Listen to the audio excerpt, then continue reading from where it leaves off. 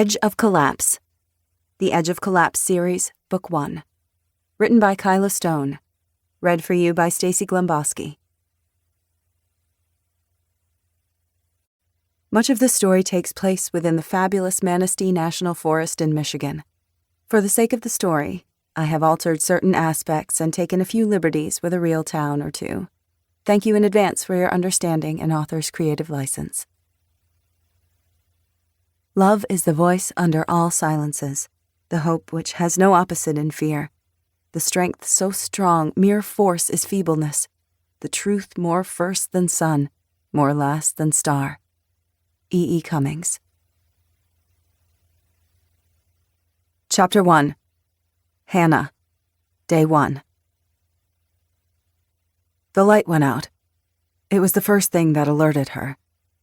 The single light bulb encased in wire mesh on the ceiling glared down on her continuously, 24 hours a day, 7 days a week, 365 days a year.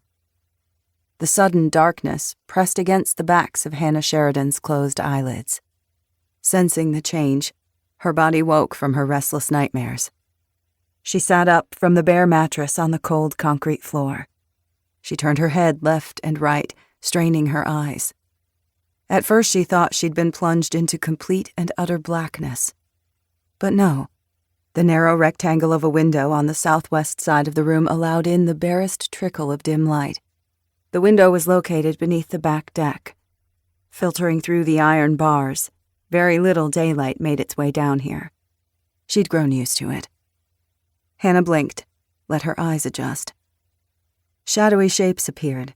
The beanbag in the corner, the doorless bathroom across from her, the small fridge, the rolling cart with the microwave, the narrow counter with the sink and cabinet where she kept her dishes along the far wall.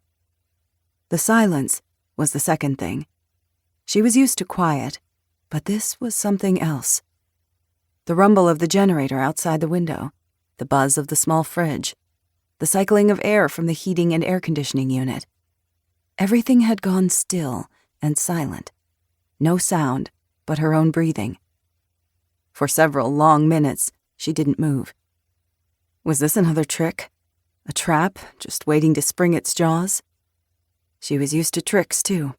She lived inside a trap. The light didn't come back on. The fridge didn't buzz. The generator didn't rumble back to life. She glanced at the tiny camera affixed to the ceiling above the secure metal door. The little glowing green dot no longer glowed. The camera was blind. The power had never gone out before. He came and checked it often, made sure everything worked, and remained in pristine condition. The electricity, the water, the heat, the camera, the security system. The generator kept her alive.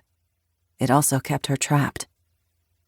Slowly, she pushed aside her 2 blankets and rose from the mattress in the corner of the room. Her bare feet hit the chilly concrete floor, but she barely noticed. Her mind spun and whirred, confused thoughts ricocheting against her skull. Nothing made sense. Why would the power go out? Had he forgotten to refill the generator? Was it something else, like a storm or a power surge? When would it come back on? Would it come on? Would he know it was out and return to check on her? Sometimes he came every 7 days. Sometimes 2 weeks passed. There was no rhyme or reason to his visits. No way to tell how many days she'd need to survive before he returned. If he returned.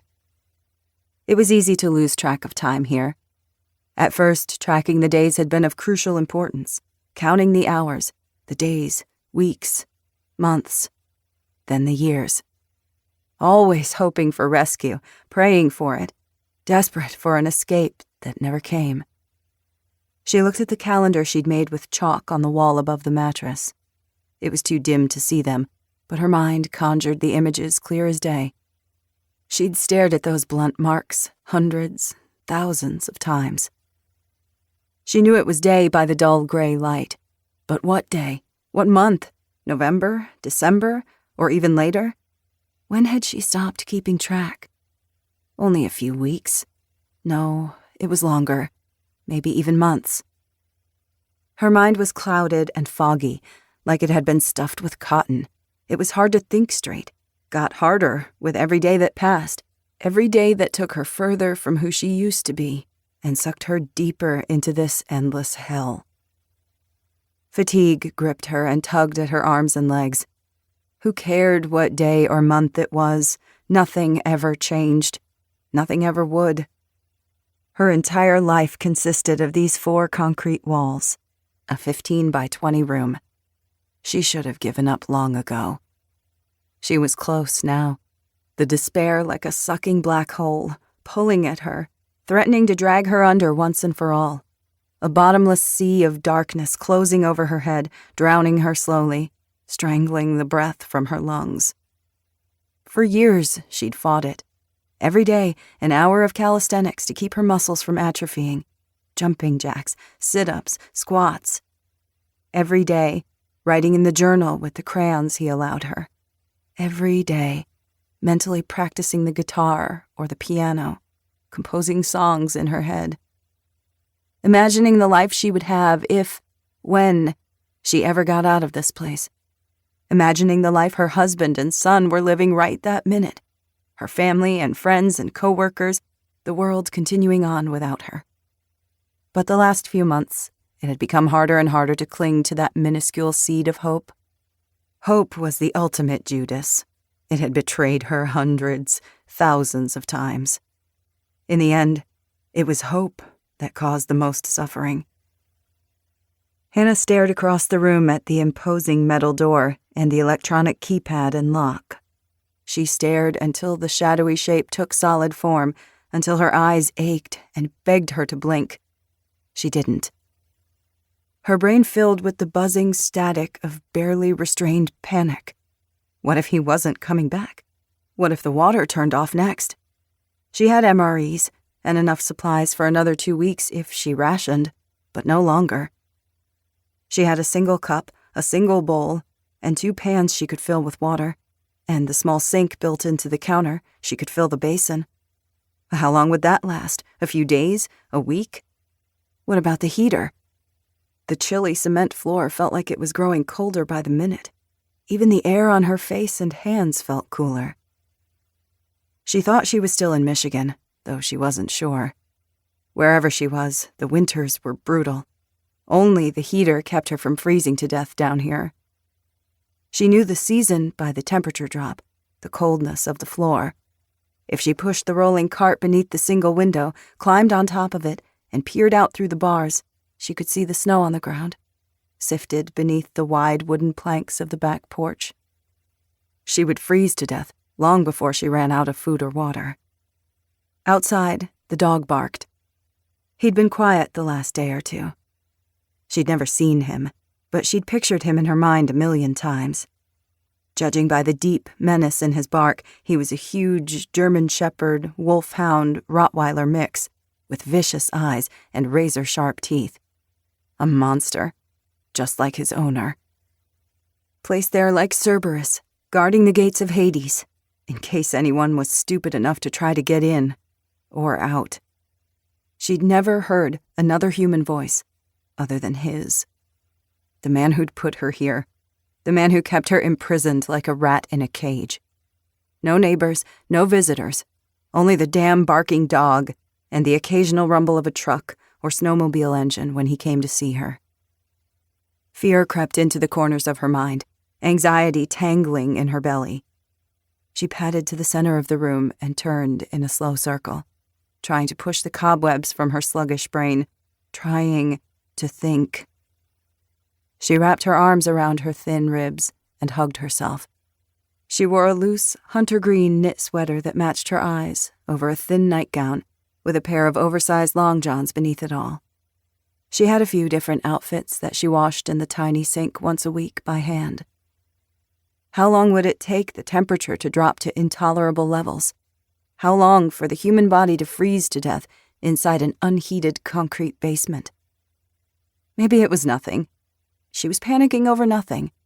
The electricity would switch back on in an hour or a day. Everything would return to the horrible state of normalcy she'd endured for years. Somehow, she knew it wouldn't. Maybe he'd finally tired of her and decided to let the generator run out. Decided to let her suffer slowly, to die in degrees by starvation and freezing to death. That thought didn't ring true. When it was time to kill her, he would do it himself. She knew that like she knew her own name. Something had happened. He'd been killed in a crash, or struck by a train, or dropped by a brain aneurysm. Anything was possible. There were 1,000 ways to die, 100 ways to go missing, to suddenly disappear from your own life. She knew that better than anyone. As much as she longed to see him dead, he was her only link to the outside world, to life. She loathed him, but depended on him for every single thing. He'd used that to control her completely, to exert his indomitable will over every aspect of her pitiful life. Grinning with that dead-eyed smile as he keyed in the lock code each and every time he entered the room. Hurt me, and you kill any chance of ever getting out of here alive. He wasn't stupid. He knew how lethal hope was, how powerful a weapon it could be. To her right, she felt the door like a physical presence, looming just at the periphery of her vision. She turned again, faced it. The cold of the floor leached through her feet, sent chills racing up her spine. She shivered. Nothing worked. Not the power, not the heat, not the little blinking light on the camera. What if? She lowered her hand to her stomach, nearly touched the rounded basketball-sized belly, but didn't. Her hands dropped limply to her sides. The door was always locked. A power outage wouldn't change that. Hannah Sheridan was just as trapped as she'd ever been. Chapter 2. Hannah, Day 1. Almost without thinking, Hannah found herself moving numbly, mechanically, toward the sink. She knew every inch of this room by heart. She didn't need to see to know what she was doing. She pulled her 2 pans out of the cupboard and filled them with water. She set them on the counter. Next, she filled her single cup and bowl. She plugged the small stainless steel basin of the sink with the stopper and began to fill it. A few days' worth of water.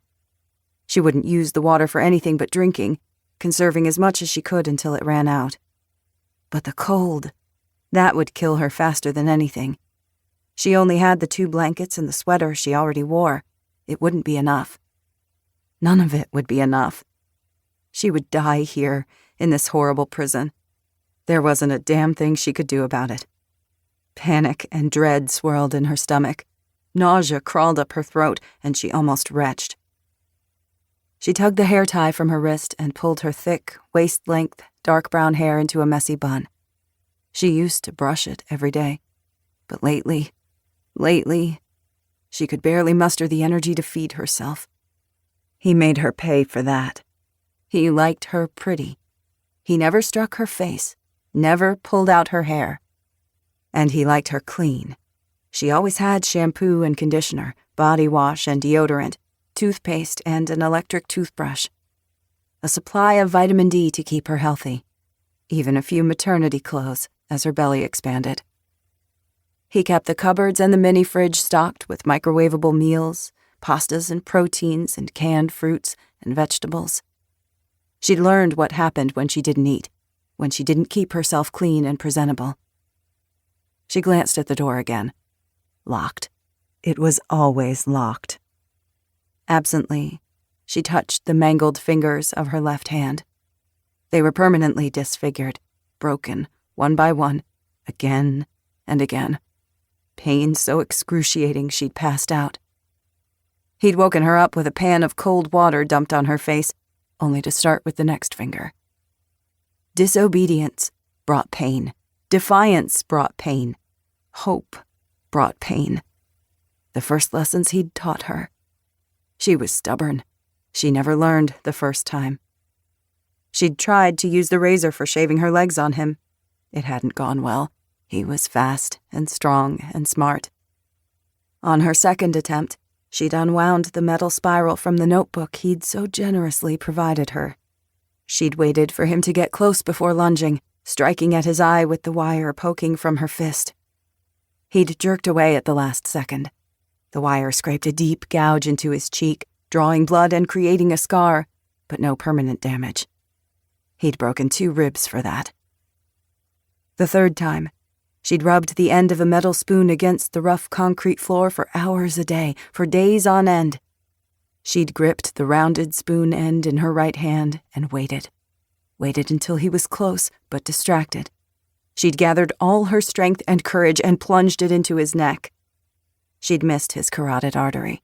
It hadn't gone in deep enough to incapacitate him. He'd stomped her bare foot with his boot, breaking her big toe and spraining her ankle, and refractured 2 of her fingers. Snap, snap. She couldn't walk for days, could barely move, curled on the mattress in a fog of agony.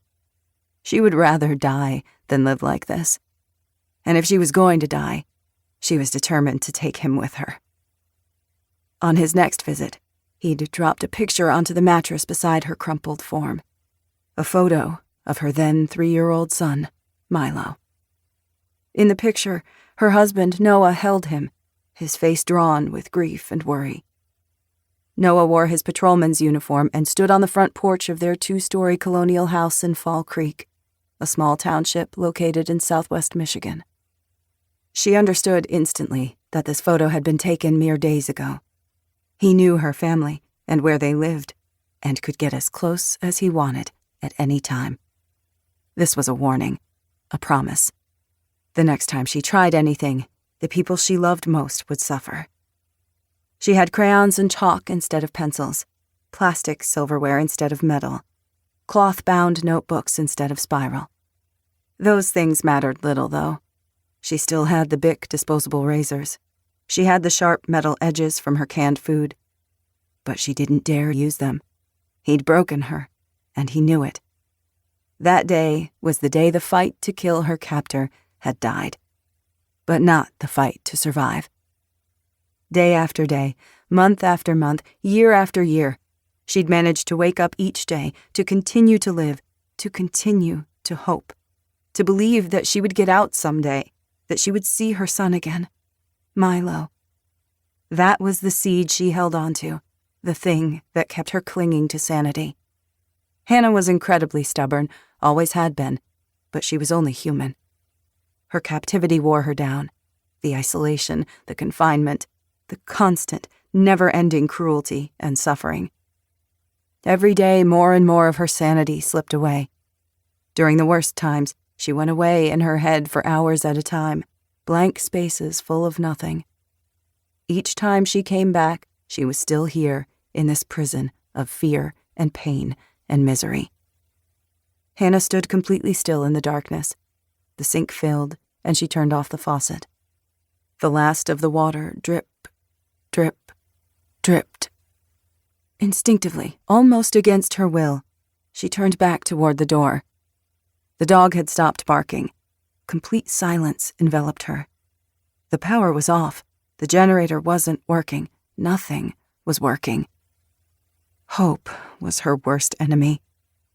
If only she could give in. Killing herself would be a mercy. She'd thought about it 1,000,000 times. Let the thoughts spin round and round inside her head, plotting and planning. It wouldn't be hard, not compared to this. It was far easier to give up, easier to resign herself to her fate, a future of dying slowly, broken bone by broken bone, or a death of her choosing. It was death either way. And yet, it hadn't happened yet.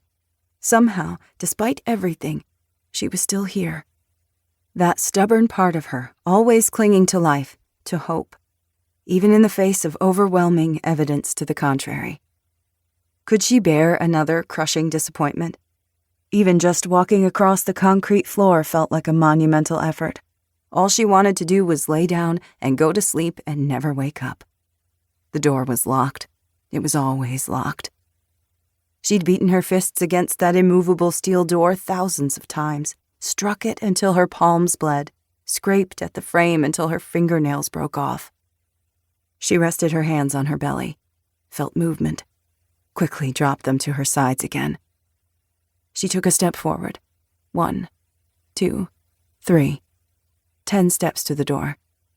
It's not going to open. It never does. Why do you do this to yourself? She stood in front of it, bouncing on her heels. Fear and apprehension battling with desperation, with a crazed, terrible hope. The concrete floor was freezing now. So was the air. Goosebumps pimpled the flesh on her arms and legs. The cold entered through the soles of her feet and radiated up through her shins, her thighs, her torso. She shuddered. Hope or no hope, this was real. This was happening. Without heat, she was dead. She rested her right hand on the handle, swallowed hard, battling her despair, her own disintegrating mind. A terrible tightness gripped her chest, her ears rang, her hands shook. She turned the handle. The door swung open. Chapter 3. Hannah. Day 1. It was too good to be true. It couldn't be real. It was real. This was no dream. It was real, and it was happening. Hannah didn't know how long she stood there, hovering between two worlds. Her prison behind her and her future before her, unknown and utterly terrifying. How had the loss of power affected the electronic lock? She had no idea. Maybe it was all connected to the generator, the camera, the security system, the access panel. It was possible he'd finally made a mistake. After all these years, maybe he'd accidentally left the door unlocked. And she'd been so beaten down, so despondent and resigned to her fate, she'd stopped checking. A thought came to her, slow and fuzzy. Back in her old life, a life she could barely recall, one of her college professors had once told the story of the dog who was trapped inside a cage for months. When the cage door was finally opened, the dog remained huddled inside and refused to come out. The dog's spirit was broken. He'd forgotten what freedom meant. Had she forgotten too? Nausea churned in her stomach, acid burning the back of her throat. She nearly vomited. 1,000 what-ifs careened through her brain. If the power hadn't gone out, if she hadn't forced herself to try the lock, in complete defiance of everything experience had taught her thus far, if she'd given up. But she hadn't given up. She'd opened the door. And now everything was different. In a heartbeat, her entire world had changed. She was out of the cage. Instead of joy or triumph, it was fear that gripped her. Her constant, familiar companion, always pressing down on her chest. A choking panic clawing at her throat. That choking panic clawing at her throat. Her breath came in sharp, shallow gasps. Her heart galloped like a jackrabbit inside her ribcage, adrenaline thrumming through her. What now? Now you run. The air smelled stale and musty. She blinked in the darkness, barely able to make out the wooden basement stairs leading up to another door with a rim of light at the bottom and sides like a lighthouse beckoning her onward. It was a normal door, a regular wooden door, like in every house she'd ever been in. No metal, no reinforced frame, no electronic keypad. Just a door. A door leading to the whole bright and terrifying world. She glanced back into the room, into her tiny, cramped prison. Was there anything she wanted to take with her? Her journals? Her notebooks filled with poetry and song lyrics? No, not even those. She would leave everything behind, shedding her past self like a caterpillar shed its skin. It won't be that easy, a voice in her head whispered. She ignored it. There would be time for all those thoughts later. Now she just had to get out. With her good hand, she gripped the railing. With her bad hand, she cradled her swollen belly, as if that could hold her up. She began to climb, one step at a time, counting with each step. 1, 2, 3. Breathe in, breathe out. 6, 7, 8. At the top of the stairs, She hesitated. Fear thrummed through her. What waited for her on the other side? Freedom, or just another trap? He could be there, sitting at his kitchen table waiting for her, grinning his Cheshire cat grin. A cruel trick. Playing with her the way a bored cat played with its dinner. Hannah wouldn't go back down those stairs again. She couldn't. Her mind would crack and shatter into 1,000 pieces, and she would go away and never come back again. She would shrivel into dust and nothingness. She wasn't going back. There was only forward. She twisted the handle and pushed open the door. Harsh whiteness struck her eyeballs. It felt like a huge spotlight shining directly into her face, like needles piercing her brain. With a muffled cry, Hannah crumpled to the stairs, nearly falling backward. She barely kept her grasp on the railing. Her knees struck the edge of the stairs. Pain stung her kneecaps. She flung her left hand over her face and squeezed her eyelids shut. Her eyes stung and prickled. Hot tears leaked down her cheeks. Long minutes passed before she could even think past the blinding pain, the shock, and confusion. Daylight. The thought trickled in slowly. Her eyes were used to artificial light, but hadn't seen the sun in years. Her retinas couldn't take the harsh, bright light. Panic threatened to overtake her again. How was she going to escape if she couldn't see? She was already weak, crippled, and defenseless. How could she possibly do this blind? It wouldn't work. This couldn't work. He would find her, and when he did, he'd be angrier than ever before. He would break her fingers again, then her toes, her hands, her wrists. He would take his knives to her, cut off her fingers one by one, and watch her bleed. "Stop it!" she screamed at herself. "Just stop!" She fought back the fog of frantic, jumbled thoughts careening inside her head. She had to think clearly, or she would never get out of here alive. She would never reach her son or hold him in her arms again. She wasn't blind. Her eyes would adjust. It would just take time. Time being the one thing she didn't have. She had no idea when he would come back. In a week? In a day? In the next hour? She didn't even know for certain that he wasn't already here, waiting for her, lurking just out of reach, watching. Or maybe he was out in the yard, and as soon as she stumbled or made a noise, he'd come racing in to haul her back down to that prison. She stilled, forced herself to inhale a deep breath. The mustiness of the basement was gone. The air smelled fresh, if a bit dusty. Cool, but not freezing. The temperature inside the house somewhere near 60 degrees. She strained her ears for any noise, any shuffle of footsteps or muffled breathing to alert her to the fact she wasn't alone, that he was right there with her, watching her every move, just waiting for the right moment to pounce. Only the roar of her own pulse in her ears, the utter silence pressed against her eardrums. She held her breath, listening. Listening. Nothing. She had to believe that he was gone. If he was here, she was dead anyway. But if he wasn't... Every minute that passed was a minute closer to getting caught. She couldn't stay here. She had to get as far away as possible. She had to get the hell out of here, wherever here was. Her eyes still closed. She touched her belly with her good hand. He would come after her. She had no doubt of that. He would need to find her before she found help, before she told everyone all about him.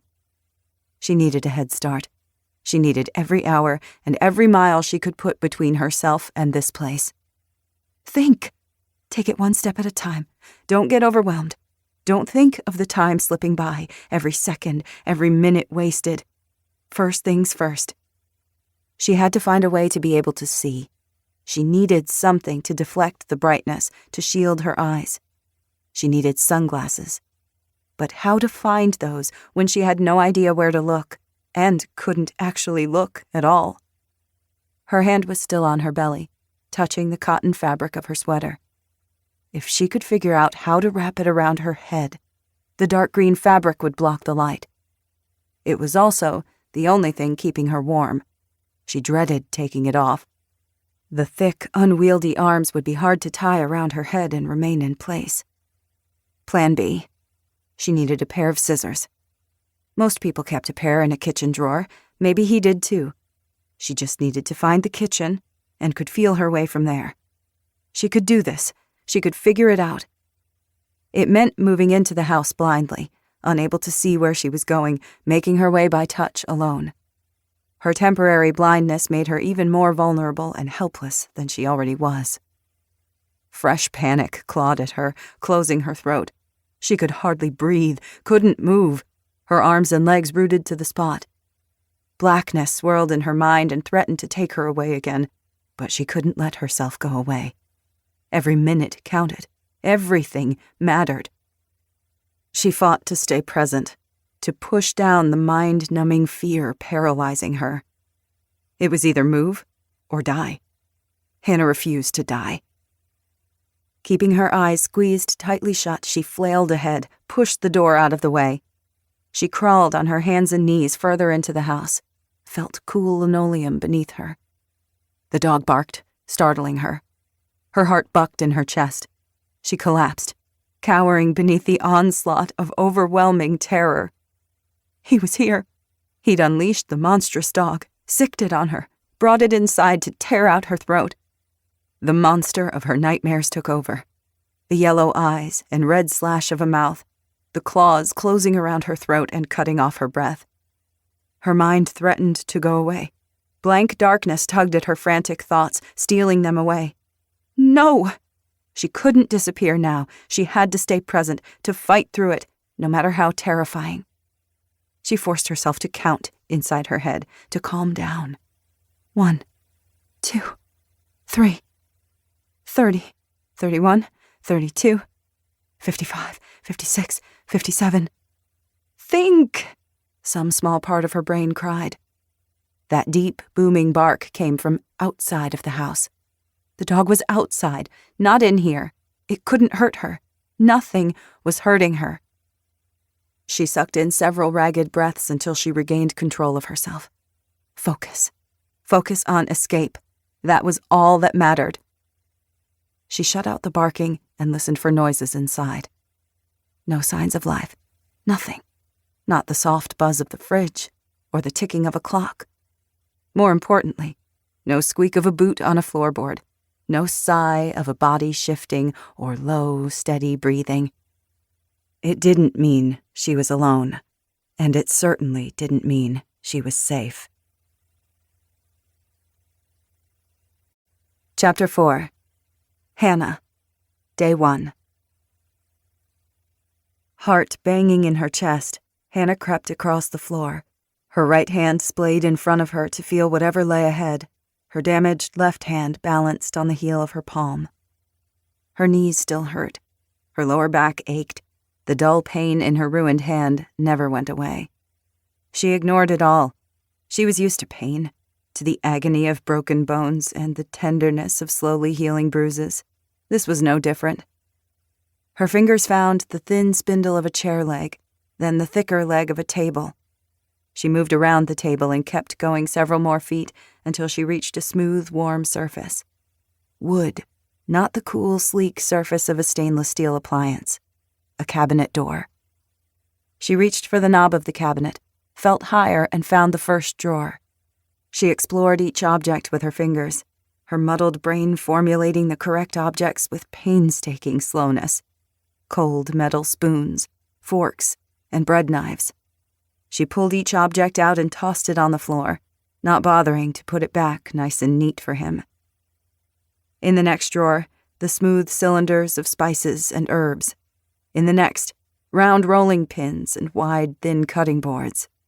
And in the fourth drawer, measuring spoons and cups and a can opener. Her fingers closed over something sleek, cool, and pointed. Scissors. Relief shot through her veins. She sank to her butt and leaned back against the cabinet, legs stretched out in front of her. She fumbled for the bottom hem of her shirt, feeling for the starting point and fitting the scissors in place. Eyes still squeezed shut, cautiously feeling her way, she cut a strip of cloth about 4 inches wide and a couple of feet long. She dropped the scissors, folded the strip in on itself once, then placed it over her eyes like a blindfold. Once she'd tied and knotted the ends around the back of her head, She adjusted the blindfold so that there was a bit of space to peek through at the bottom. Slowly, she opened her smarting eyes. The darkness offered sweet relief. When she glanced down, she could make out the black and white checks of the linoleum floor through the glaring white light. It was enough, and it would get better. With every minute she spent outside the cramped hellhole of her prison, the fog in her brain cleared a little more. She was free. She was free. She could scarcely wrap her mind around it. But that didn't matter. All that mattered was that she was getting the hell out of here. Hannah grabbed the scissors and pulled herself to her feet. What was next? Her eyes couldn't take looking out the window. Not yet. She went still and listened. The dog barked, the sound closer and much louder now. She still heard nothing else. No rumbling car engines, no sounds of neighbors. She was somewhere far from civilization. It only made sense. He would want her somewhere that no one could hear her scream. And no one ever had. The nearest town might be 50 miles away. It was the middle of winter. She couldn't go out in a sweater and long johns and expect to last more than a few hours. She had to gather as many supplies as she could before she set out.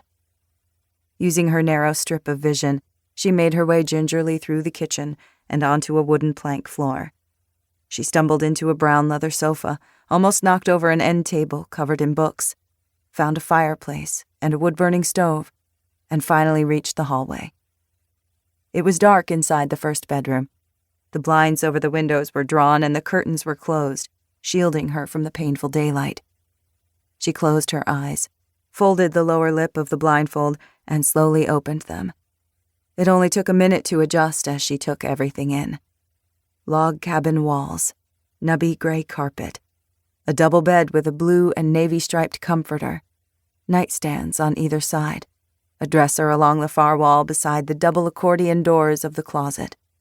Everything clean and neat and orderly. She checked the nightstands first, hoping for a gun tucked in a drawer. No such luck. She headed for the closet. Her gut roiled in revulsion at the thought of wearing his clothes, but it lasted for only a moment.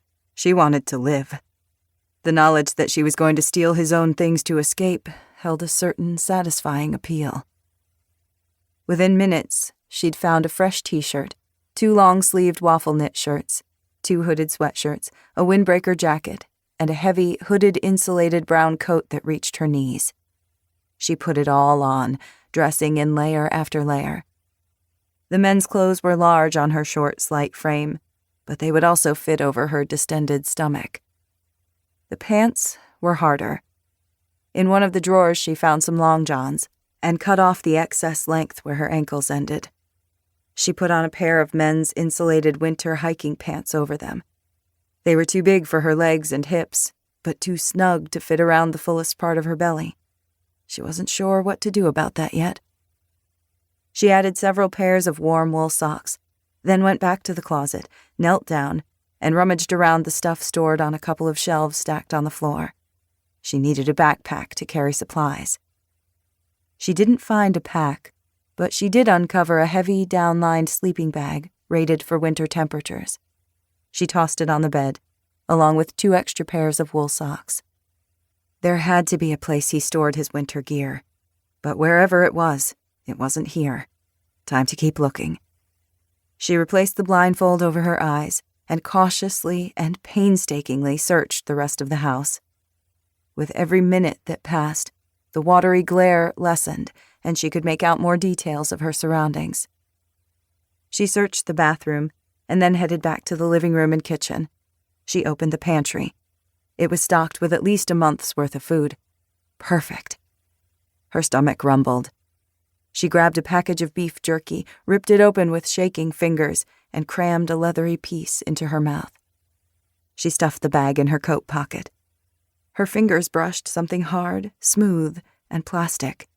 She pulled out a pair of men's sunglasses. Relief washed through her. She put them on, but kept the blindfold partially in place. Her vision cleared, the pain lessening. She kept moving. Across from the basement was another door, which opened to a mudroom with a washer and dryer.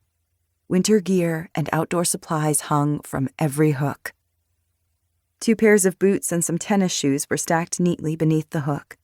A set of men's skis against the wall beside a tall cabinet. She had to sit on the floor to pull on a pair of the boots.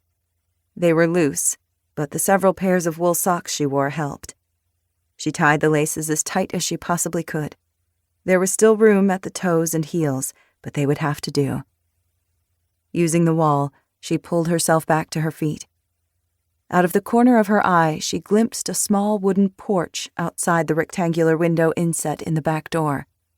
Recognition jolted through her.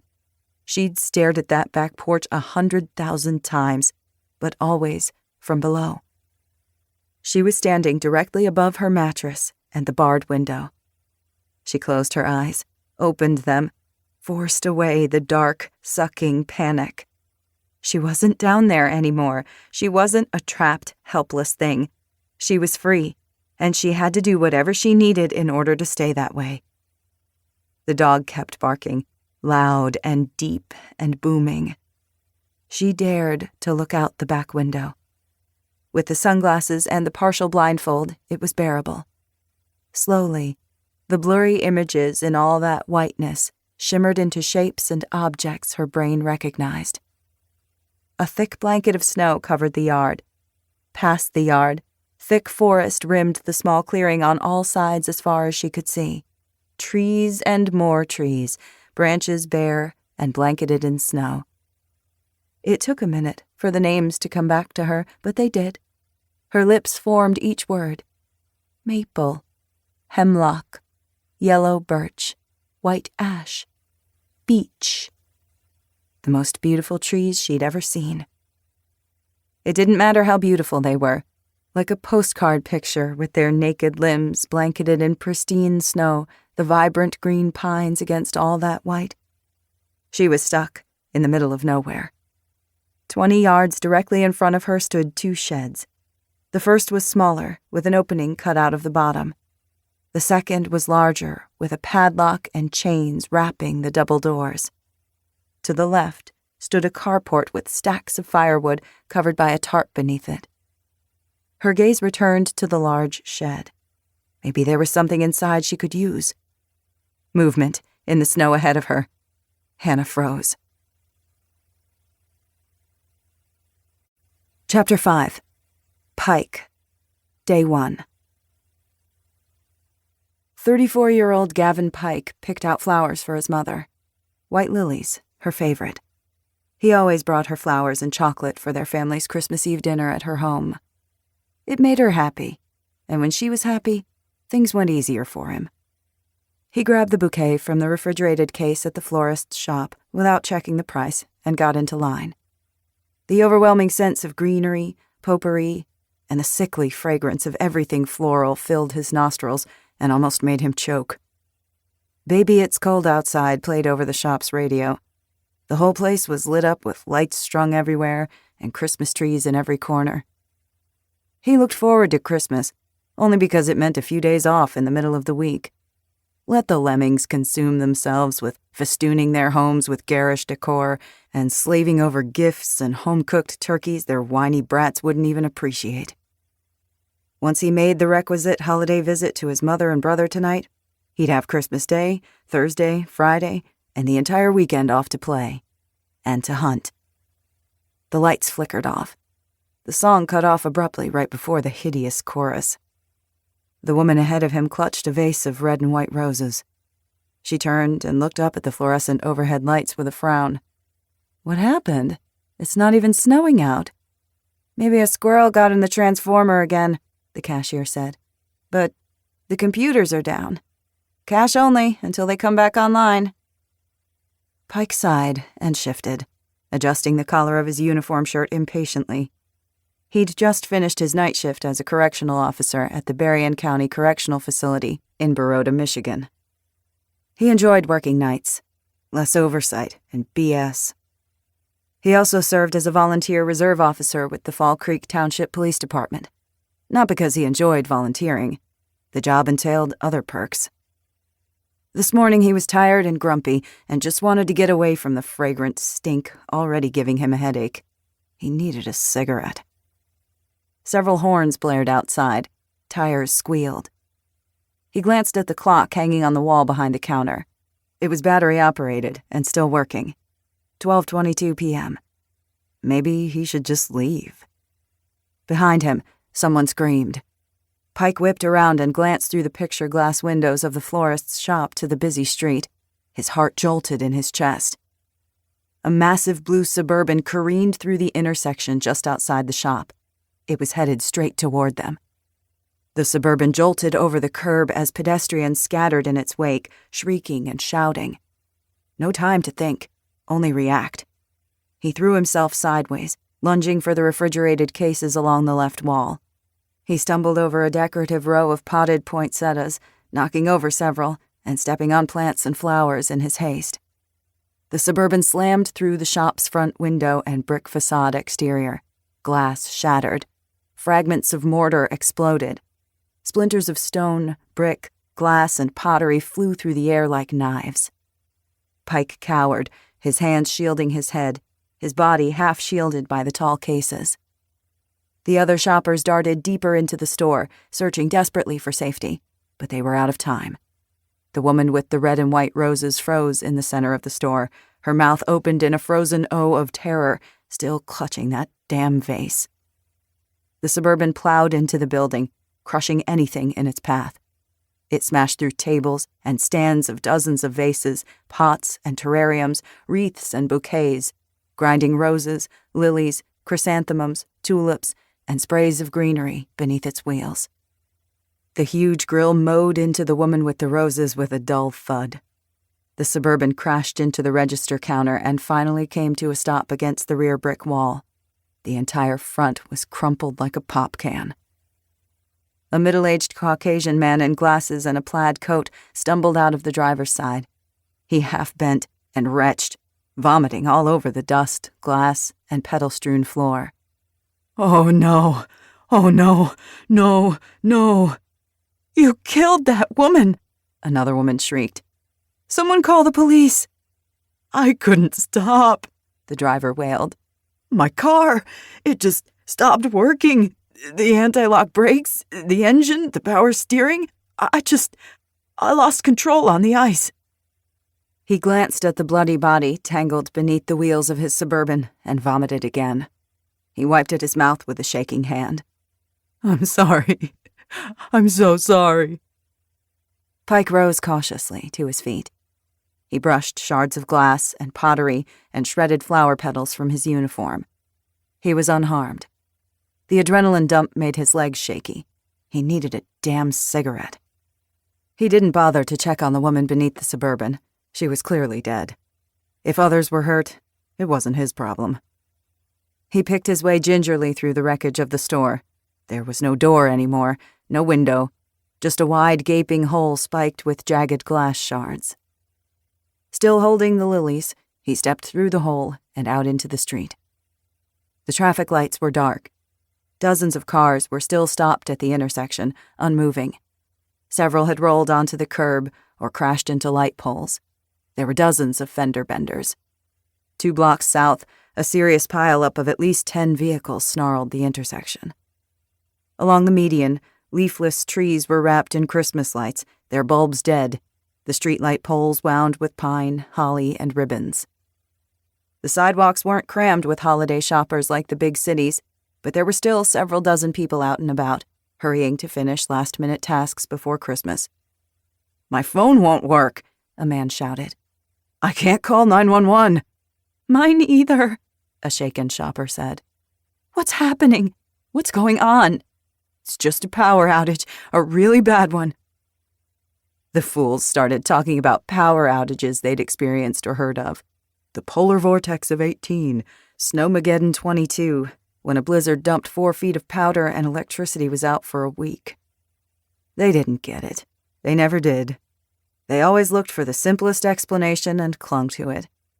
That tendency allowed many an unseen, unsuspected evil to have its way in the shadows. He was still holding the bouquet of lilies in one hand. The petals were crushed and bruised from where he'd pressed them against his chest. With his free hand, he pulled his iPhone out of his pocket. It was as he expected. Dead. Pike wasn't stupid. The power grid had nothing to do with cars or phones. This was something different, something more. It might be some solar flare or geomagnetic shift, or maybe a cyber attack by a rogue country, or the U.S. government had finally turned on its own people. It didn't matter. He didn't care about any of it. He was thinking about his hunting cabin. Thinking about the nice setup he'd rigged for the place. The new top-of-the-line generator running the lights, the heat, the security system, all regulated by a self-contained computerized system, including the camera that he accessed on his secret phone, so he could watch her anytime he wished. In the middle of a staff meeting, at dinner with his mother, working the job. It always gave him a little thrill, a buzz better than a hit of crack cocaine. He pulled out the second phone, the secret one. It was just as dead as his iPhone. Maybe everything was fine, the generator still whirring away, the locks still in place. The only way to know for sure was to verify with his own eyes. He had no choice. Pike dropped the bouquet to the glass-littered street. He needed to get to the cabin. Chapter 6. Hannah. Day 1. The snow moved. No, it was something white moving through the snow. Hannah sucked in her breath, her heart hammering against her sore ribs. All this time, she'd pictured that deep, savage bark belonging to a mangy German shepherd, or giant slobbering Rottweiler, or even the demon dog Cerberus himself. The reality wasn't anything like she'd imagined. An enormous white dog strained at the chain linking his collar to a steel ring attached to the smaller shed. A doghouse, she realized. His fur was thick and shaggy. He was huge, at least up to her waist, with a massive head easily twice as large as her own. He might weigh 150 pounds or more. He was beautiful. Scary as hell, but beautiful. The dog saw her in the window and lunged against his collar, barking fiercely. The dog's domain was clearly marked by muddy tracks worn into the snow. She recognized the breed, though it took her brain a long time to conjure the correct title. A Great Pyrenees mountain dog. Against her better judgment, she opened the back door. Cold slammed into her like a physical force. Icy fingers slid down the back of her neck and stung her cheeks. She wrapped her scarf tighter around her neck and slipped the jacket's furred hood over her head. The hairs on the back of her neck prickled like she was being watched. Blood rushed to her head and she swayed, dizzy. She held herself up with one hand pressed against the door. She had to remember to take it slow in her condition. Her condition. Her mind shied away from the truth. She didn't want to think about it. She'd ignored it as much as she could the last 7 or 8 months. She could keep ignoring it for a while longer, at least. With her balance restored, she turned slowly, squinting, struggling to distinguish the shadows from the trees, from the white snowbanks. White powder spilled from the branch of a pine tree and fell into the snow with a soft poof. She flinched, wildly scanning the yard and the trees for movement, for any signs of him. There was nothing, just trees and snow. Her and the dog. Her eyes hurt, a deep aching in the back of her head. But if she squinted behind her sunglasses, she could see well enough. The day was heavily overcast, the sun hidden behind a bank of dark clouds, swollen with the promise of an approaching snowstorm. The storm was coming. She needed to hurry. Instead of heading back inside for the skis and her new pack, she moved toward the dog. She knew better. Knew she should get the hell out as fast as she could, the dog be damned. But she couldn't help herself. She was drawn to him almost against her will. Her boots sank deep into the snow, and her nostrils stung. The cold air burned raw in her throat with every breath. It was fresh and clean, and smelled of pine and earth and things wild and alive and outside. She opened her mouth, closed it, inhaled sharply, the brittle air stinging her throat. She hadn't spoken aloud in so long.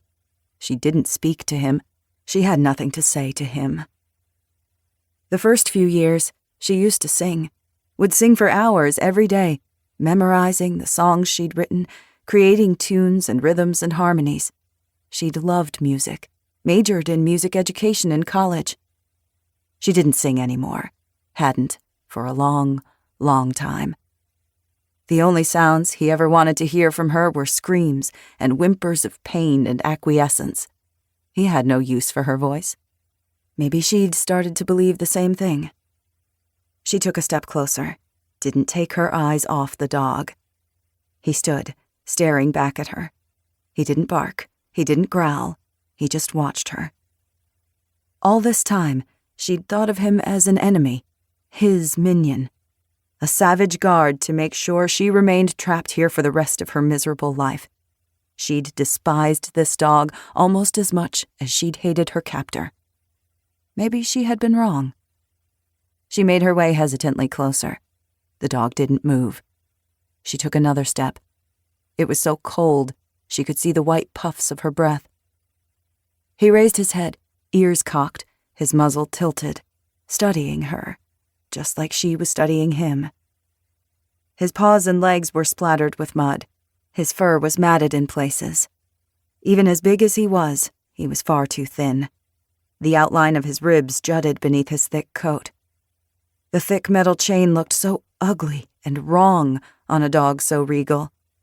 It didn't matter how dirty and ragged he was. He looked like he belonged next to one of the great kings of myth, King Arthur, or maybe a great Viking warlord. This dog wasn't the enemy. He was a prisoner, same as she was. Would he die if she left? He must have food and a source of water that didn't freeze inside that shed that served as his doghouse. But how long would it last? Would her captor bother to feed him if she wasn't here anymore? If the guard dog had nothing to guard? She took another step. A low growl started in his throat, a deep rumble of warning. His black lips curled over long, sharp teeth. Those jaws could clamp down on a grown man's throat and shred it to pieces in seconds. She was sure of it.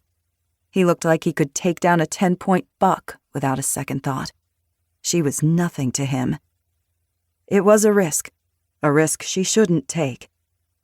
Every second she remained here was a second closer to being found again, being dragged back and thrown into the basement to rot, or being skinned alive, or some other torture whose horrors she couldn't even imagine.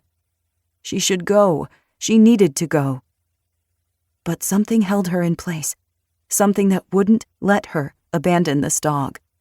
He was still trapped, still a prisoner of the same man who'd tortured them both.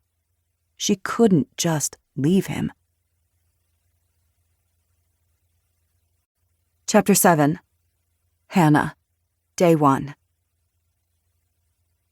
Hannah pulled the package of beef jerky out of her coat pocket and took out a slice. She tossed it at the dog. It landed in the trampled snow a few feet from him. His big brown eyes never leaving her, he padded over to the dried meat and inhaled it in one gulp. She tossed him another one. He ate it just as fast. He was hungry, maybe starving. She'd suspected as much. Her captor wouldn't value dogs any more than he valued women. She moved closer until she was less than 3 feet away, just outside the reach of his chain. The dog stiffened. He lowered his head, growling louder. "Don't be afraid," she said.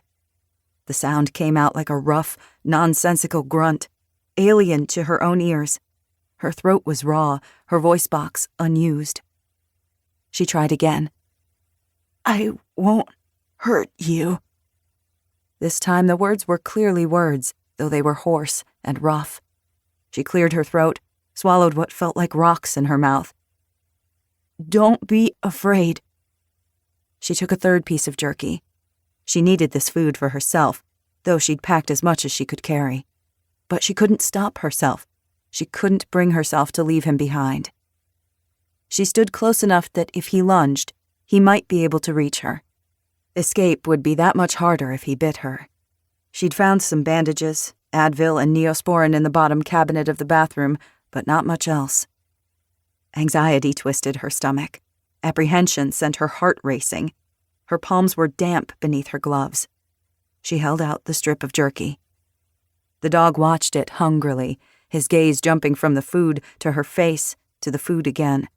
His tail stood out stiffly behind him, the long plume barely moving. His hackles were raised.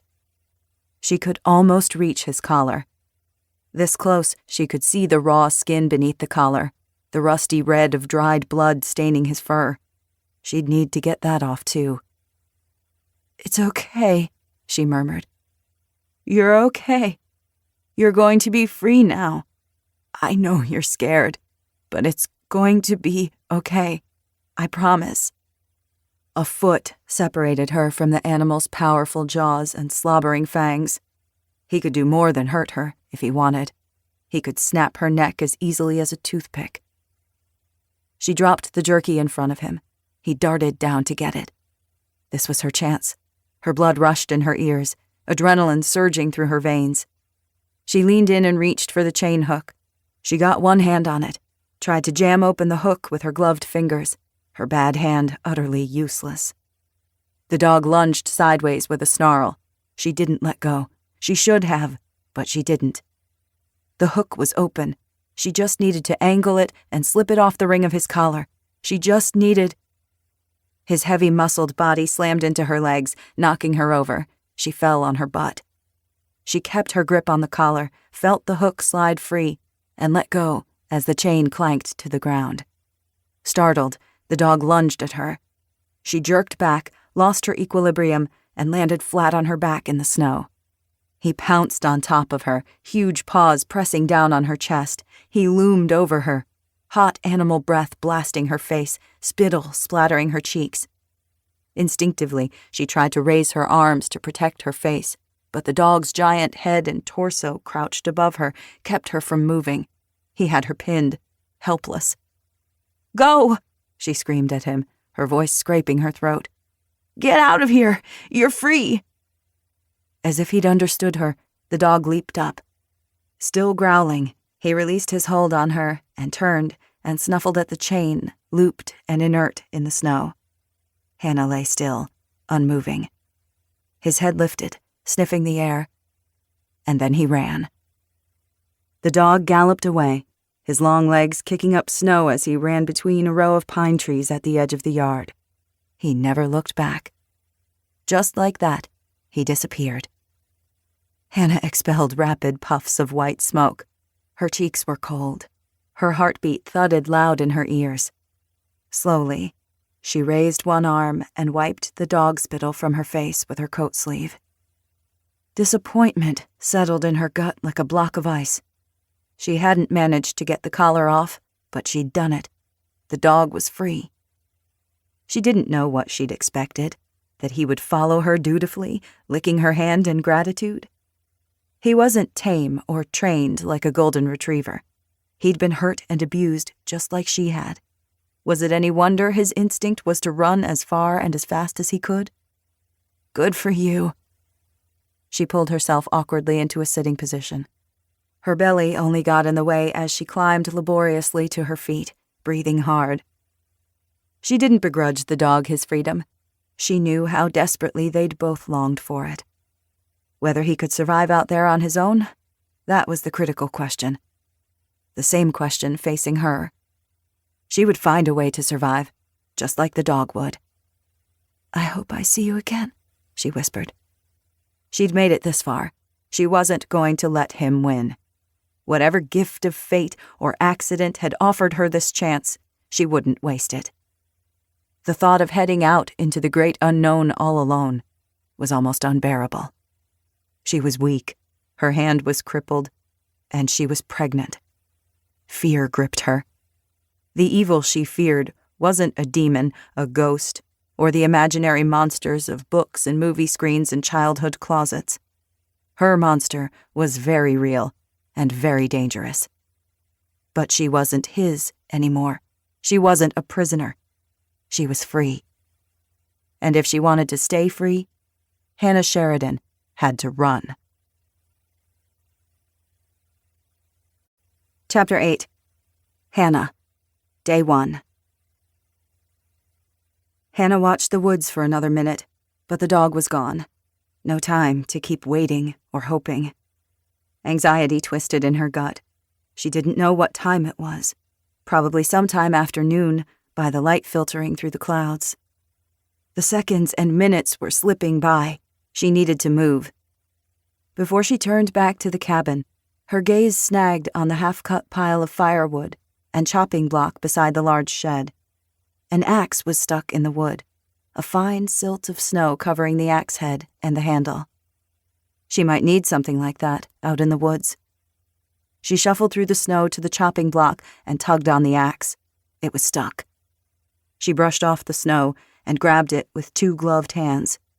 The broken fingers of her left hand wouldn't curl around the handle, but she got the thumb around and braced it so that both hands were working together. She yanked again, harder this time. The axe came free. Holding her pants up with her deformed hand and dragging the axe with the other, she trudged through the snow back to the house. She stood inside the back door and forced herself to scan the mudroom again.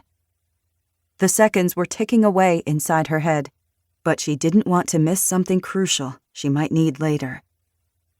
Inside the cabinet next to the washer and dryer, she found scarves, a thick fur winter cap, and a pair of gloves and mittens. The second shelf contained a compass, a bunch of paracord, a canteen, a flashlight, a neatly folded, unused brown tarp, and a folding knife. And nestled far back at the bottom, a black backpack.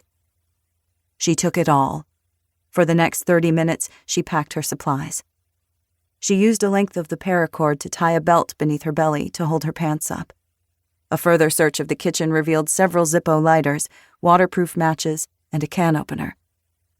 After she'd packed MREs, granola bars, canned tuna, canned peaches, 2 packages of beef jerky, a canister of mixed nuts, a bag of Doritos, and a camping pan, she filled her canteen with the remaining water in the tap. Her gaze landed on the skis. She knew how to ski. Once upon a time, she'd been good at it. Cross-country skiing would be much faster than walking, especially in this thick snow. His skis were much too big for her, but she'd make it work. She didn't have much of a choice. Hannah hauled the skis, poles, and boots into her arms, barely able to carry them with her useless, ruined hand. She stepped outside onto the porch and used her back to close the door behind her. Part of her wanted to burn the cabin to the ground, but that would take extra time, and time was a luxury she didn't have. It was enough that she was leaving forever. She had her pack ready, the sleeping bag rolled up in the tarp and attached to the bottom of the pack via paracord. Her coat pockets were filled with beef jerky, nuts, and granola bars. The folding knife was nestled in her pants pocket. A long kitchen knife slid through a knot in the paracord she'd created at her hip as a makeshift sheath. The axe attached to the side of the pack with a creative bit of webbing and knot tying.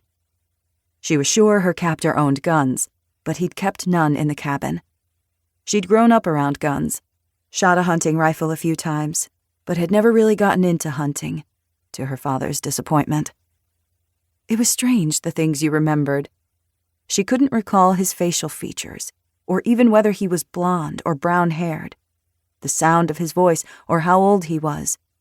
But she remembered the feeling of disappointing him, that curdling guilt in her belly. She would remember when she saw him again. She would hug her father and say all the things she'd never bothered to say when he was just a phone call or a day's drive away. She had a lot of things to make up for, to a lot of people. She bent to take off her oversized winter boots and put the ski boots on instead. She attached the regular boots to her pack by the laces. She lugged the skis and poles and her pack down the porch steps. She hesitated, staring down at the skis and chewing on her lower lip. What was she missing? She'd been raised in a rugged, small town in the UP, the Upper Peninsula. She and Oliver, her older brother, had grown up skiing, snowmobiling, and ice fishing. Her parents weren't survivalists or preppers, but they'd taught her how to stay alive in the harsh northern winters. Once upon a time, she'd known the basics. If only she could remember all the things she used to know, used to believe, used to be. That was another life, another world, She'd been another person then, a person she barely even remembered. Brave, stubborn, daring, maybe a little reckless, confident and capable. Where had that girl gone? How had she been beaten and battered into something else? Was it too late to ever find her way back?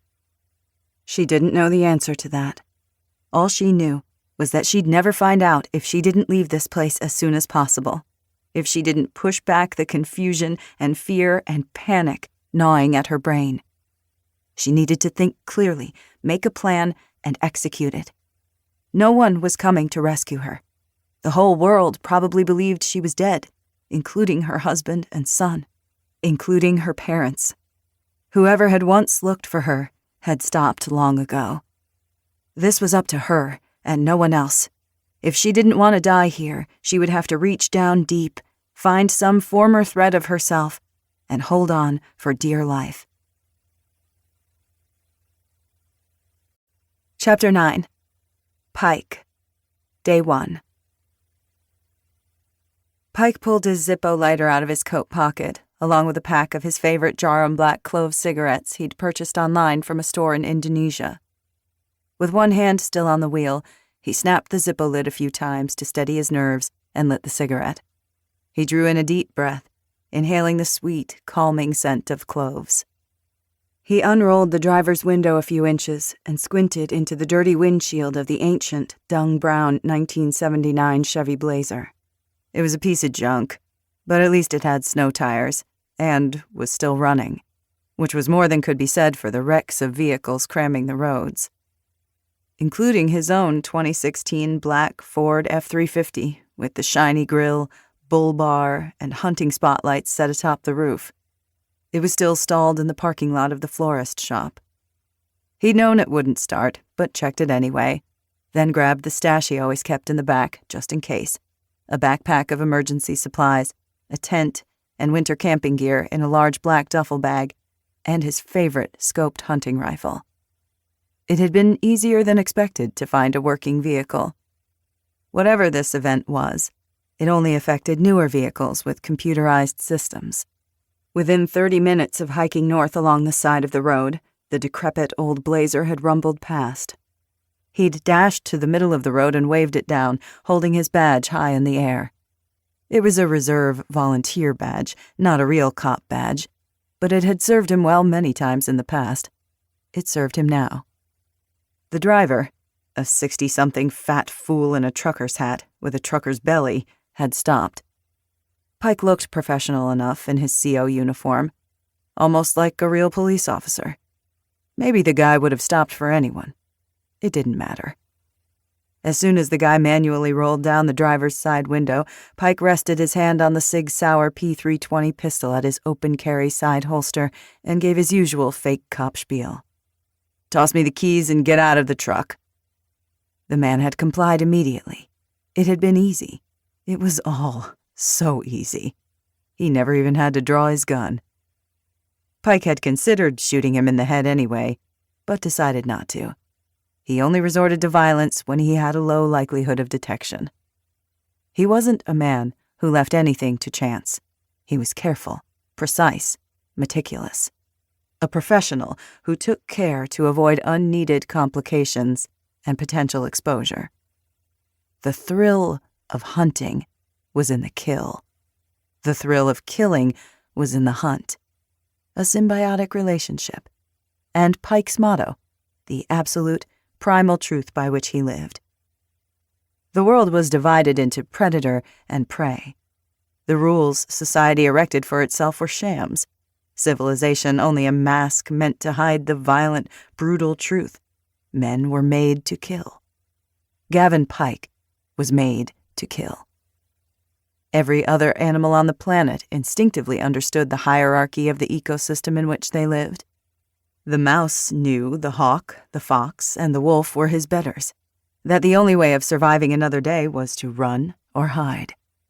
The hawk, the fox, and the wolf knew their role was to rule, to hunt and kill at their pleasure, to show no mercy to the creatures whose sole purpose was to nourish the food chain, rung after rung, all the way to the top, to the supreme ruler, the most cunning, intelligent, and skilled predator, man himself. Animals were stupid. They didn't share the talents of man. Their cunning was simple and predictable.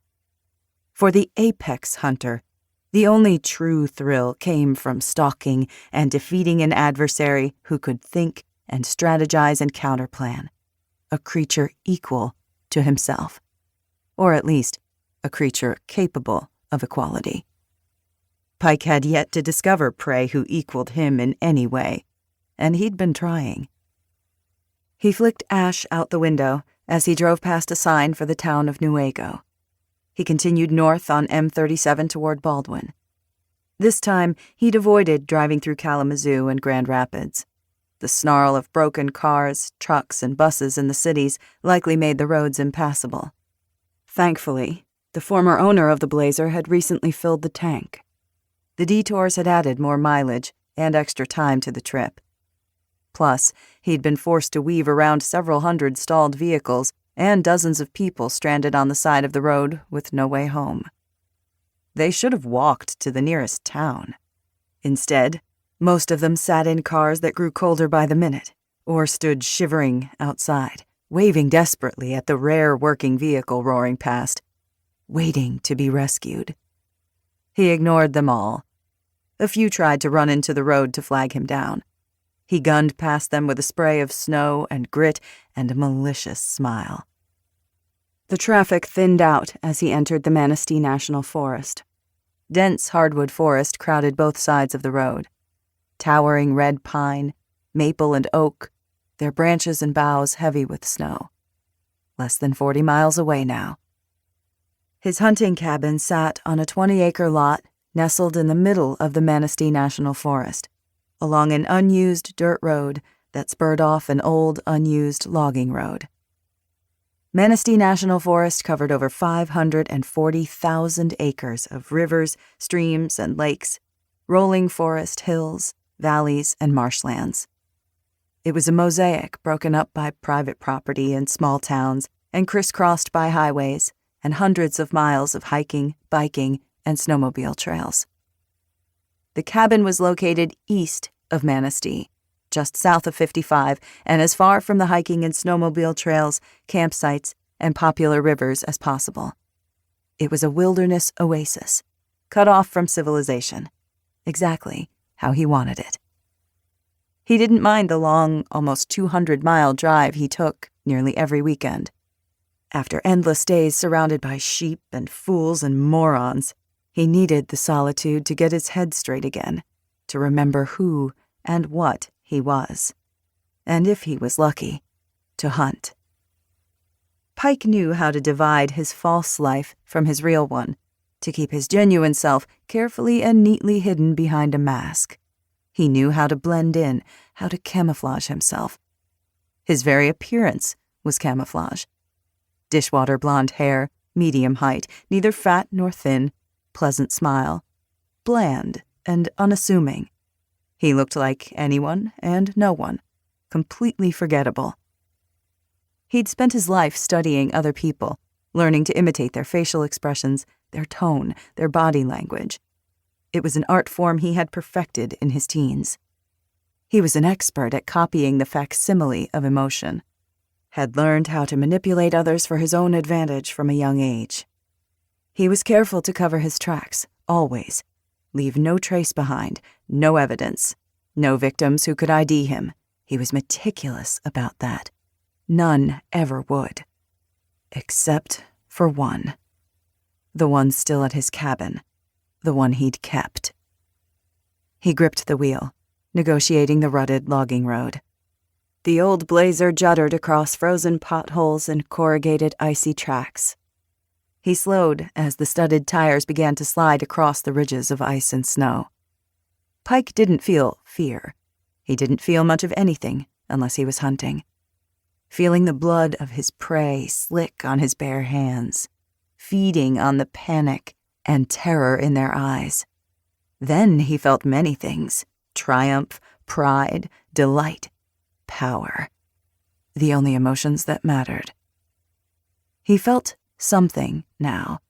A foreign, discomforting feeling turning his guts inside out. Dread.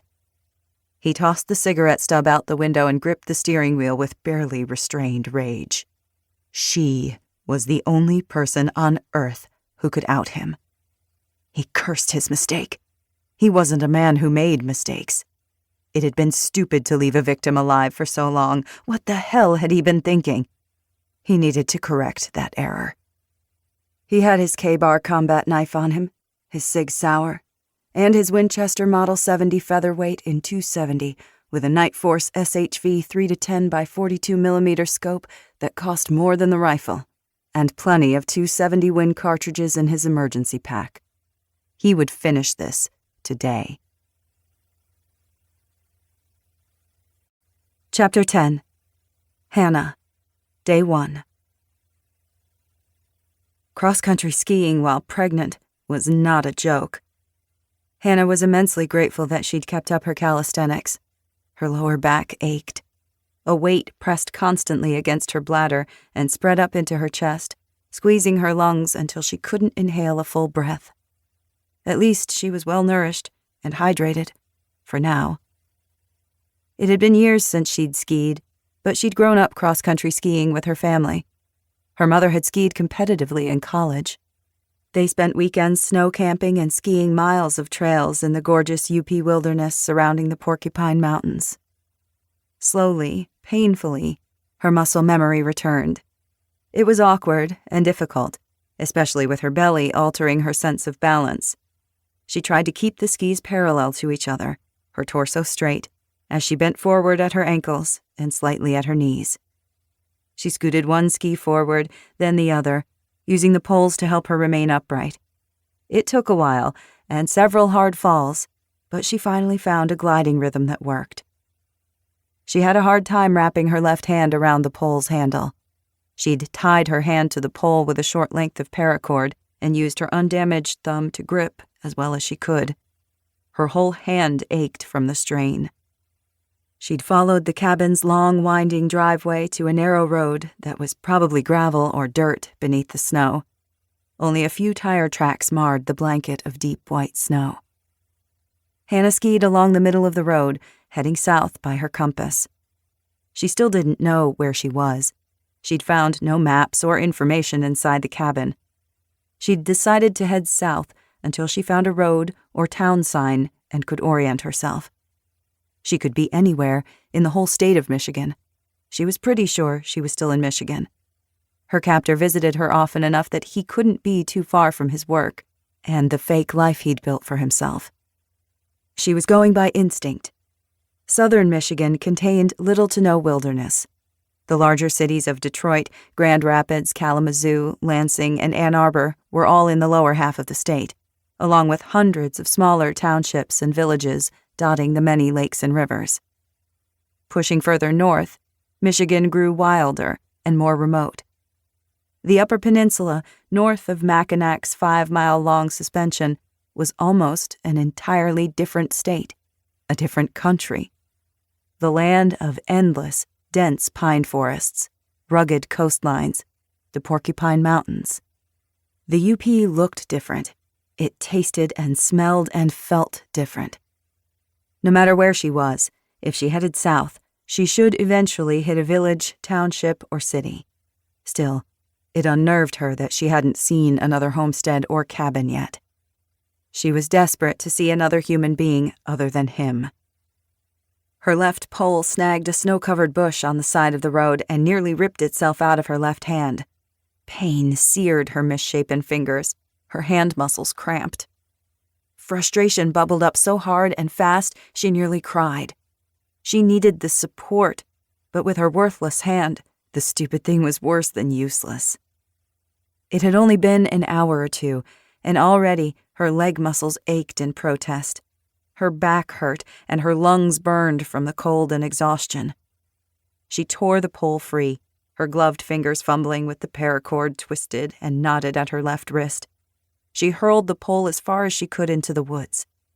It struck a birch tree a few yards in and landed in a snowbank, the pointed end sticking out at a 45-degree angle. Hot tears stung her eyes. Furious, she screamed. In the quiet, the sound exploded in her eardrums. As if in answer, a branch snapped across the road. She whipped around, her heart beating hard. She nearly lost her balance, but managed to lean on her pole and remain upright. The hairs on her neck stood on end. Her skin crawled, like something or someone was watching her, peering between the tree trunks, lurking in the shadows. She heard nothing else, saw nothing. Must be an animal, a squirrel or a raccoon.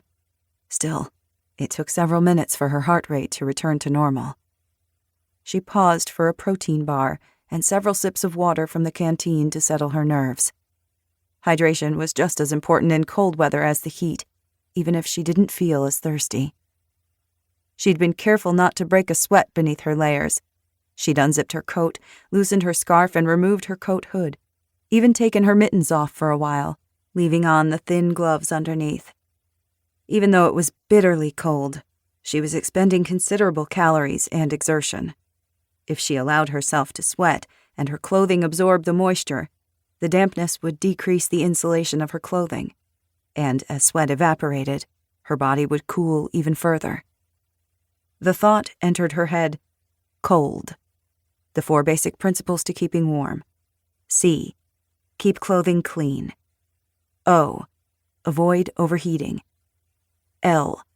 Wear clothes loose and in layers. D.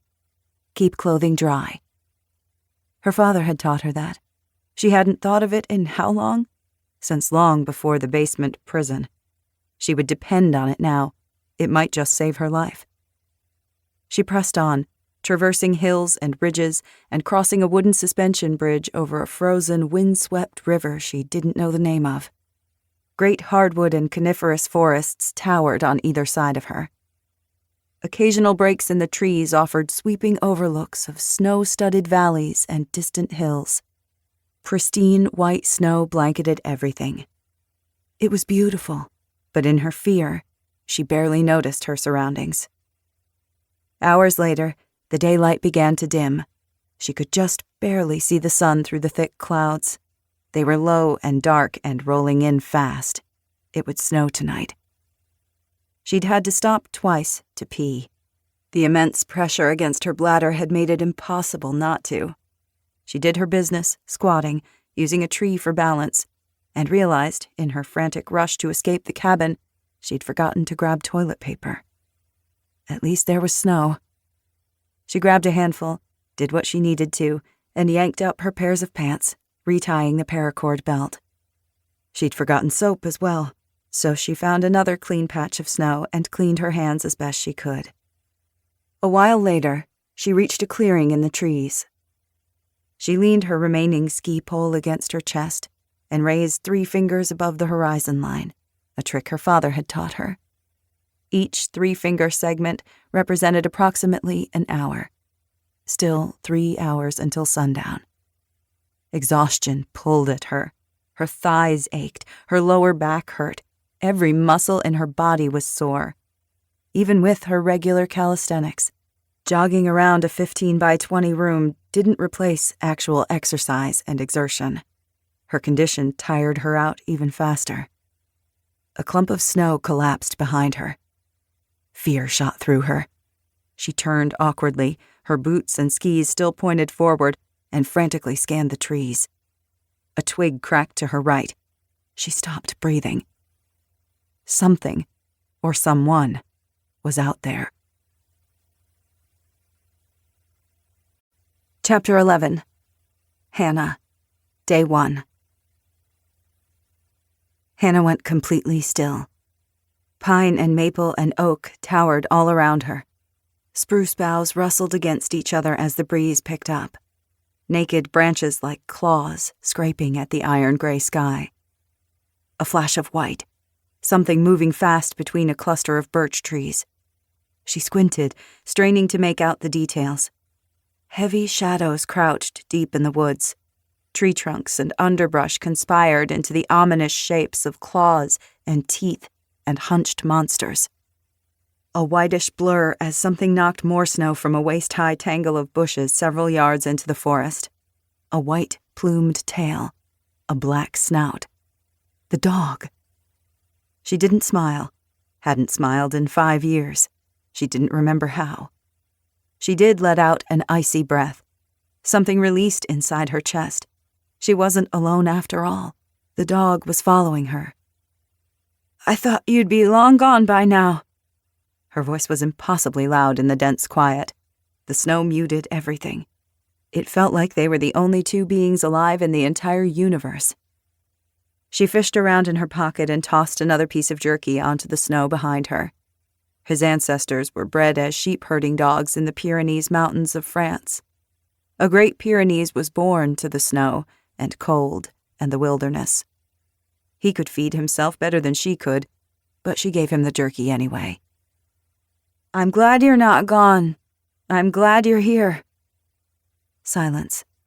No more twigs cracking or snowy footfalls. She knew he was still out there, moving as silent and invisible as a ghost. She could feel him, circling, studying her, trying to make up his mind. "You can trust me. I think we need to trust each other." She turned back around and left the jerky. He could smell it. He would come for it when he felt it was safe. Maybe the food would help him make up his mind and decide to stay with her. She felt better, just knowing he was there, less afraid, less alone. He hadn't attacked her back at the cabin. He wouldn't attack her now. He might be a friend, if she could convince him to trust her. Trust was a thing neither one of them would give easily. She'd have to earn it. "You need a name." She chewed thoughtfully on her bottom lip. "I think I'm going to call you Ghost." There was no answer from the woods. She didn't expect one. Not yet. Hannah continued on, pushing each ski with legs that grew more and more tired. She picked her way gingerly over the ice and snow, falling hard several times. 30 minutes passed, then an hour. It felt like days. Snow started to fall. It spiraled down from the sky in thick, wet clumps. Snowflakes gathered on her shoulders, her thick fur hood, her nose, and collected on the scarf beneath her chin. The cold bit into her skin, burrowed into her bones. She shivered and blew into her gloved hands frequently to warm her exposed cheeks. She needed to rest, and soon. If she couldn't find shelter under a roof, she'd have to make one. That wasn't her plan when she'd brought the tarp and the sleeping bag, but the possibility had lurked in the back of her mind. She'd hoped to find another cabin, a small town, or a vehicle on the road, but she'd passed no signs of humanity. Everywhere she looked was dense wilderness, thick snow, and miles of trees. She kept pushing herself, a little further, just a little more. Her mind wandered. Bad memories kept invading her thoughts.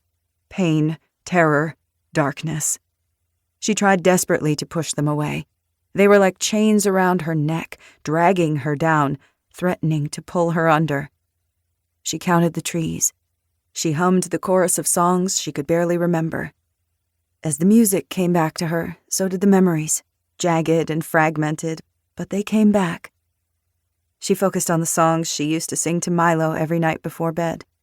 Not the traditional lullabies, but slowed-down a cappella versions of her favorite classics. Guns N' Roses' Sweet Child of Mine, Elton John's Your Song, Leonard Cohen's Hallelujah, U2's One, and the one she and Milo had both loved, Blackbird by the Beatles. Blackbird, fly, into the light of a dark black night. She thought of her son, his chubby face, his beautiful smile. She would get home, wrap her arms around him, and never let go. A faint sound snapped her back to the present. She stopped, heart thudding, and strained her ears. The distant rumble of an engine. Someone was coming. Chapter 12. Hannah, Day 1. Relief flooded her veins. Someone to help her, to stop and pick her up and get her out of this endless freezing wilderness. After 5 brutal years, someone was finally here to save her. The engine grew louder, closer. It was definitely coming her way. The vehicle would round the bend in the trees 30 yards ahead of her in only a few moments. A tiny warning niggled at the back of her mind. What was a car even doing out here on this isolated road without a single home other than his? What was at the end of this road other than the cabin? The hairs on the back of her neck lifted. Her heart went cold in her chest. What if it was him? What if he was on his way to the cabin right now to check on her? How else would he get there but on this very road?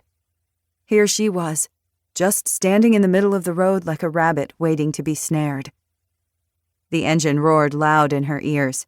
Fear clamped down on her. The monster came for her. Yellow eyes and a red slash of mouth, thin bony claws wrapping around her throat and squeezing. Panic overtook her. Run! Hide! Her only thought in her fogged and frantic brain was escape. She scrambled awkwardly for the snowbank on the right side of the road closest to her. Her skis nearly crossed, nearly sent her sprawling. Her heart in her throat, her pulse a roar in her ears. She could barely hear the vehicle bearing down on her. She hurled herself sideways over the snowbank and rolled into the snowy ditch between the forest and the road. As she fell, she glimpsed a flash of an old brown truck's grill, nosing around a cluster of black spruce beyond the bend in the road. She lay on her back, panting and terrified. Her stupid skis stuck straight up. They'd give her away. Grunting in frustration, she tried to twist her skis to lay them down, but the back ends stuck in the snow. She reached for the buckle claps on the boots, her distended belly keeping her fingers from getting anywhere near them. The truck was coming. She could hear it, could feel it vibrating through the ground straight into her throbbing heart. She managed to wrench her body onto her side, the skis scraping with her, finally twisting sideways and clanking one on top of the other. Her cheek pressed against the cold snow, her whole body shaking, trembling in a heart-banging, palm-sweating delirium. The rumbling engine drew alongside her. She didn't breathe, forgot how to breathe. It stopped. The truck stopped in the road, level with the snowbank, idling right on top of her. Only the hump of snow and the ditch between her and him. If he got out of the vehicle and peered over the side, he would see her. She had no idea what his car looked like. She didn't need to know. Who else would stop in the middle of nowhere, waiting for something, searching for something, for someone? A muffled squeak above her, a sound she couldn't place for a moment. The window rolling down. Then a terrible click, click, click. The scratch of the strike wheel, the drifting scent of cigarette smoke stinging her nostrils. Not just any cigarette smoke. The distinctive, sweetly sickening smell of clove. The familiar smell on his clothes, his thick fingers closing over her mouth. The click, click, click of his Zippo lighter, snapping the lid open and closed, a repetitive, habitual gesture like other people cracked their knuckles. It was him. An electric shock of fear shot through her. A wild bird's wings beat frantically against the cage of her ribs. Her vision went dim. If he opened the door and got out of the car, she was dead. He'll catch you. He'll kill you. It's over. It's over. It's over. You got so close, but now it's all over. The blank terror came, the blackness closing over her mind, and she was fading, fading, fading. She went away inside her head. She came back. Didn't know how much time had passed, seconds or minutes.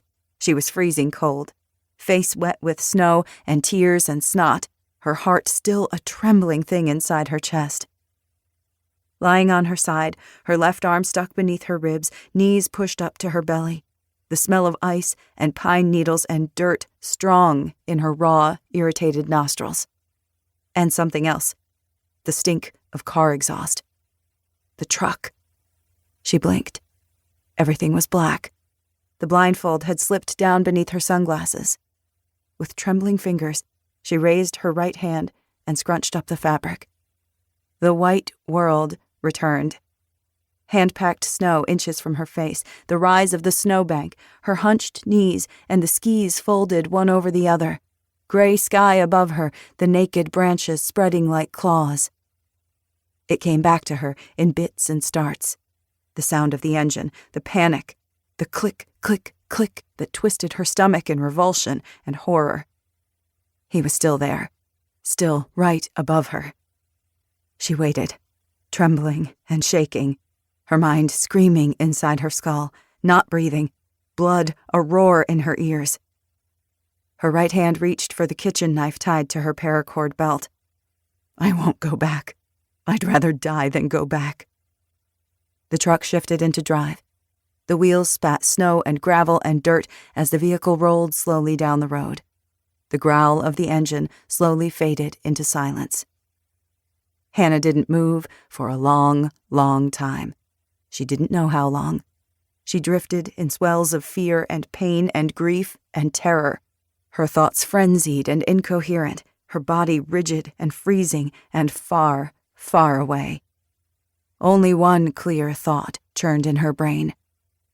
This is only the beginning.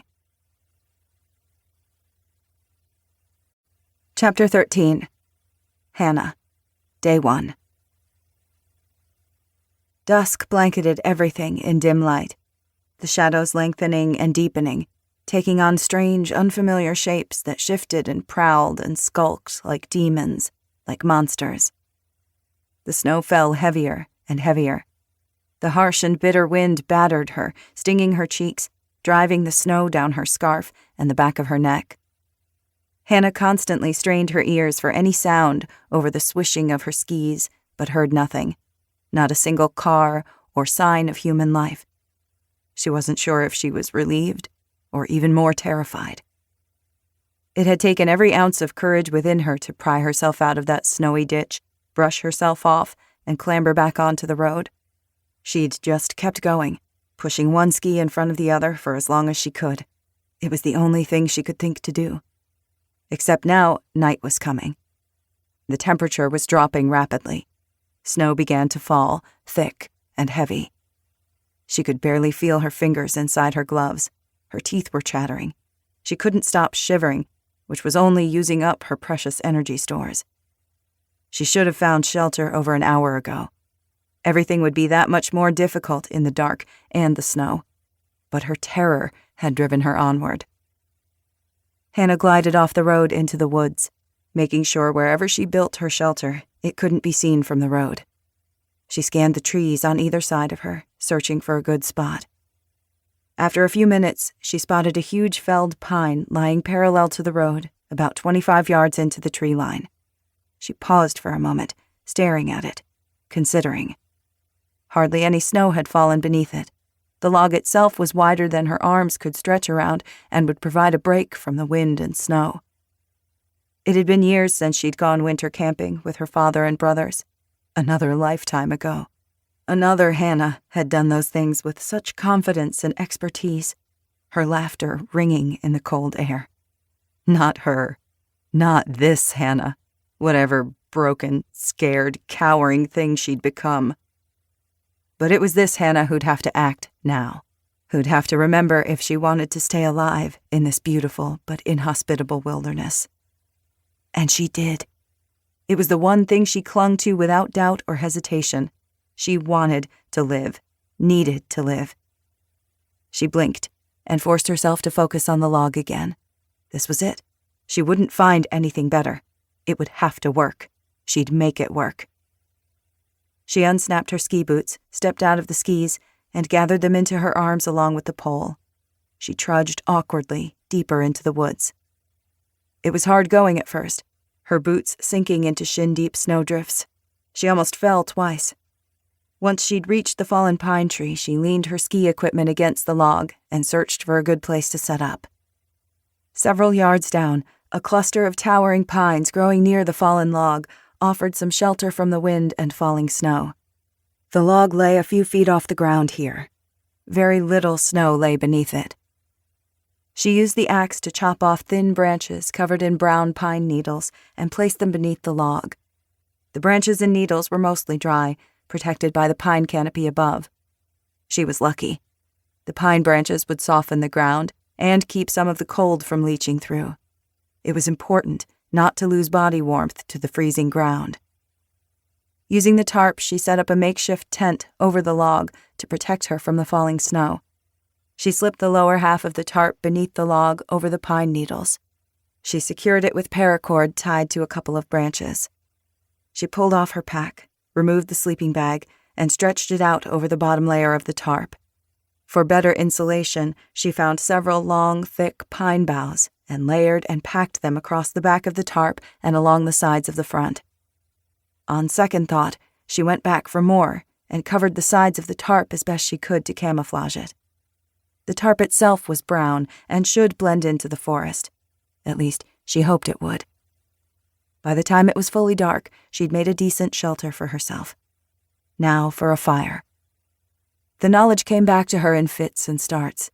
Things she hadn't thought of in years, but had done 100 times. It came slow and halting, but it came. She'd known once how to take care of herself. She could figure it out again. She lowered the tarp door of her shelter and shuffled along the fallen tree to the crown. Dozens of twigs and dead boughs littered the ground. After gathering a large armful of different sizes, pencil and finger width, she headed back to the shelter. She cleared a small area of snow and dug a shallow pit with her axe, shaping snow walls in a C shape to block the wind. She set up her kindling. Her thoughts were slow, her hands stiff. The cold stung her cheeks and forehead, tunneled its way between her gloves and her coat sleeves, snuck chilled fingers between the folds of her scarf. She dug one of the lighters out of a side pocket, but with a sinking stomach, she realized that she didn't have anything for tinder. Panic rising, she searched the backpack for anything useful. She needed a fire. It wasn't optional. Her gaze snagged on the bright red bag of Doritos. Her father had used them once in a pinch. The chemicals, powdered flavors, and oil in the chips would burn for several minutes. They were perfect for combustion.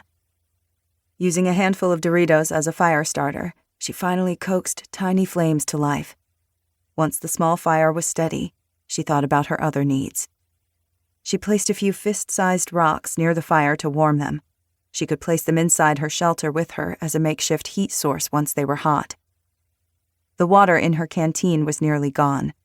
She was surrounded by frozen water, but she couldn't use it. She knew snow should never be eaten for hydration. The energy required by the body to heat and liquefy the snow caused further dehydration and increased the chance of hypothermia. She needed to melt the snow first, both for drinking water tonight and for tomorrow. She couldn't go another day drinking so little. She dug inside her pack, pulled out the small camping pan, and set it over the fire. She poured in the last of her water and heated it, slowly scooping new snow into the pan. The water helped it melt faster and kept the snow from burning the pan. She refilled the canteen, plus a few of the extra Ziploc sandwich bags she'd raided from the cabin's kitchen. Too tired to cook an actual meal, she ate 2 granola bars and several handfuls of nuts. She chewed a few pieces of beef jerky and tossed another one into the snow, hoping Ghost would find it. Something moved inside her belly. What was once the faint flutter of butterfly wings was now hard, knobby elbows and knees poking her ribs, her stomach, her bladder. She closed her eyes and tried to ignore it, but it was a constant worry at the back of her mind. How far along was she? 8 months? Further? How long did she have? How long until this thing was out of her? She hated herself for even thinking it, but she couldn't change her feelings. A monster had put this thing inside her. She loathed it as much as she loathed him. The sooner she was rid of it, the better. Exhaustion pulled at her. She wanted to do nothing but sleep, but she forced herself to unlatch her ski boots, strip off her damp socks, and replace them with dry ones from her pack. The damp, worn ones she stuffed into an unused sandwich bag. She needed to be careful. Trench foot was a real threat. Once she entered her shelter, She laid awake for a long time. She stared up at the log, only inches above her face, felt the rough pine needles against her back and legs beneath the sleeping bag. It was still cold, but she was shielded from the wind and the snow. The night closed in, freezing and dark and as wide as the universe. She wished she could see the stars. She wished the fear thumping in her chest would go away. Her ears strained for every sound. She flinched at every thud and bump as tiny creatures scurried through the night, went stiff every time a clump of snow toppled onto the tarp and slid off, nearly wept when the wind started a low, mournful howl through the trees. She hoped the noises were Ghost patrolling between the trees, keeping watch. She prayed it was him out there and not something else. She slipped the kitchen knife out of the knotted slip at her hips and held it in her right hand at her side. Not that a knife would do much against the monster after her, not that she had the first clue how to defend herself. The last 5 years had proven that, hadn't they? The fact that she'd been naive and stupid enough to let herself be taken in the first place. She hadn't even tried to fight, hadn't seen the trap, hadn't known she was doomed until it was far too late.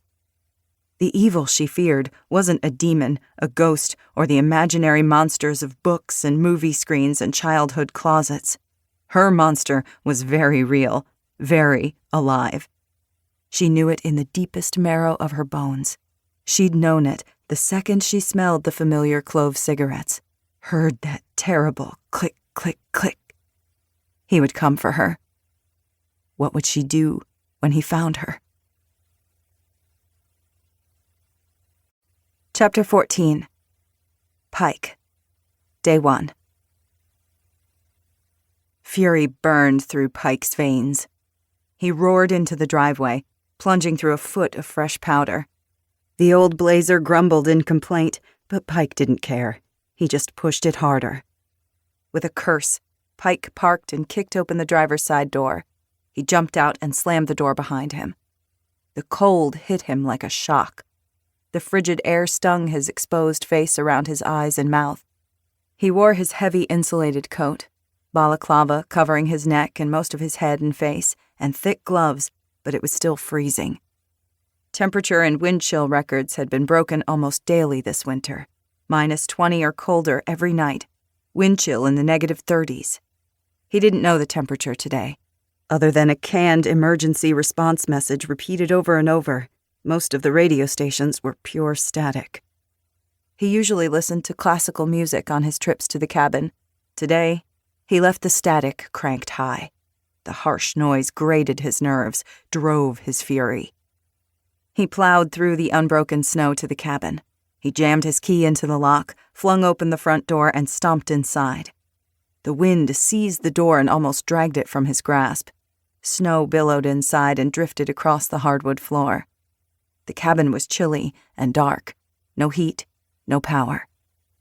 He blinked to adjust to the dim interior and grabbed his flashlight off his belt. An initial scan of the living room seemed like nothing was out of place. Maybe she was still here after all. Maybe everything was fine.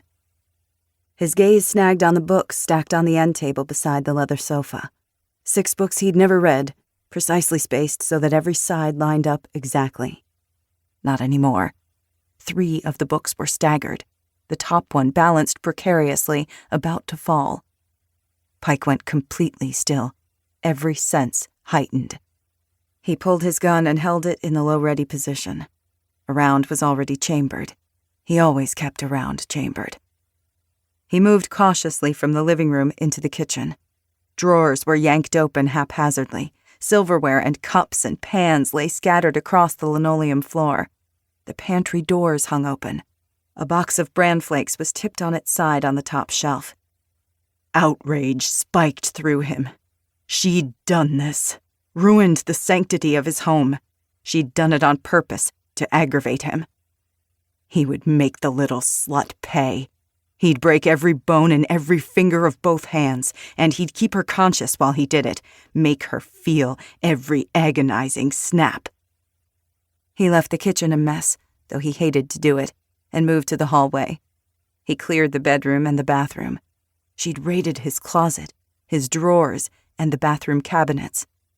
He saw red. She'd touched his clothes, rifled through his belongings, stolen from him. Furious, he stomped back through the hall into the kitchen and threw open the basement door. He already knew what he would find, but he went anyway, his anger mounting with each passing minute. The basement was pitch black and empty. Back upstairs, he turned a slow circle in the kitchen. The mudroom door was open. Inside, he saw that she'd stolen the winter gear he stored for his hunting trips, and his skis. He jerked open the back door. The silence was unnerving. The dog. The damned guard dog. It was gone too. His eyes tracked the footprints snaking around the yard, took in the chain laying useless and empty, the trampled snow and mud. She'd let it go. She'd taken his damned dog. Useless animal. If he saw it again, he'd shoot it in the gut and let it cower away to suffer and die alone. He strode into the yard, studying the story outlined in the snow. She'd released the dog, then returned to the porch, put on the skis, and headed around the cabin toward the road. It wasn't much of a road. An old, overgrown logging road, hardly used anymore. She wouldn't find any passing cars to rescue her. Not at Christmas time, not in this weather, and certainly not with 90% of the local transportation grounded until further notice. She was miles from the closest town, locked deep inside thousands of acres of wilderness within the Manistee National Forest. There were hiking trails, snowmobile trails, and the occasional campsite or road, but this location was remote, intentionally remote. What was she doing? Where was she going? Did she even know? He paused to withdraw the Zippo and cigarette pack from his pocket. He chose one and returned the pack to his pocket. He clicked the Zippo lid. Once, twice, 3 times. The receptiveness of the ritual was soothing. One of the few vices he allowed himself. He hooded the end of the cigarette with his hand as he lit it. He breathed out a puff of smoke and watched it swirl in the frigid air. He glanced at the sky again. It was late afternoon now. The clouds were dark and swollen. Snowflakes swirled in the gathering wind. It would storm soon, within the hour. He wasn't worried. He was a skilled tracker, a stalker who'd honed his craft over months and years and dozens of victims. The elements didn't bother him. He had the winter camping gear he'd salvaged from the back of his truck, his pistol, and the Winchester rifle. The rage slowly settled into a low, humming anger, into a familiar dark energy sizzling through his veins, the thrill of the chase, the electrifying elation as he drew closer and closer to his prey. He dropped the cigarette, only half smoked, and ground it into the dirty snow with his boot heel. Gavin Pike was a hunter. It was time to hunt. Chapter 15. Hannah, Day 2. Hannah awoke as the first light of dawn crept beneath the tarp flaps. She was shivering hard. Her throat and nostrils burned from breathing in the icy air. The relentless cold was taking its toll. Her hands, cheeks, and feet felt frozen. She could barely feel them. That wasn't good. She rolled over, her aching body protesting, and scooted forward. Squinting, she fumbled for her sunglasses, shoved them on, and crawled outside the makeshift tent, pushing aside the pine branches. She grabbed the dirty boots she'd placed just at the shelter entrance and covered with pine boughs and shoved them on. She stood, her feet sinking into fresh powder well over 18 inches deep. The world was whiter and colder than yesterday. The temperature had to be hovering near 0, or maybe even below. Thick mounds of snow weighed down the branches of the birch, maple, oak, and pine trees surrounding her. The storm was over, the wind a whisper, but snowflakes still swirled from the gray sky. The fire had gone out sometime in the night. A thin film of white covered the charcoaled twigs and branches. She kicked it in frustration. Little chunks of snow, coal, and flakes of ash flew everywhere.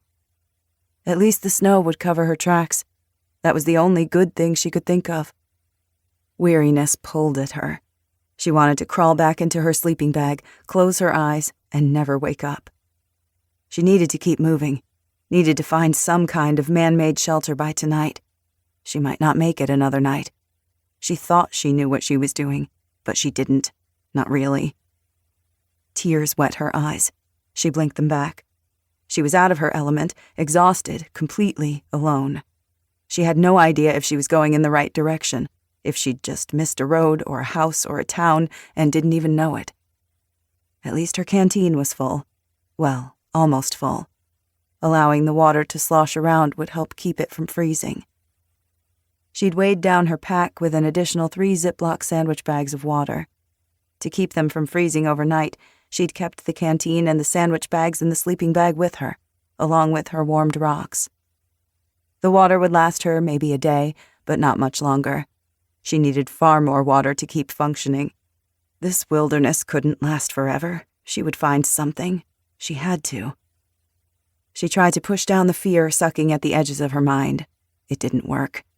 She forced herself to drink some water and eat a can of tuna, several fingers of peanut butter, and a few pieces of jerky.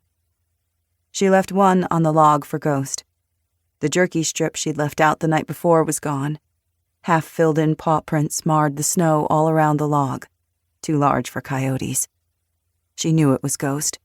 She needed him to be here, just outside of sight, prowling the boundaries of the trees. Needed another living creature to know that she existed. A sound came from the woods behind her and she whipped around, heart hammering.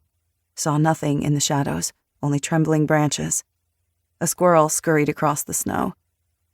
It took too long for her heart rate to slow. She tried to move faster. Still shivering, her fingers stiff and numb, all of them, not just the damaged ones. She undid the tarp and brushed off the snow as best she could. She wound her sleeping bag and rolled the dry side of the tarp around it, then reattached both to her backpack. Her movements were clumsy and awkward. Already weakened with a crippled hand, her big belly just got in the way of everything. Things took 5 times longer than they should have. It meant she was slow. It meant something faster could catch her. She relieved herself on the other side of the log for privacy, as if someone was going to come along the road, then shouldered her pack, groaning as she stood and rubbed her aching lower back. She checked her compass to verify she was still heading south and slipped it back into her coat pocket. Using the log for balance, she managed to latch herself back into the skis, wrapped her remaining pole strap around her right hand, and started out. Everything was 10 times harder today. She was sore and tired. The snow was deep and soft, and instead of skimming the surface, her skis sank several inches and kept getting crossed or stuck. Every stroke was uneven and difficult and took more energy than she had to give. "Come on," she whispered desperately. "Come on." The hours passed incredibly slowly. The snow continued to fall, so she constantly had to brush it off her hood and wipe her sunglasses. She drank the water in her canteen and the sandwich bags and ate the last of her nuts and granola bars. She had to pee several times, the pressure on her bladder irritating and constant. She grew more and more weary. Everything hurt. She fell several times. Uncomfortably swollen and off balance, she felt trapped in an unfamiliar body. It felt like she'd traveled miles and miles, but she wasn't that naive. In this deep, unbroken snow, she might be traveling 1 mile to 1.5 miles an hour, if she was lucky. In the late afternoon, another snowstorm came barreling in, fierce and heavy and unexpected. She should have been watching the sky and set up her shelter long before it arrived. She was so weary, she could barely lift her gaze from the ground. Another mistake. There was no time to search for another fallen log. She unhooked her skis and stumbled off the road, struggling through knee-deep powder and avoiding the deeper snowdrifts. Once she was out of sight of the road, she blinked hard against the snow and looked for a tree well, a swath of ground with far less snow beneath the canopy of an evergreen tree. The snow collected on the tree boughs rather than under the tree, creating a natural gap. She found one beneath a huge spruce with thick, heavy boughs. She dug away the shallower snow and pushed it all to one side to create a small wall to block the wind. Spruce boughs were a bad choice for insulation due to their prickly needles. A fir tree nearby provided softer boughs. She managed to chop several thin ones with her axe and dragged them to her shelter. After setting up the tarp and sleeping bag, she burrowed in, too exhausted to think, to do, or feel anything. She dreamed of monsters encased in ice and snow, frozen blue-eyed demons hissing white breath, their weapons icicles that pierced the heart and bled cold black water. Chapter 16. Pike. Day 2. Pike had lost the girl's trail in the heavy snowfall the night before. Gradually, the snow filled the slip-sliding tracks her skis had left, leaving less and less of a trail to follow until there was nothing at all. Pike wasn't worried. She was clinging to the road, to the promise of civilization. He was confident she wouldn't leave it. Not for a while, anyway. He trudged through the snow, black balaclava covering his face, the collar of his thick coat turned up, hood tied tight to keep out the freezing wind and biting snow. He was no stranger to the cold. It invigorated him, energized him. Besides, if he was freezing, she was more so. It would hamper her, slow her down.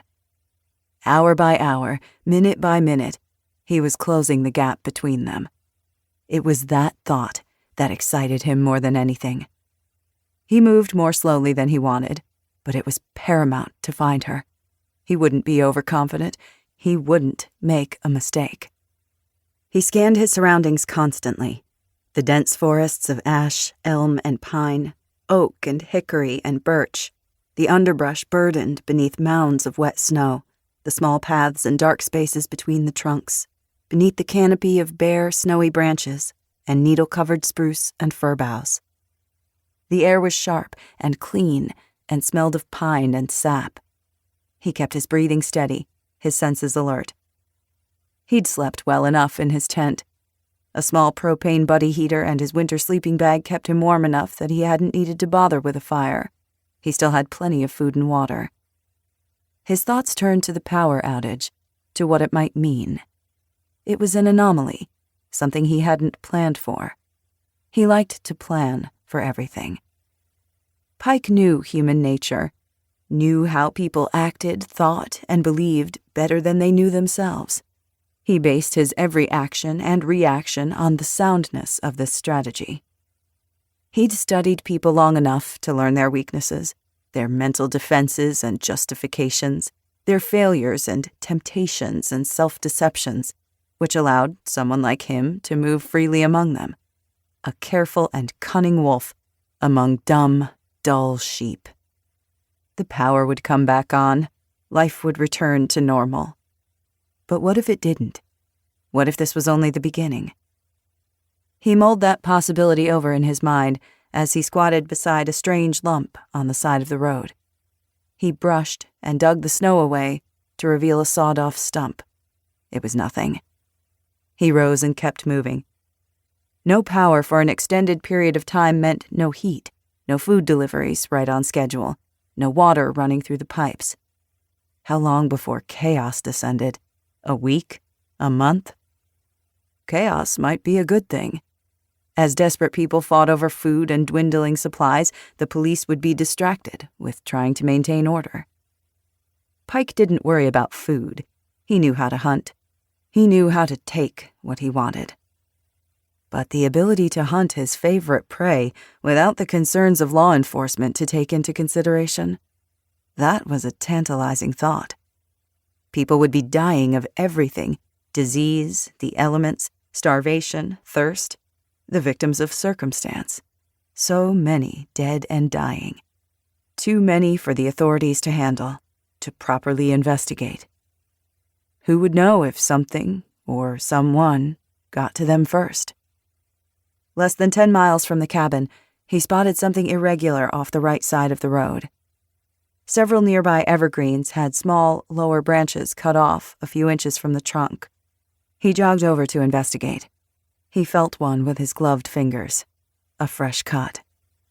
He turned slowly, scanning the area. Behind a waist-high snowbank, several yards into the forest, a large pine tree had fallen. He glimpsed a spot bare of snow in the space beneath the log. He bent and examined the scene. 3 towering evergreens nearby blocked much of the falling snow from accumulating. The shallow snow beneath the log had been pushed and brushed to the sides, revealing the dirt and leaf litter beneath. An unnatural configuration, manipulated by human hands. Pike's heartbeat quickened. "There you are."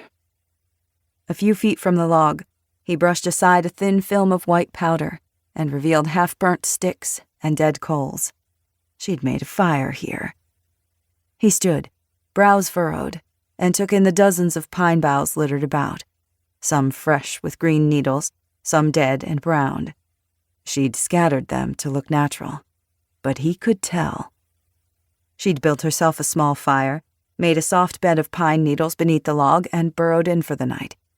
She had selected a good spot, one he might have chosen himself, had he been stuck in the elements overnight without a tent or camping gear. Interesting. He hadn't known she had the skill set. He tucked that information into a corner of his mind and kept moving. He continued to follow her. The fresh snowfall had covered much of the tracks, but he could still make out the shallow indentations of her skis. She was definitely heading south. This road would hook west in several miles, heading back toward Free Soil and Manistee to the northwest. What would she do then? Would she stay on the road, clinging to the idea that it would eventually lead to civilization? That civilization would save her? Or was she heading south for a specific reason? Was she heading home? The thought made him grin. He licked his dry lips and wiped snowflakes from his sunglasses. He smiled at the snow and the trees and the gray, darkening sky. He would take care of this particular problem. And then he would be free, freer than he'd ever been before. The future looked bright indeed. Chapter 17. Hannah, Day 3. Sometime around mid-afternoon on the 3rd day, the snowfall finally relented. Hannah's canteen was empty. She refilled one of the empty sandwich bags with snow and tucked it inside her coat and layers of clothing against her bare skin to melt it. It made her even colder, but she couldn't go without water. She flinched at every noise. A swish and whoosh of wind through the trees, heavy snow thumping from branches. Several times she scrambled off the road, gripped in terror at a strange sound or the hint of movement out of the corner of her eye. She hoped it was Ghost following her, but she couldn't be sure. The sun hid itself behind a thick scrim of gray clouds, deepening the shadows beneath the trees. Hannah blinked through her sunglasses. Her eyes still ached and stung, but she didn't have to squint as much. Her eyesight was returning. She crested a small hill, breathing hard. The snow-covered trees closed in on either side, so close she could almost touch the branches. Welcoming the small break, she crouched, pushed off with her pole, and slid down the hill. It was steeper than she'd thought. She picked up speed, the sharp wind stinging her cheeks. Her right ski dipped suddenly. The tip dug into the snow and struck something hard, maybe a rock. The ski stuck, fast. Momentum flung her body forward, her ankle wrenching painfully in the ski boot. The latch released, and she tumbled to the snow, arms flailing. She half-turned as she fell, managing to land on her side rather than her stomach. She fell hard, knocked the air from her lungs. She tried to suck in oxygen, but it wouldn't come. Her lungs burned. Her pulse thudded loud in her throat, her head. Stinging pain spiked up her right leg to her hip. Her ribs and shoulder hurt. She opened her mouth, gasping, but still no air would enter her aching lungs. She rolled onto her back and stared up through the branches, her gloved fingers clawing at her throat as if that would help. "Breathe! Please, just breathe!" Finally, her lungs expanded, and she sucked in a huge mouthful of freezing air. Her throat and lungs felt seared. She coughed, trying to clear her airways.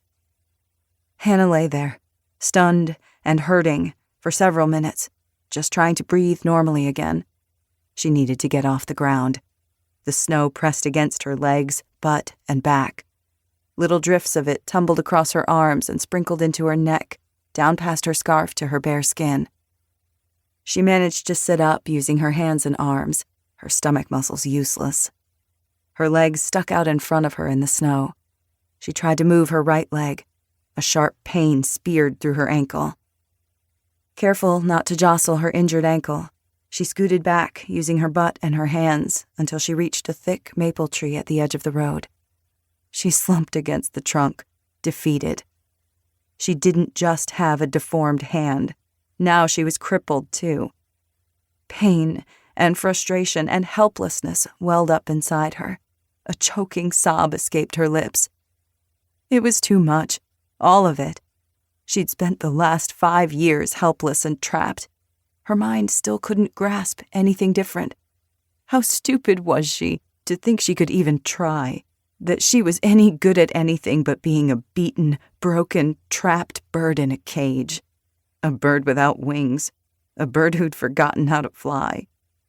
She should have stayed in the basement. She was dead anyway, about to freeze to death in the middle of nowhere. The next snowstorm would cover her body, and she wouldn't be found until spring, if she was ever found at all. "You know you'll be found," that voice whispered in her head. Fear wrapped its hands around her throat and squeezed until she couldn't breathe. Despair filled her. Her fate was already determined, either way. Either the killing cold would take her, or he would. "I can't do this," she murmured to no one. "I can't." Chapter 18. Hannah, Day 3. Hannah was awakened by the sound of footsteps. Minutes or hours, she didn't know how long she'd been asleep. Her limbs felt heavy, like her veins were filled with cement. The cold cut through her. Her head was foggy and thick with cotton. For a minute, she didn't know where she was. Maybe she was dreaming. She'd rather be dreaming than awake in her prison, her trapped mind slowly going insane. A twig cracked somewhere in front of her, in the woods, past the road. She turned her head to listen, shifting her body slightly. Rough bark snagged at her coat. Pain pulsed in her ankle. Not dreaming, then. It all came back to her in a rush. The light going dark, the power off, the opened door, the mad dash to escape. The 3 agonizing days lost in the woods. After tripping and twisting her ankle, she'd abandoned the skis, burying them as best she could in a snowdrift off the road, and hobbled into the woods to find a spot to rest. She'd curled up against the thick, wide trunk of an oak tree and fallen into a restless, exhausted sleep. A crack in the forest, closer now, a sharp rustle. She stared hard into the shadows. The forest stirred and whispered, alive. Was it ghost or something else? Something large brushed past the branches and underbrush. The rhythmic crunch of boots through soft snow, getting louder. Someone was coming. A person, not an animal. Him. Her heart bucked in her chest. She couldn't run. Not with her ankle. Not with her condition. She shrugged down against the trunk of the oak and attempted to make herself as small as possible. She pulled her pack close to her side. A man appeared through the woods. A jolt of electric fear shot through her. She went absolutely still. He came through the woods, across the road, through a break in the trees. The man trudged closer, his head down, hands stuffed into his pockets, a navy scarf wrapped around his neck and the lower half of his face. Not him. Someone else. Relief didn't flood her veins. Other than her captor, he was the first human being that she'd laid eyes on in 5 years. He was still a man, and men were dangerous. Especially strangers. Especially strangers on a lonely back road in the middle of nowhere with no one else around to hear your screams for help. She knew all too well how that scenario played out. Panic clutched at her with steel talons. Fog filled her brain. She couldn't breathe, could barely think straight. He stopped, 15 feet away, startled, and stared, maybe as shocked to see her as she was to see him. "Go away," she mumbled, her voice still hoarse and raw. He watched her for a moment without speaking. He was a big guy, maybe in his early 30s. Broad shoulders and muscular arms evident even beneath his thick, fur-lined parka. He wore a gray beanie on his head. A faint chestnut stubble filmed his square jaw. His eyes were an arresting gray blue. He didn't look evil, but then neither had the man who'd imprisoned her. She'd learned never to trust appearances. "What the hell are you doing out here?" the man asked. Instinctively, she shifted so her deformed hand was hidden, her arm shielding her belly. Hopefully, with all the bulky clothing, he wouldn't be able to tell. Her condition only made her appear weaker, more vulnerable. She struggled to hide her fear. Predators preyed on fear, on weakness. But it was useless. Her terror took over, and she was helpless against it.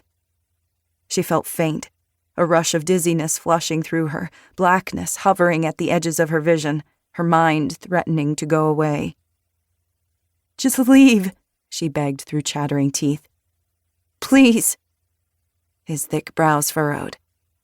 "Lady, are you okay?" He wore a large bulging pack slung across his back. His hands were out of his pockets. He carried a gun. It was held low and down at his side, not pointed at her, but it didn't matter. He could shoot her dead right here if he wanted. She had no defense other than a pathetic kitchen knife. Overwhelming helplessness washed over her. What had she been thinking earlier? Hoping for someone to come rescue her? As soon as she saw another person, she was reduced to a quivering mess. "Are you lost?" She could barely hear him over the blood rushing in her ears. She rocked back and forth, clutching her head with her hands. A low moan escaped her lips. The darkness was coming. She had to fight it, had to stay present. She focused on the ridges in the bark, started a desperate count in her head. 1, 2, 3. "You got somewhere to go? Did you get stranded in the snowstorm? We're a long way from any trailhead." Fear paralyzed her, froze her in place like a deer too entranced by a wash of headlights to save its own life. 11, 12, 13. "I'm not gonna hurt you," he said slowly. "If that's what you think." She was weeping, shaking, her whole body shuddering with terror. 20, 21, 22. Another long moment of strained silence passed.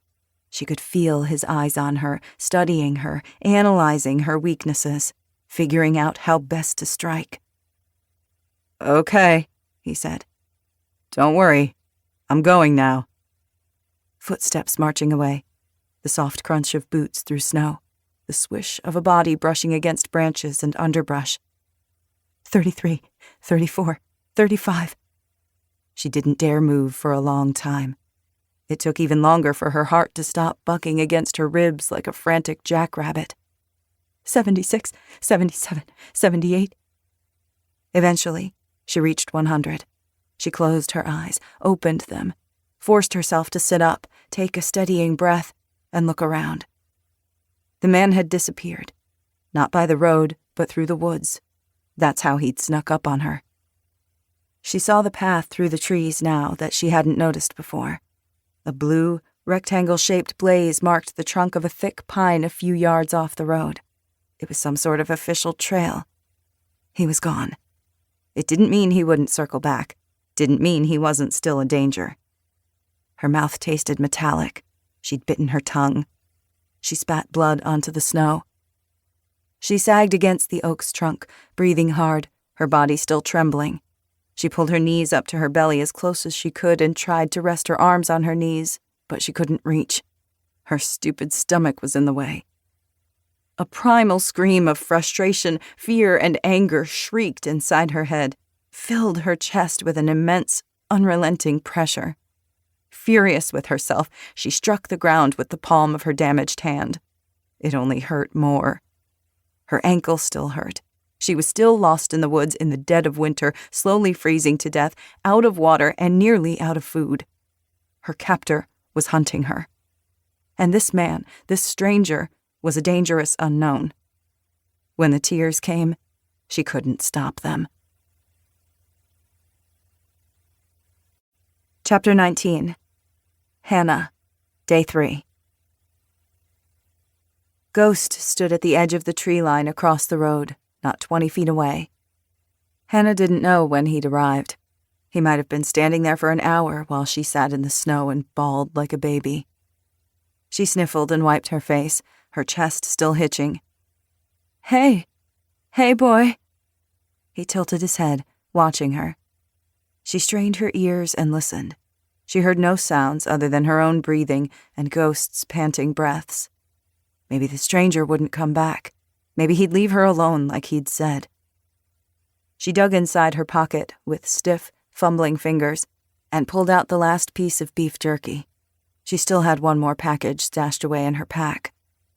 She tried to throw it to him, but her arm was so weak it landed a yard from her feet. Sorry, boy. Sorry, Ghost. To her surprise, he trotted across the road, his oversized paws sinking into the snow. He didn't stop until he was a few feet away. He slurped up the jerky. He didn't turn and run like she expected. He gave a soft whine, and he stayed. Up close, he was huge, taller than she was, sitting down. His hot dog breath struck her face as he crept closer, his brown eyes never leaving her face. He looked different, stronger, healthier, less haggard. Great Pyrenees were noble, brave, and incredibly smart. She saw all that and more as she watched him watching her. She didn't move. Instinctively, she knew that any sudden movements might scare him off.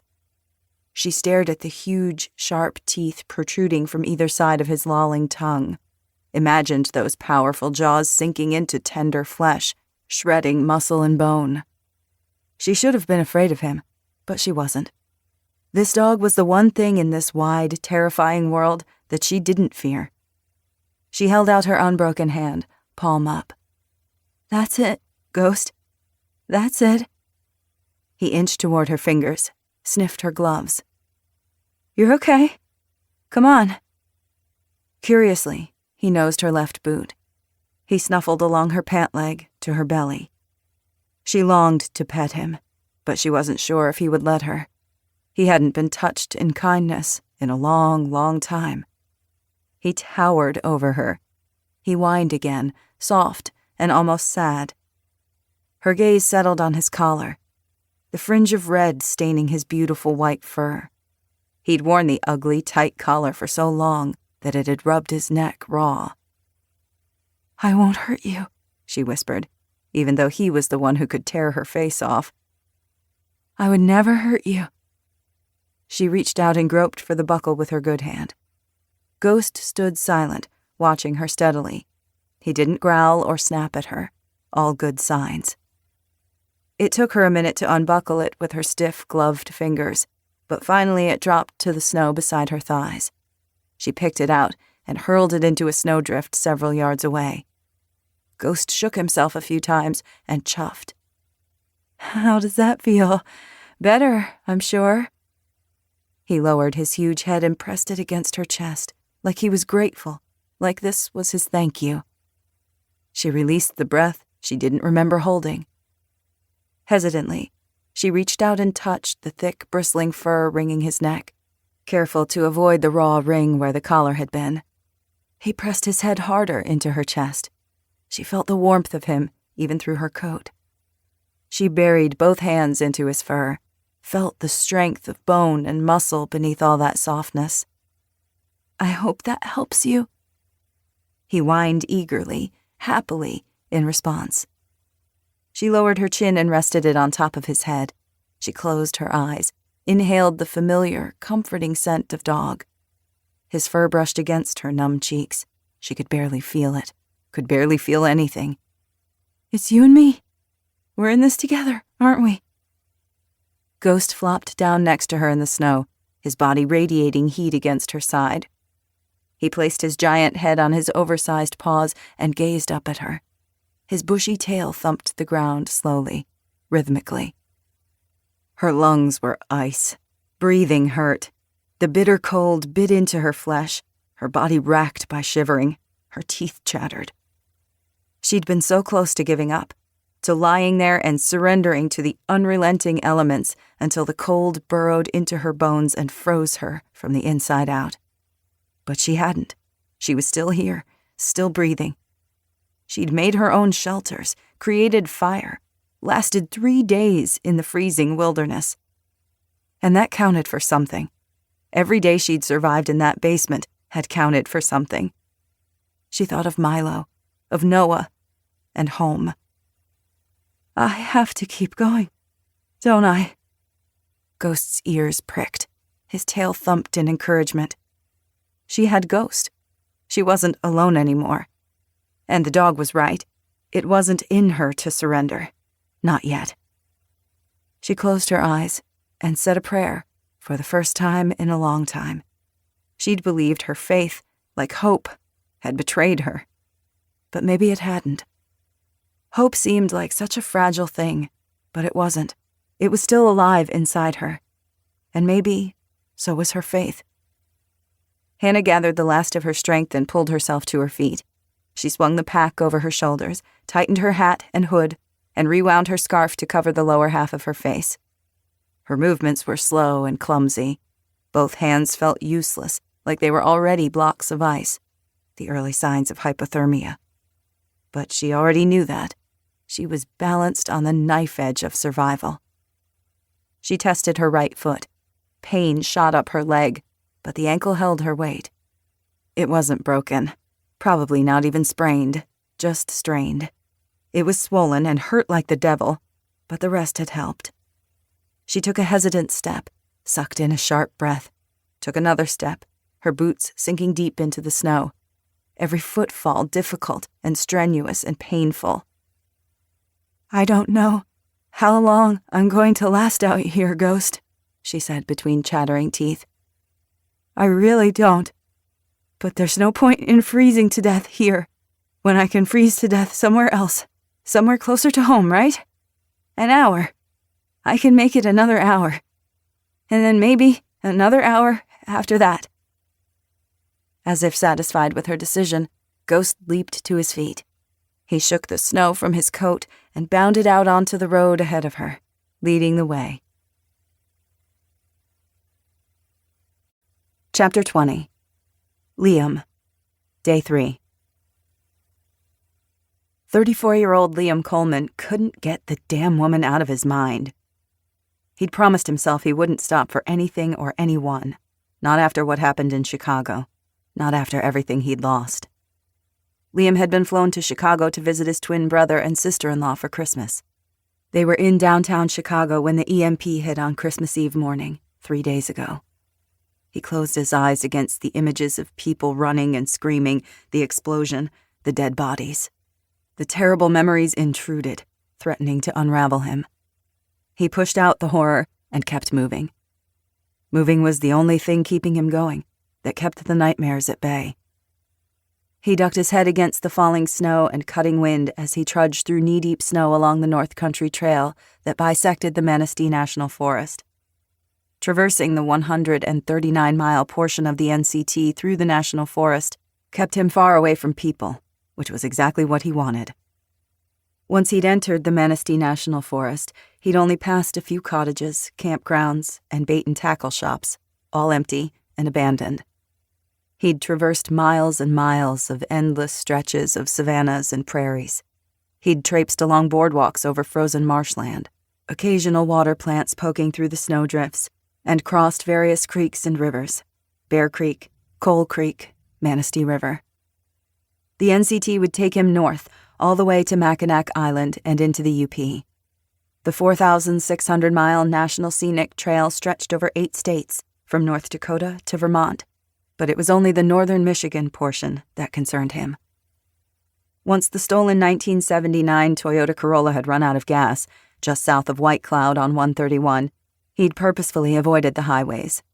Before then, he'd hugged the coast through St. Joseph, South Haven, and Holland, and stayed west of Grand Rapids. Very few gas stations remained open. Their pumps needed electricity to function.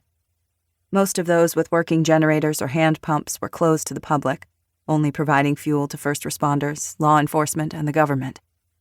Those still open were hotbeds of simmering violence, as people desperate to get home to their loved ones argued and fought over 10 gallons of gas. He'd already witnessed rioting and looting. The chaos was beginning. He'd read once that the nation was only 9 meals from anarchy. In a bitter winter like this, with temperatures well below zero and the threat of freezing to death in your own home a real possibility, it was happening even faster. Things would be different if only electricity was unavailable, and only regionally. People could pack their kids and family dog in the car and head upstate to Grandma's, or travel 100 miles to stay at a hotel for a few days. Residents of rural Michigan, especially, were no strangers to power outages lasting several days. They could handle the discomfort and hassle. But millions of stalled cars, all the dead phones, people couldn't communicate with family members, they couldn't travel, they were stuck where they were, trapped with what they already had on hand. That sense of helplessness and isolation quickly bled into panic. The emergency briefings he'd listened to on the car radio kept claiming this was a temporary issue and would be resolved soon. Liam didn't believe it. Pretty soon, no one else would either. He hiked through towering forests of red pine.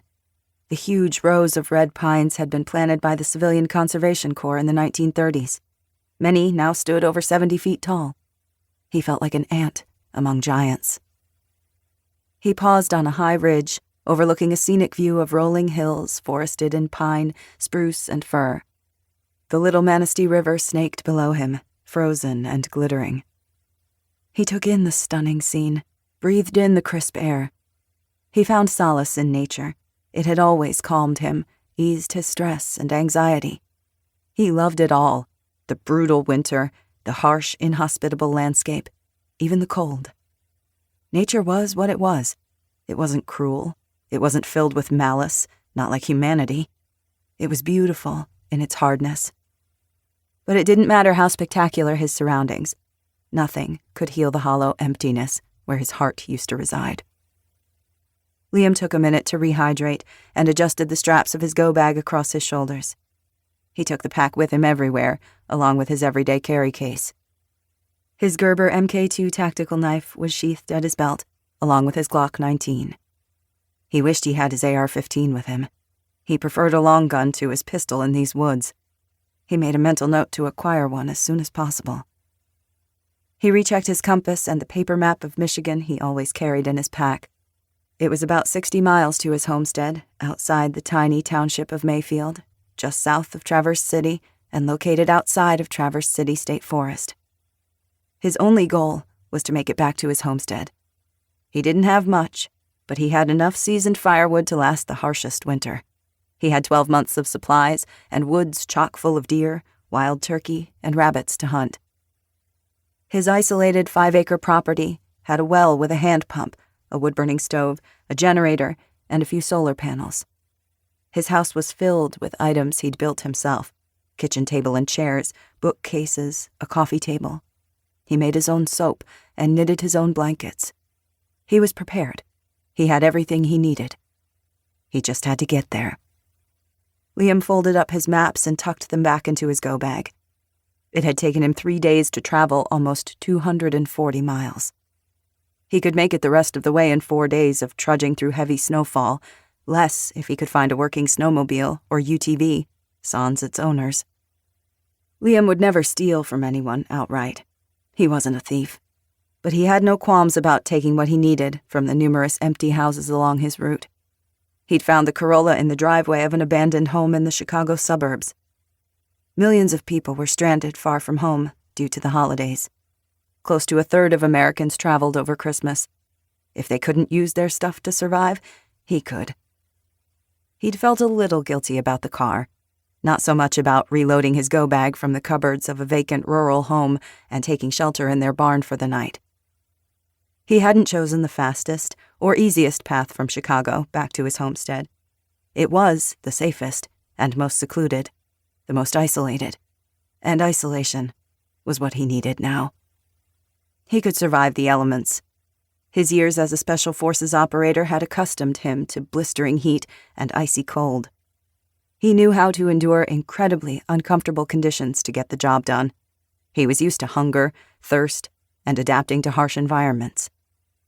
Human beings were the unknown element. You never knew what they would do, what they were capable of. He kept his head down, remained alert, and tried to avoid contact with people. The memory of that crazy woman flashed through his mind again, her pale face, her wild, fear-stricken eyes. He tried to push it away, but it only returned with a vengeance. He dismissed her from his mind. He had no moral obligation to help anyone. That had been his sister-in-law, Jessa, the compassionate doctor, always trying to fix people. Not him. His heart clenched like a fist. A sharp wave of grief welled up inside him. He pushed it down hard. He wouldn't think of the horror of the last few days, couldn't bear to remember the losses he'd suffered. He had to focus on the task at hand to keep himself from falling apart. It was what he did best. A white blaze on a red pine tree just ahead of him drew his attention. Dusk was coming. The glimpse of sky he could see through the gnarled branches twisting above him had darkened to a deep, steely gray. It was an hour before sundown.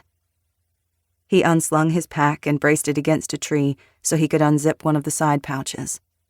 He pulled out the Manistee National Forest visitor guide and trail maps he'd borrowed from a vacant ranger station he'd passed on the way up. He studied the various dotted trails, trailheads, and campsites. A string of 5 or 6 cabins were marked about 1.5 miles off the NCT at the Bear Track campground. He had no intention of spending the night out here in below-zero temperatures. No reason to freeze to death in the middle of the wilderness with a perfectly good shelter nearby. Liam turned onto the spur trail and picked up his pace. The slog through the snow was difficult and exhausting. His back hurt. He was more tired than he'd been for a long time. She's going to freeze to death. A voice in his head. A voice he recognized. He brushed it aside. He wasn't responsible for that strange woman. He wasn't a soldier anymore. Wasn't bound by any code to offer aid and protection. She'd clearly refused help anyway. She was terrified of you. So what? He said aloud. His words sounded harsh and loud in the stillness of the forest, hollow and empty in his own ears. Sounds were muted by the snow. In spring, summer, and fall, these woods were alive with birds singing, squirrels chirping, insects whirring, a wonderland for hikers and mountain bikers, campers, fishermen, and hunters. In winter, it was a snowmobiler and cross-country skier's paradise. Not this winter. Not now. She's scared and completely alone. His only responsibility was to himself.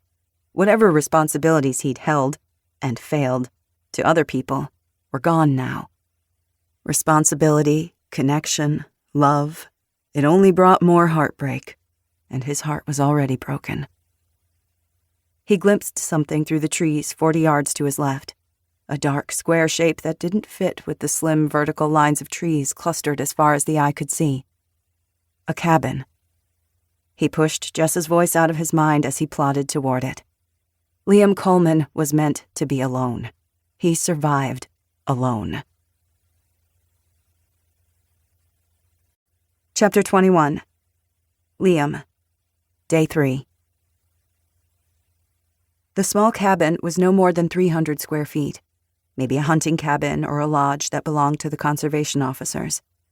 He paused inside the tree line and cautiously surveyed the area. The building should be empty, but he always verified every assumption. No smoke poured from the chimney, no vehicles parked beside it, no tracks anywhere in front or the sides of the cabin that he could see. It had been snowing for a while now. That didn't necessarily mean no one was inside. The cabin was built of wood plank with a steep shingled roof, covered in a thick layer of snow. A chimney, which meant a fireplace. An outhouse a few dozen yards behind the cabin. It wasn't built for year-round occupancy, but it would suffice for one night. His heart rate increased a notch as he lifted his coat and drew his Glock 19 from his holster. 17 rounds in the magazine, an 18th round already chambered. Staying within the tree line, his gun in the low-ready position, he silently skirted the cabin. He saw no movement in the windows, heard no sounds, no signs of life. Before making a move, he studied the most concealed approach. Along the south side, the trees came within a few yards of the cabin. He circled around and closed in on the rear, using the trees for cover. He darted to the back wall and ducked in behind a chest-high stack of firewood. Keeping low, he edged up to a window to see what lay inside. He couldn't make out much. The window was scummy and frosted with snow. He glimpsed no movement. He crept along the wall, edged around the corner, and approached the front door. Keeping most of his body concealed behind the wall for cover, he reached over and tried the handle. The door was locked. A locked door posed no problem with his skill set. He quickly jimmied the lock, then immediately dropped prone. Any threat inside would likely shoot waist-high or above. Sighting with the Glock, he sliced the pie, searching carefully from 9 to 3, like on a watch. Seeing no one, he used the doorframe to round the edge. It was clear. The cabin was empty. Inside was as he expected. A single room with plain plank floors and walls, wood cupboards and shelves for supplies along one wall, 2 single cots pushed against the opposite wall. Across the room, the wood-burning fireplace with a stack of dry logs, ready to burn. The cabin was chilly inside, but without the wind and snow, it felt almost balmy. It smelled stale and dusty and woodsy. Once he got the fire going, it'd warm right up. He'd be able to cook a hot supper, too. His mouth watered, not because the MREs in his pack actually tasted good, but because he was so hungry. Thirsty, too. Hiking for miles through deep snow had taken a lot out of him. He sat on the nearest cot for a moment to rest his weary legs. He set the gun down on the cot next to him, shucked off his go bag, and pulled out his water bottle. It was nearly empty. He needed to melt more snow. He emptied the water bottle and placed it back in the pack's side webbing. His go bag contained 48 hours of emergency supplies: MREs, high-calorie protein bars, a Life Straw water filter, water purification tablets, a first aid kit, duct tape, a pair of goggles, 2 thermal survival blankets, extra wool socks and underwear, waterproof matches, a flint, and a Ziploc bag of Vaseline-coated cotton ball fire starters, sewing kit and multi-tool, a headlamp and flashlight, extra batteries, compass and paper maps, and 3 spare magazines for his Glock. He was nearly out of hemostatic gauze and Celox blood clotting granules. His tourniquet had also been used back in Chicago. Instinctively, he thrust his hand into his pocket, felt the soft scrap of lopsided, crooked knitting between his fingers, his only remaining connection to his past. He felt everything he'd lost, like an immense pressure crushing his chest. Bitter regret filled him. It tasted like ash on his tongue. It tasted like death. He inhaled sharply, forced down the pain. Tried to think about something else, anything else. Focused on his plan, on surviving. He tugged off his gloves and blew into his chilled hands. His ears were freezing beneath his gray knit cap. Snow melted in the fur of his parka hood and trickled down his neck. She'll freeze to death out there while you're warm and cozy in here. That woman was crazy, delirious maybe. So small and pale, her eyes huge and frantic in her drawn face. He didn't need anyone, didn't want them. He was done with that, finished. That was the whole point. Get to the homestead, get to safety. Then he could shut out the chaos and cruelty of a world he wanted nothing to do with. He could live out the rest of his life alone and miserable and haunted. Just like he wanted. Just like he deserved. "You saw her," whispered the voice that wouldn't leave him. A female voice, low and warm and chiding. Jess's voice. "You saw what she is." He had seen. The woman had tried to hide it, pulled her coat over her middle and angled herself away from him, trying to shield herself. But he'd seen it. The instant he saw her, he'd known. The woman was pregnant. Chapter 22. Hannah. Day 3. Hannah was freezing. She bent her head against the driving wind, forced her aching legs to push through the deepening snow. It rose higher than her knees, almost to her thighs. The trees closed in all around her, pressing closer and closer.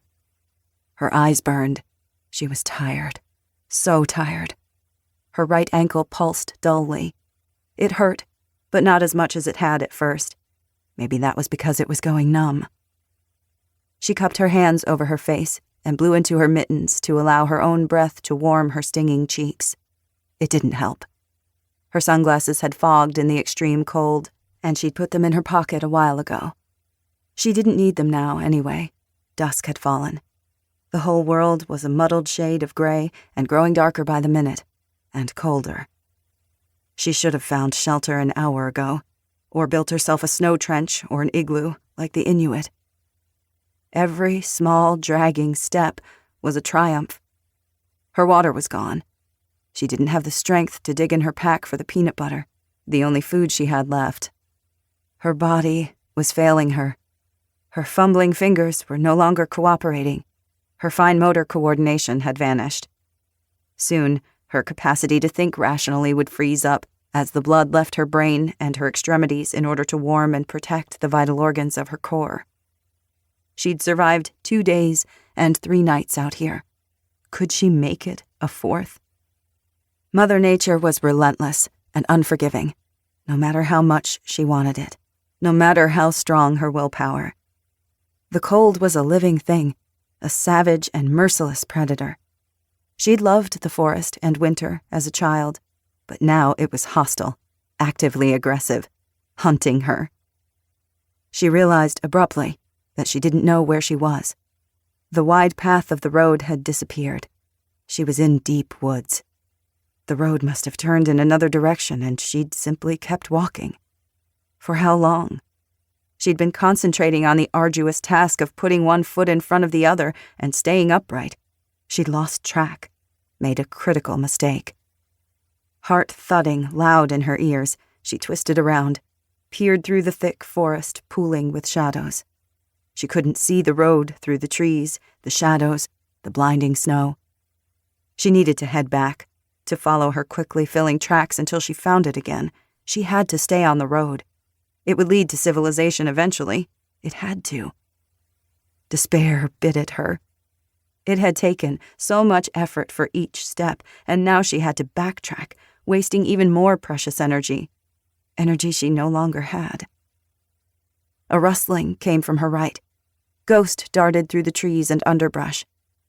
She blinked the snowflakes out of her eyes and searched blearily for the dog. He was nearly invisible in the gloaming. "Ghost!" she called weakly. Her words were ripped away by the wind. She took several plodding steps back in the direction she'd just come. Her boot caught on a hard chunk of snow and she went down on her knees.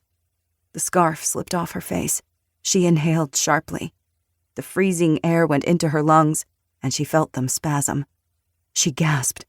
More cold air plunged down her throat, and it was like her lungs were icing over and no longer functioned.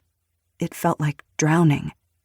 With awkward, cold-stiffened fingers, she struggled to pull the scarf back up over her mouth and nose. She exhaled several shallow, painful breaths. Between the scarf and her skin, the air warmed before she breathed it in. Still, each inhalation burned her throat. Her lungs felt seared with cold. Her thoughts came slow and sluggish. Fatigue tugged at her. Maybe if she just sat down for a while, maybe that was all she needed. She was so tired. Just a rest, just for a few minutes. Falling asleep in the snow means death. A deep woof sounded to her right. Ghost appeared, shooting across the narrow path and nearly barreling into her. His plumed tail slapped her shoulder and the back of her head. She needed him. He knew it, somehow. He knew it and came to her aid. Ghost circled her, almost dancing, paws lifting high in the snow. The fur around his black-lipped jowls were stained a faint red. "You found a rabbit, boy?" she murmured. "Glad you found food. You've got to take care of yourself." Her words were slurring. She was shivering violently. It was difficult to talk. She needed a rest. Just a few minutes more. The dog nudged her face. He whined anxiously deep in his throat. His breath struck her cheeks, but she couldn't feel it. Numbness wasn't good. She couldn't feel her feet either, like they were two numb stumps. It was a bad sign, a sign of... But she couldn't think of the word anymore. I know. I'll get up. Soon." She tried to climb to her feet, ordered her numb and frozen muscles to move. She had to keep walking, to turn around and find the road again. One more step. Wasn't that what she'd promised Ghost? Instead, she lost her balance and toppled sideways in the snow. She rolled onto her back and gazed up at the bare branches whipping above her. The merciless wind, moaning and howling, the endless swarms of snowflakes. Tears froze in the corners of her eyes, ice crusting in her eyebrows and eyelashes. She could feel the little hairs in her nose freezing. Ghost flopped down beside her lengthwise. He pressed his long body against hers, like he was offering the warmth of his thick fur, like he knew exactly what to do. With the last of her strength, she turned into him and buried her face in the soft scruff of his neck. She loved him in that moment, loved this dog fiercely and completely, like her own heart. Movement deep in her belly, an elbow or a knee jabbing her ribs, her bladder, her lower back. She felt its weight, a swollen heaviness in her belly, a parasite stealing her warmth, her energy, her very life. Guilt pricked her, but it was too late to feel much of anything but exhaustion and fear. She always felt the fear. "I'm sorry," she whispered into Ghost's neck. "I'm so sorry." If she died, her captor would win. She would never see her husband again, never wrap her arms around Milo or kiss his small rumpled head, inhale the sweet scent of him, laugh and sing classic rock lullabies with him. A vision filled her, delicious and warm and beautiful. Milo giggling as he toddled toward her across the grass on his fat little legs, a Paw Patrol Band-Aid over one skinned knee. Hannah bending down, arms open wide as he crashed into her, wrapped his arms around her neck. She stroked his black curls, kissed that soft, perfect olive-toned skin. "You came home, Mommy," he said in his eager baby voice. "You came back to me." Tears froze in her eyelashes. She'd never get to tell him how much she longed to hold him again. She'd never get to tell him how she'd stayed alive for him all this time. The darkness thickened all around her. She'd always thought of the color of cold as white, like snow, or maybe blue. But cold like this was black, the complete and utter absence of all light and color, of life. Ghost growled. The hackles along his back lifted beneath her gloved fingers. He leapt to his feet and darted in front of her. Fear pierced the thick fog of her mind. She struggled to raise her head and search the shadows, the looming darkness. What did Ghost see? A coyote? Another wolf? Or something much worse? Something moved ahead of her. A dim shape took form. Long legs, swinging arms, broad shoulders, a head covered in a gray beanie, furred hood pulled low. The man. He'd come back. Her throat seized. She couldn't scream or yell out, couldn't make a sound. "Lady, call off your damn dog," the man shouted above the wind. He stopped 5 yards away, several birch and maple trees and a thicket of bushes between them, a flashlight in his hand. "I'm not here to hurt you." Ghost remained in front of her, a great white bear, fierce and protective. He started up his savage, booming bark that struck fear into the heart of anyone who heard it. The man took a nervous step backward. He held up both hands, palms out. They were empty, but for the flashlight. He wasn't holding a gun or a knife. Didn't mean he didn't have one. Didn't mean this wasn't a trick. Clumsily, she stroked the dog's back to calm him. "Shh, boy." He gave a disgruntled growl in response, but he obeyed. The man glared at her for a long moment without saying anything. He looked angry and resentful, like he wanted to be out here even less than she did. "I found a cabin, less than a mile north, with a fireplace and firewood." She didn't believe him. Of course she didn't. The image of a warm, flickering fire danced in her imagination. What she wouldn't give for one right now. "You'll die out here tonight," the man said. "With the wind chill, it's gotta be -30 degrees. It was hard to hear over Ghost's barking. Hard to think, to focus. Sleep pulled at her, tugging her under. "Milo," she mumbled thickly, her teeth chattering so hard she could barely speak, her mind growing fuzzy. "I need... Milo." "Lady, believe me when I say that all I want to do is get you to that cabin, and then I'll be on my way. Will you just let me help you?"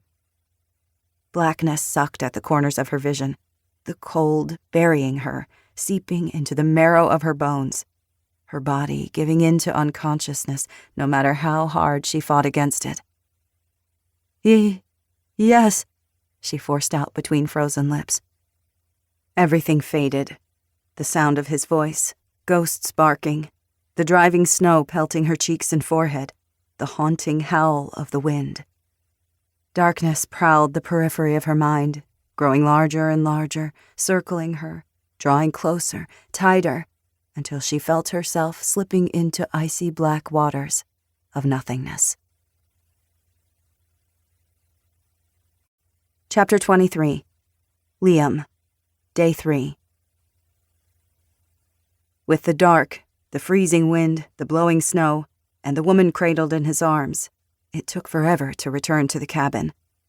Liam almost lost his way several times, but managed to stick to his tracks and retrace his steps. The dog followed closely at his heels, growling in fierce displeasure the entire time.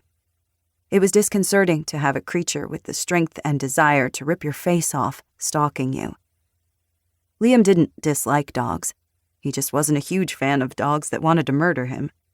If he'd known the woman had a giant killer of a dog with her, maybe he wouldn't have bothered after all. But what was done was done. At least the beast didn't make a move to attack him. Maybe the animal sensed somehow that Liam meant no harm. Still, he could have done without all the growling and teeth-baring. Once inside, Liam lowered the woman onto one of the cots. The dog followed. He barked viciously, his hackles raised, lips curling back until Liam backed hastily away.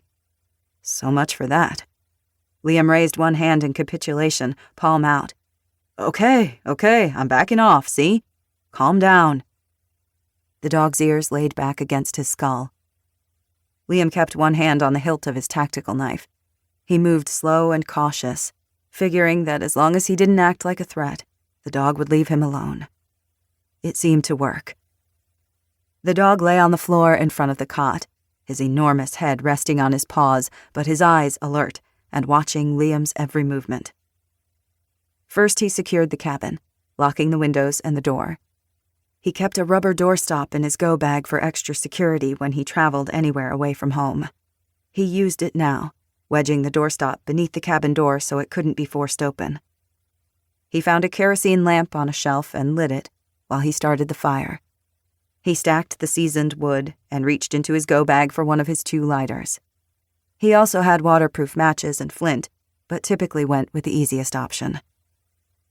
He opened a Ziploc bag filled with his favorite fire starters and took out a few large 100% cotton balls, each soaked in a grape-sized dollop of petroleum jelly. He pulled them apart to expose the dry fibers inside. They would burn strong for about 4 minutes. Within a few minutes, he had a fire going. He stoked it with an iron poker until healthy flames crackled and popped. Slowly, the cabin warmed. He pulled off his boots, socks, gloves, mittens, beanie, and scarf, and laid them along the mantel to dry. He'd retrieved a camping pan from his pack and filled it with snow and a bit of water earlier. Now he placed a cooking grate over the flame and set the pan on it to melt drinking water. He glanced at the woman. She was still unconscious. He needed to get her boots and socks off and dry her wet clothes, needed to pull the cot closer to the fire so she could get warm. The dog was still between Liam and the woman, glaring at him. It was disconcerting, to say the least. How was he going to get close enough to the woman? The dog might attack him if he tried to touch her again.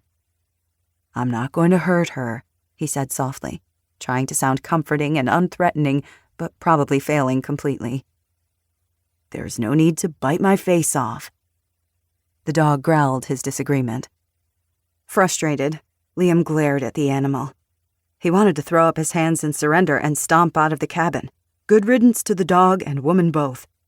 But he wouldn't last long out there in this storm either. He strode barefoot to the window on his side of the cabin. He kept his body sideways so he could keep one eye on the dog, his right hand still resting on the hilt of his knife.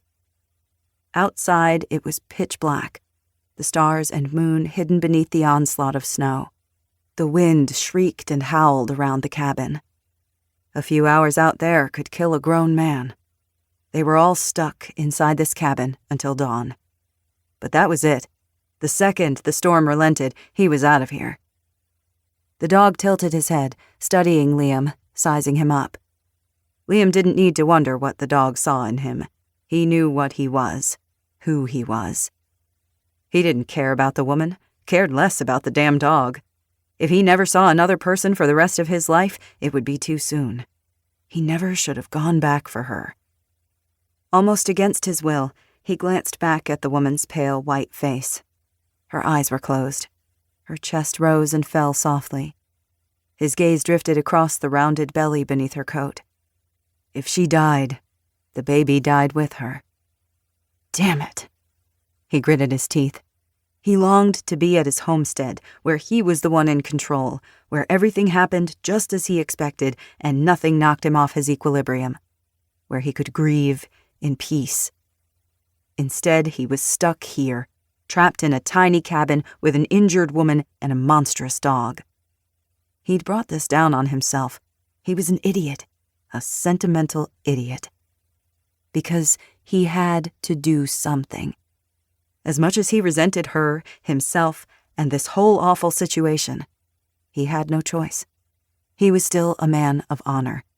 That desire to protect and defend, it was still in him. It was who he was, whether he liked it or not. Liam steeled himself, took a step toward the woman, the cot, the dog. Chapter 24. Liam, Day 3. The dog watched him. Liam took another step, hand still on his knife. The dog lifted his head, alert, suspicious. "Not going to hurt her," Liam murmured. "Just trying to help." The dog offered nothing. He was still undecided then. Liam took 2 more steps until he was in front of the fire and a few feet from the dog. The opposite side of the woman's cot was pushed up against the wall. The only way he was reaching her was through the dog. The dog growled, bared his teeth. Adrenaline spiked through Liam's veins. His primal brain screamed, "Run!" He didn't. The dog leapt to his feet, hackles raised, saliva glistening from his jaws. He was too thin and malnourished, but still massive, his body thick with ropey muscles beneath that dense white coat. "She's likely got frostbite," Liam said to the dog, like an explanation would make a difference. "Maybe hypothermia. I've got to warm her up." He knew techniques to deal with a dog attack, even ones as large and fierce as this one. They all ended with a dead dog. He preferred not to use them. This animal was defending his mistress. Liam respected that, respected the dog. He moved his hand away from the weapon at his side. He held out both hands again, palms up. The universal gesture of peace, if dogs understood that sort of thing. "I'm trying to help." Everything in Liam told him this was a bad idea, but he forced himself to move forward anyway, his movements slow, measured, and unthreatening. I need to get her close to the fire. With the dog on his feet facing Liam, Liam had just enough room to slide in beside him and reach the cot. Liam inched closer. If the dog was going to attack, he'd attack. There were worse ways to die. The dog growled again, but it was softer this time. An "I'm not happy about this and I want you to know it" growl, not an "I'm going to rip your throat out in 2 seconds" growl. The dog took a step back, pressing his hindquarters against the cot, almost as if he were making room for Liam. Liam would take it. "Thanks," he muttered. Carefully, he pulled the woman's cot closer to the fire so she got as much warmth as possible. "Now I'm taking off her wet outer clothing. That's all." He bent over the cot and deftly unbuttoned the woman's damp coat. He lifted her head and upper shoulders and got it off her. Beneath her coat, the oversized hunter green sweater and undershirts she wore were still dry. Liam left them on. She never woke up. He moved to her oversized boots, unlaced and removed them, and peeled off 3 pairs of damp wool socks. Her feet were white and freezing cold. Her heels and arches were wet and shriveled. On her toes, the skin was pale, hard, and waxy-looking. The symptoms of trench foot and frostbite, hopefully mild. She also had hypothermia. He wasn't sure how bad it was. She'd sounded foggy and delirious before losing consciousness. He knew immersing only the torso in a warm bath was the best treatment, but there was no bathroom but the outhouse, no bathtub or running water. It was important not to rewarm her too rapidly, which could cause circulatory problems and lead to heart failure. Not that he had the resources on hand to do so anyway. He placed her socks and boots on the mantel beside his own to dry. He had an extra pair of wool socks that he hadn't used yet. He put them on her feet instead of his own. He could reuse his once they'd dried out by the fire. He let the water over the fire get hot but not boiling and poured it into one of his water bottles. He placed it against her neck to help warm up her blood. He did the same with his second water bottle and, without looking, placed it against her groin. He shot a wary glance at the dog. The dog stared back at him, black lips pulled back slightly, a constant, low rumble of disapproval in his throat. He watched Liam just as warily. "Almost done." He tugged off her mittens, then her gloves. The glove on her left hand stuck and refused to come off. Her fingers were stiff and bizarrely twisted. He had to carefully tug off each glove finger individually, but he finally removed it. He drew in a sharp, startled breath. Her fingertips were red from frostnip, but that wasn't what drew his attention. In the flickering firelight, her left hand was garish and misshapen. Several of the fingers had been broken and never healed properly, not just once, multiple times. Liam shuddered. He'd seen plenty of war wounds from his years in Iraq and Afghanistan, but nothing quite like this, and certainly not stateside. What had happened to this woman? What would do something like that? Or who? Just what the hell had he gotten himself into? Chapter 25. Pike. Day 4. Pike came across the remote cabin around midnight. It was oppressively cold. He could barely feel his extremities. His winter clothing was top of the line, rated for Arctic weather. It felt like the Arctic now, with the snow swirling around him, the driving wind, the dense darkness. He couldn't remember a colder winter, but none of that mattered now. The adrenaline and excitement thrumming through his veins was warmth enough. He'd found her. With the light from his headlamp, he'd tracked the girl's path off the logging road into the woods. There the trail had gotten muddled. Mashed and trampled boot prints. Dog prints. His dog. The damn dog was with her. She probably thought she'd saved him. Pike would cut out the animal's heart in front of her first. Then he'd take care of her. He tamped down his fury and studied the tracks. She'd fallen several times. He could see where her knees and hands had sunk into the deep snow. She kept getting up. She'd figured out her error and turned back to the road. He smiled grimly as he followed the tracks. Human prey was infinitely more interesting than a dull animal. Animals were predictable. Humans could be surprising. Rarely, but it was possible. His smile faded when he noticed the second set of tracks. Large footprints, deep indentations, someone large and heavy. A man. What the hell was this? Who was stupid enough to be out in the middle of nowhere during a snowstorm? Clearly, someone who deserved to die. The intrusion of the second person checked him. Another dynamic to add to the mix. A surprise. He followed his quarry until the first set of tracks, Hannah's tracks, disappeared. Only one pair of boots and one set of paw prints switched directions and crossed the opposite side of the road and continued into the woods heading north. The second set of tracks were deeper now, long, fast strides. He went still. The pieces snapped together in his mind. The man had found her.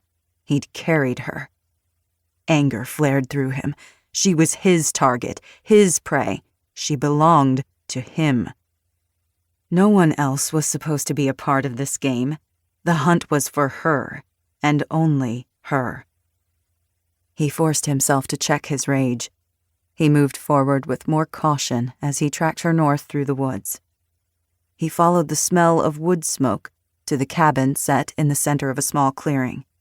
Smoke swirled from the brick chimney. A soft yellow glow lit up the two windows. He carefully circled the cabin, thinking, considering, careful to stay within the trees. He circled the cabin again, furious but steady and focused. He prided himself on his ability to rein in his temper and control himself at all times, except for the rare, precious moments when he unleashed his full fury on his prey. He longed to storm inside and eviscerate them both with his hunting knife, to feel her blood pulsing over his hands, to break her bones and watch the life bleed out of her. To cut out the thing that belonged to him, the thing she'd stolen. But he couldn't. Not yet. Not without knowing who else was inside the cabin. His skill set, his weapons, what type of challenge he presented. Pike did nothing on a whim. His every action and reaction were carefully calibrated beforehand. He did not make mistakes. And he would not make one here. The icy cold stung his face beneath the balaclava. It sapped his strength, his energy, his vitality. The storm was so fierce now that visibility diminished by the second. He needed to seek his own shelter, set up his tent, or build a snow trench to keep his body temperature up through the night. He knew where they were. He would wait, watch, and strike when he was ready. 30 perilous miles still stood between these two and the nearest real town. Plenty of time for what he had planned for them. Chapter 26. Hannah. Day 4. Hannah woke with a start. Her dreams were feverish nightmares, filled with blood and screams and demons with red pulsing eyes chasing her down, their claws long as knives. She was running, always running, but never able to escape, never able to run fast or far enough. She sat up, gasping, her heart jackhammering in her chest, her pulse a roar in her ears. Her head whipped around, eyes wide as she took in her unfamiliar surroundings. She didn't remember where she was. She didn't remember any of this. Instead of concrete, the walls and floor were wood. Instead of the single glaring light bulb, flames cast a flickering glow over the small single-room cabin. She sat on an uncomfortable camping cot. Her coat was gone. So were her gloves. Her prickling, stinging feet were encased in a pair of blue wool socks she'd never seen before. She wasn't alone. The man was lying in a second cot across the room. His eyes were open. He was watching her with those steely gray blue eyes, intense and penetrating, unnerving. Instinct took over. Heart in her throat, she flung herself backward. She fell off the cot, landing on her butt and groping for the knife looped to her belt. It wasn't there. She was defenseless, utterly defenseless. Terror coursed through her. She could barely see straight, couldn't think. The door. Escape. She had to get out of here. Had to run before it was too late. "Your knife is on the mantel," the man said evenly. "Didn't want you to accidentally cut yourself." "Please, just let me go." He sat up slowly, never taking his eyes off her. "You aren't a prisoner. The door's right there." She clambered awkwardly to her feet. Pain needled her toes and heels, her right ankle twinging, but she didn't care, barely even noticed. She darted for the door, sure he would be after her in seconds. She didn't take 2 steps before she tripped over Ghost, who lay on the wooden floor at the foot of the cot. She threw out her hands to break her fall. Her knees and palms stung from the impact. Ghost jumped up, instantly alert, and pressed against her side. She buried her good hand in his fur, borrowing his strength, and struggled back to her feet again. "Wouldn't do that if I were you," the man said. She ignored him and stumbled for the door, Ghost still at her side. She tried to open it. It was locked. Blind panic flooded her veins. "The doorstop," the man said calmly. "You have to move it." Shaking, she bent down awkwardly, bending her knees, and tugged the doorstop out of the way. Straightening, she flung the door open. The frigid air struck her like a physical blow. The shock of it sucked her breath from her lungs. Snow blew into the cabin in swirling gusts. The night was a cold, black thing crouched outside the cabin, waiting to devour her. "You should shut the door." Ghost whined in agreement. She took an involuntary step backward, bracing herself against the cold. She stood in the doorway, swaying on her feet, fear gnawing at her insides, panic fluttering frantically at her brain. The thought of being stuck in here against her will terrified her. She hated the claustrophobic feeling of being trapped, hated it with every fiber of her being. The man frightened her, what he might do, what he was capable of. She couldn't go back out there. It was too dangerous. This was a choice between the terrifying unknown and certain death. She refused to choose death. She forced herself to shut the door. Apprehension churning in her gut, she leaned heavily against it, let the solid strength of the wood hold up her shaky legs. "There's no lock on the inside," she told herself. "You can leave any time you want to." She recounted the logs in the fireplace, the socks on the hearth, the planks of wood on the floor, until her rapid pulse slowed and her shallow breathing evened. "Okay," she whispered. "Okay." "Good choice," the man said dryly. "Could you please put the doorstop back in place? It's just a precaution. It's what I always do." Shakily, she obeyed. It wasn't hard to move if she needed. It wasn't like it was a lock. How long was I out?" "You've been out for nearly 7 hours. She shook her head. 7 hours? That was impossible. She licked her chapped lips, pressed her back against the door, her good hand still on the handle. What time is it?"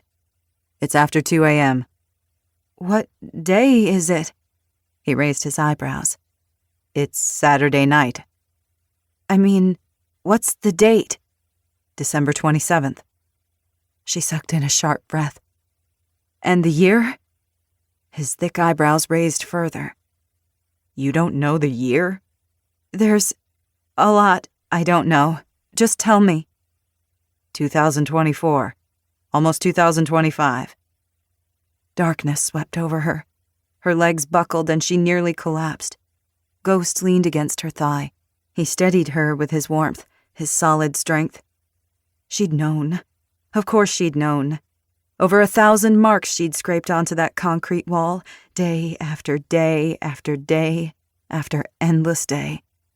She knew she was well into the 5th year of captivity, but to hear someone say it, someone from the outside world, someone who'd been living and laughing and working and loving all this time, all that lost time, it struck her like a punch to the gut. She was taken on December 24th, 2019, Christmas Eve. That she remembered clear as day, even as other memories faded with time, like those old Polaroid photos left too long in the sun. He frowned at her. "Are you experiencing confusion? Memory loss is a symptom of hypothermia." She shook her head. This had nothing to do with hypothermia. She felt unsettled, unmoored from herself, from reality. But she couldn't explain that to him. "I'm sure it'll come back to me." He stood abruptly, moved to the fire, and picked something up. He turned toward her and held out a white mug. "Here. Couldn't give you anything while you were out. You need to drink something hot and sweetened, with high calories. It's just honey and hot water, all we've got. But honey is a very good choice, post-hypothermia." He was right. Still, she stared at the mug warily, like it might transform into a snake and bite her. "Look, lady, you can relax. If I wanted to hurt you, I would have done it already." It wasn't the warmest welcome she'd ever had. Still, his awkward bluntness was faintly reassuring. She took an unsteady step toward him, reached out and snatched the mug. The ceramic was hot, almost too hot, in her hands. Her stomach growled. Suddenly, she was desperately hungry. She retreated to the relative safety of the cot and sat down, Ghost at her heels. She curled the fingers of her good hand around the mug and raised it to her lips. Steam heated her cheeks. She couldn't help herself. She sighed with pleasure as the warm sweetness slid down her throat. She drank more of the sweetened drink, inched closer to the crackling fire, gradually felt warmth and energy seeping back into her body. Needles pricked her hands and feet as they slowly returned to life. Still, Hannah didn't let her guard down for a second. Chapter 27. Hannah. Day 4. Ghost flopped back to the floor in front of the fireplace, stretched out his long body, and gave a satisfied yawn. Apparently, the tension was over for him. Not for Hannah. She couldn't relax. Her muscles were tensed, her jaw tight. She had to remain vigilant, be ready to run at a moment's notice. He saved you. Didn't matter. Just because this man acted nice didn't mean he was. She couldn't trust him. Trusting the wrong person had cost her nearly everything before. She wouldn't make the same mistake twice. The fire crackled. The cabin creaked. Outside, the wind howled mournfully. She studied the man out of the corner of her eye, still cautious. He was tall, broad-shouldered, muscular. Chiseled features and those arresting gray-blue eyes. She'd been too terrified to notice before, but he was ruggedly handsome, strong. His whole body radiated power and competence. But there was something else. A tension in his shoulders, shadows behind his eyes, a grim wariness in his expression. She glimpsed the gun holstered at his waist, the tactical knife on his belt. He was armed. Nothing about this man suggested that he was harmless. She needed to be careful, very, very careful. The man got up, added another log to the fire, pushed it around with the poker, and sat back down on the cot on his side of the cabin. He glanced at her. "How do you feel now?" Hannah finished drinking and set the mug down on the floor. She crossed her arms and cradled her ribcage, hugging herself. She felt drained and shaky, still exhausted, though she'd slept for hours. But the bone-chilling cold was gone. Her head was clear. She could think. She touched her belly, felt movement, and quickly moved her hand away. "Better."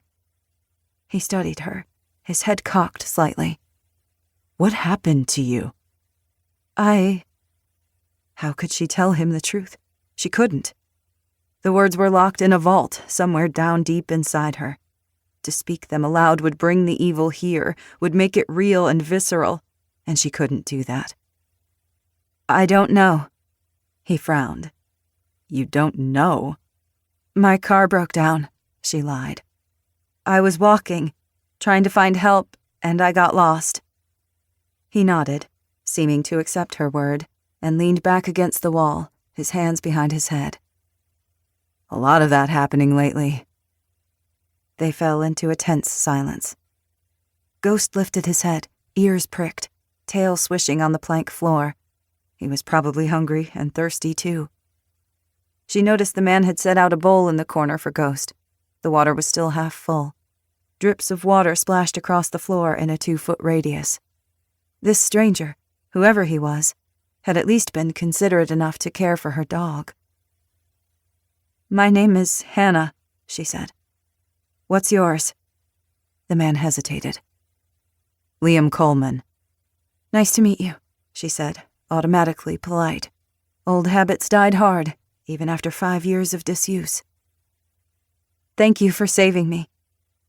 He shrugged, said nothing, seeming uncomfortable with the gratitude. "Do you know where we are?" "We're in the middle of the Manistee National Forest." "On the northwestern side of the Mitten?" He nodded. "Above Muskegon." She took it in. She'd been in Michigan all this time, just as she'd suspected. As a kid, she'd once camped along the Manistee River with her grandparents before they'd died. "Do you have a phone? I need to—" Her throat tightened. She almost wept at the mere thought of Noah and Milo, that she might actually get to see her son again, to hold him. "My family, I need to let them know where I am, that I'm alive." He glanced at her, surprised. "You don't know?" "Don't know what?" "Phones aren't working." "There's no service out here? I guess that makes sense." "Not what I mean. Near as I can tell, phones aren't working anywhere. Not in Michigan, not in Chicago. The whole eastern seaboard and the Midwest are down, maybe the West Coast too." Disquiet filled her. Foreboding prickled at the back of her neck. He wasn't making sense. "Down? What does that mean?" "Power is out. Communications, even cars. It wasn't just yours. The computerized parts in almost every newer model vehicle made in the last 2 decades got fried." She shook her head, incredulous. Maybe he was insane, or mocking her, deceiving her with wild stories for his own entertainment. "That doesn't make sense." "Believe what you want. It's not my job to convince you. But you won't be able to call home, not even when you get to a town." She remembered the light bulb flicking off in the basement, the fridge and the generator silent, the security system down, the secure door unlocked. Goosebumps pimpled her arms. For once, it wasn't because of the cold. She felt sick to her stomach. Could it possibly be true? Was this, whatever it was, the reason she was free right now? What could do something like that? "An electromagnetic pulse," Liam said. "An EMP. Chapter 28. Hannah. Day 4. "What's an EMP?" Hannah asked. Just the word sent shivers of dread up and down her spine. She hugged herself more tightly, inched closer to the fire. "It fries electronics, transformers, anything with a computer chip, like phones, computers, and cars." "What causes it?" Liam sat up straighter and raked a hand through his dark brown hair. "A solar geomagnetic storm could fry transformers and take out the power grid, or a high-altitude nuclear blast." "A nuclear blast? Like with radiation?" His expression darkened. "If it detonated in the atmosphere, say 60 miles up, it wouldn't cause a massive firebomb and mushroom cloud like with Hiroshima. The threat is in the high-frequency burst of electromagnetic energy." He seemed deadly serious. She didn't want to believe him. She'd rather have it be some sick, twisted joke. But she could still feel the locked door opening beneath her hand, the lurch of hope in her chest. She believed him. It was too crazy not to be true. The irony of it didn't escape her. She'd fled her prison, only to find the world in far worse shape than she'd left it. She tried to imagine life without smartphones or the internet, tried to imagine entire states without electricity or heat in this brutal weather. Winter was only the beginning. She just hoped Noah and Milo were safe, That was all she cared about. Whatever crisis had just beset the United States, she would worry about it once she was home. Right now, her complete focus was on staying alive. She cleared her throat. Is there any way to contact the police? Why would you need to call the police? She licked her chapped lips. She didn't answer. Couldn't answer. I doubt anyone's out here looking for you, if that's what you mean. Law enforcement has their hands full already. No one had been looking for her for a long, long time. If this EMP thing had really taken down the power grid, she was on her own. But she'd always known that, deep down, hadn't she? That getting home would never be as easy as breezing into the nearest police station and reporting her status as a missing person, newly found. It was up to her to get home. It always had been. She pictured Noah and Milo as she'd last seen them 5 years ago. Noah tall and trim, with his wiry athleticism and easy, charming smile. He was dark-haired, like his Venezuelan mother. Easy-going, until he was pushed too far, like his short-tempered Irish-American father. Whatever his faults, he'd never yelled at her, never hit her. Not once. Milo was born with his grandmother's olive complexion, curly black hair, and huge dark eyes. Nothing like Hannah's own chocolate brown hair, forest green eyes, and fair, freckled skin. Milo was inquisitive and sensitive, tender and affectionate, but also immensely stubborn, like she was. Her throat tightened.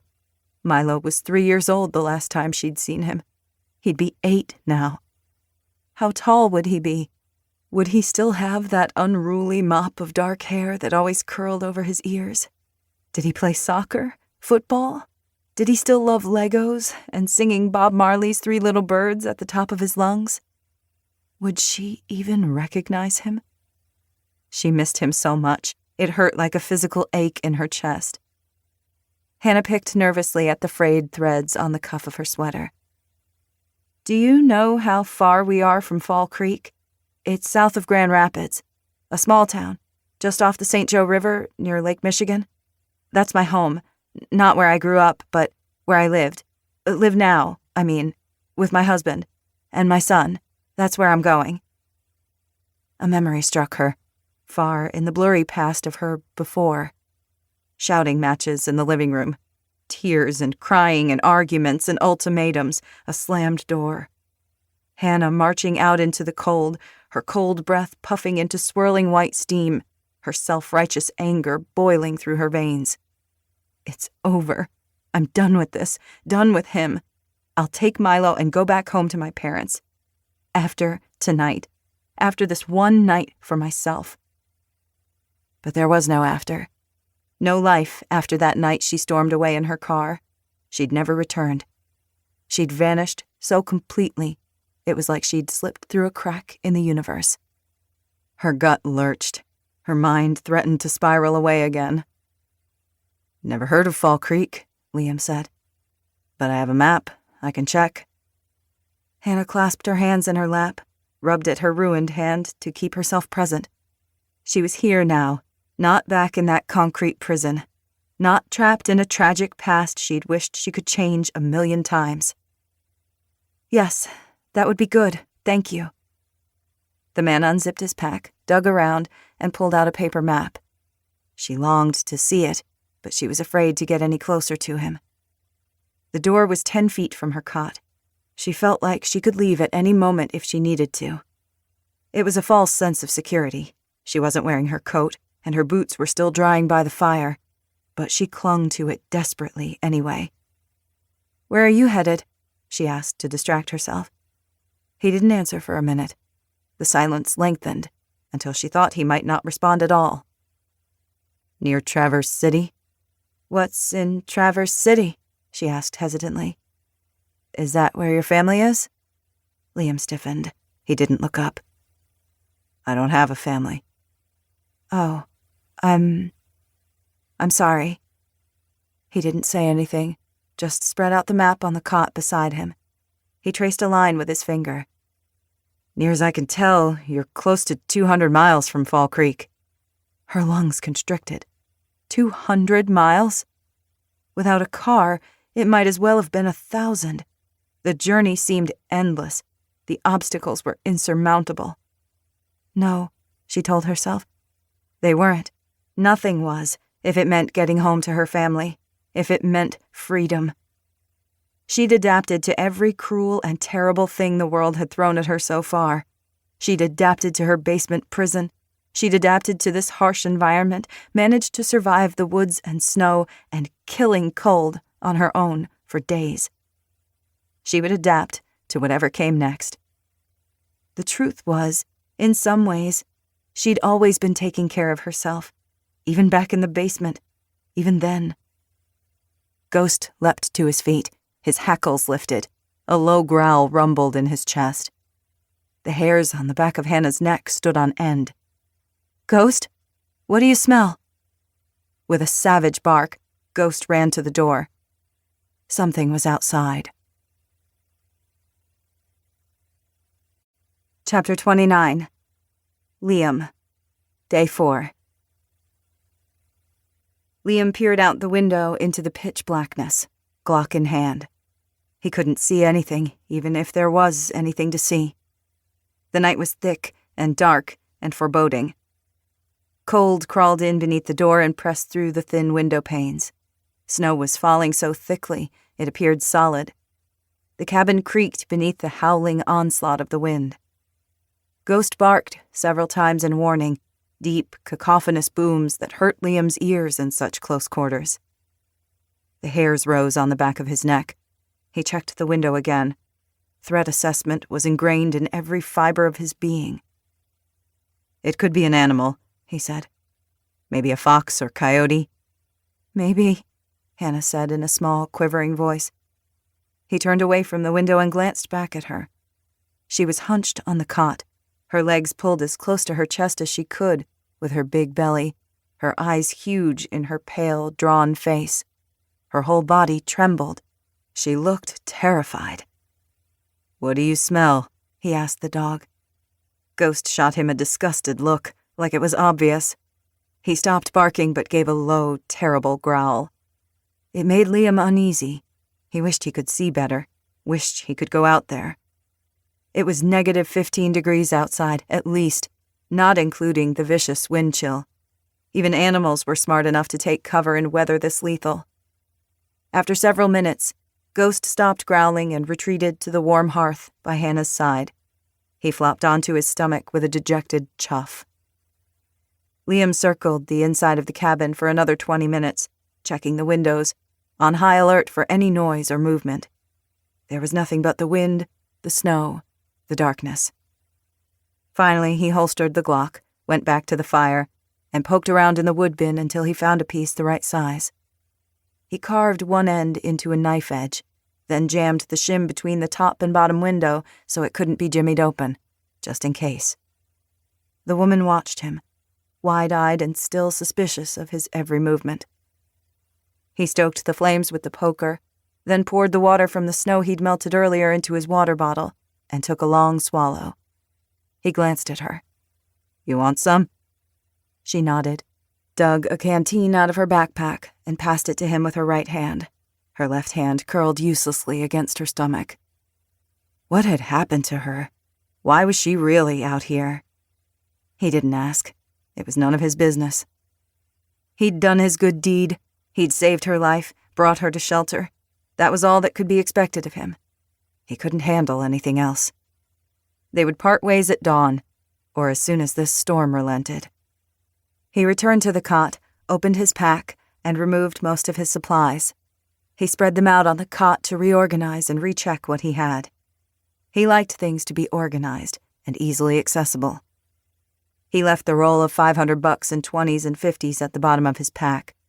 He hadn't eaten into his funds yet, too wary of interaction to approach a store or gas station.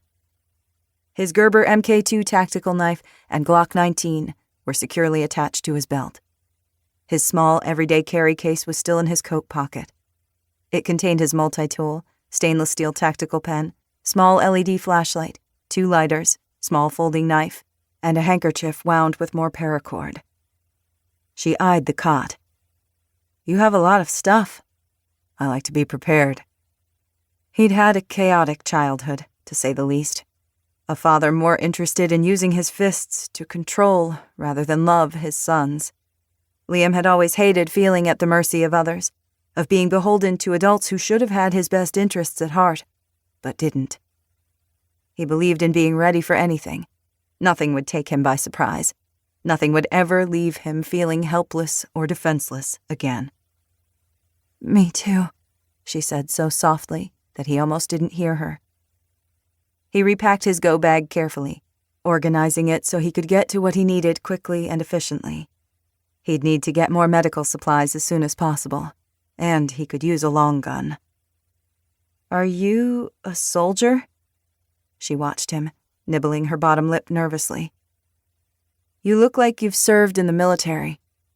He had, but it wasn't something he liked to talk about. The military had been his salvation, a way to escape his depressing home life. He'd joined up the day he'd turned 18, eventually earning the distinction of serving as an elite Delta operator. After 8 years of seeing too much and doing worse, he'd been medically discharged for a back injury. 5 crushed discs, jumping from choppers and airplanes with Special Forces. He worked out regularly to remain fit, but he couldn't run and jump like he used to. He hated it, but he'd learned to live with it, along with the bad memories, the nightmares of combat, of fear and pain and death. He'd learned to live with a lot of things. "Something like that," he muttered, staring down at his hands. A beat of awkward silence. "What do you do?" he asked, because it seemed rude not to after her barrage of questions. "I'm, She hesitated. "I used to be a singer. I was going to school for music education, but I don't sing anymore." He didn't say anything. The wind moaned. Tiny bits of ice ticked against the windows. "You said you don't have a family? None at all? No parents? No brothers or sisters?" Emotions rose in Liam's chest, unbidden. Remorse, guilt, loss. His father had been a low-life drunk who'd barely kept food on the table and seldom kept his fists off their mother, a depressed woman who'd never been much of a mother. They were both dead now, had been for years. His only other family was his twin brother Lincoln and his sister-in-law Jessa. Gregarious, outgoing Lincoln, with his infectious laughter, his constant optimism, his extravagant love of life. The complete opposite of Liam, who was shy and withdrawn and lonely, even as a child. His twin's absence carved a hollowness in his chest, an empty space where his heart should be, but wasn't. And Jessa, compassionate, calm, and steady, her long black braids framing the regal structure of her face, her warm smile and radiant light brown skin, the most beautiful woman he'd ever known. Liam had one other living family member. He couldn't think about that. It would undo him. Grief surged through him, regret like acid burning the back of his throat. He blinked, forced out the terrible memories. The whiff of jasmine perfume, the screams and the blood and the stench of burning jet fuel. "You need rest," he said, more sharply than he intended. She flinched. Guilt stabbed him. He hadn't meant to hurt her. Softer, he said, "And you should eat something." "I'm out of everything but peanut butter." She spoke the words cautiously, carefully, like if she said the wrong thing he'd snap at her again. Or worse. The guilt worsened. He looked away. "I have some chili stew. I'll heat it up for both of us." Anything to distract him from his own shame, from the memories that haunted his every step, invaded his dreams. After he heated the chili over the fire, they ate in tense silence. The flames roared and crackled as another log caught fire. He didn't feel like talking. Neither did she. She sat hunched and cowering in her corner and didn't ask any more questions. She poured half her chili into her own camping pot and set it on the floor for Ghost, who wolfed it up in a couple of bites and licked the bowl clean. When he finished, Ghost nosed at the door, needing to relieve himself. The woman moved the doorstop, let him out, and slammed the door shut as a gust of snow blew into the cabin. The cold hit them like a slap. Wind moaned through the trees. The branches groaned and creaked and scraped the roof. A minute later, Ghost returned, alerting them with a deep, booming bark. He shook his coat, spraying snow everywhere, and curled up before the fire with a smug, satisfied expression. She glanced at Liam warily, her mouth pressed into a thin line. "What is it?" "What do we do?" She waved her hand, embarrassed. "When we have to go." "The outhouse is 10 yards behind the cabin." She blanched. "It's that, or pee into a pot in here." She glanced at the door, at him, at the door again, wrinkled her nose. "Outside it is." "Maybe don't go to the outhouse," he said, reconsidering. She was likely to get disoriented in the storm, and then he'd have to freeze his butt off to find her. "Just go right outside the cabin and come back." They shrugged on their coats, boots, and all their winter gear, and took turns doing their business. Liam had never missed a functioning toilet inside a warm building more than he did right now. Once they were back inside, he put the doorstop back in place and added more logs to the fire. "As soon as this storm stops, I'll be on my way. You can stay here as long as you need to." She looked a little taken aback. She bit her chapped lower lip and nodded. He cleared his throat. "I wish you luck on your journey." "Thank you." She glanced at him with those big, doleful green eyes before dropping her gaze to her clasped hands. Those eyes were disconcerting, green as moss, as the deepest forest. "Get some sleep," he said brusquely. She lay on the cot, facing him, her eyes open and staring. He'd noticed when she retrieved her kitchen knife from the mantel, but pretended not to. She was scared of him. He hated that. It made him angry, not at her, but at whoever could do that to another human being. He tried not to think about the pregnant woman out there tomorrow, on her own, so small and wan and afraid of everything. She wasn't his responsibility, wasn't his problem, he told himself again and again. The words rang hollow in his own ears. He slept fitfully that night, not from fear, but something else. The sorrow creeping up on him. The what-ifs, the should-haves circling in his mind, relentless. The regret and self-loathing like a block of ice in his belly. The storm raged all that night and into the next day. They spent most of the fourth day eating, heating more melted snow to wash themselves down, and lying on their cots, drifting in and out of sleep to the sounds of the crackling, hissing fire and the cabin creaking and settling, the snow pelting the windows, the wind moaning. He and the woman were both mentally and physically exhausted. Their bodies craved the extra rest. Eventually, they both succumbed to it. Sometime during the middle of the second night, the howling wind abated. He raised his arm and looked at his mechanical watch. Only 3:23 a.m. He laid back on the cot, adjusted the go bag beneath his head, and closed his eyes. He needed as much sleep as he could. His own journey wasn't over yet, not by a long shot. Chapter 30. Liam. Day 5. Liam was up just as the first fringe of dawn brightened the cabin windows. The snow had stopped falling and the wind had died down, though the relentless, killing cold snuck through the cracks in the window frame with bitter, seeking fingers. The storm was over. Time to leave. The woman still slept in her cot, curled into a fetal position beneath her sleeping bag, her knees tucked beneath her stomach, her long hair a tangled mess around her face. She looked so young, so vulnerable. "You shouldn't abandon her," Jess's voice in his head again. He could almost feel her presence beside him. An ache washed through him, a painful pressure ballooning in his chest, the grief a visceral, physical thing. Grief did that to you, scooped you hollow from the inside out. So did regret. She wasn't real. The voice wasn't real, wasn't her.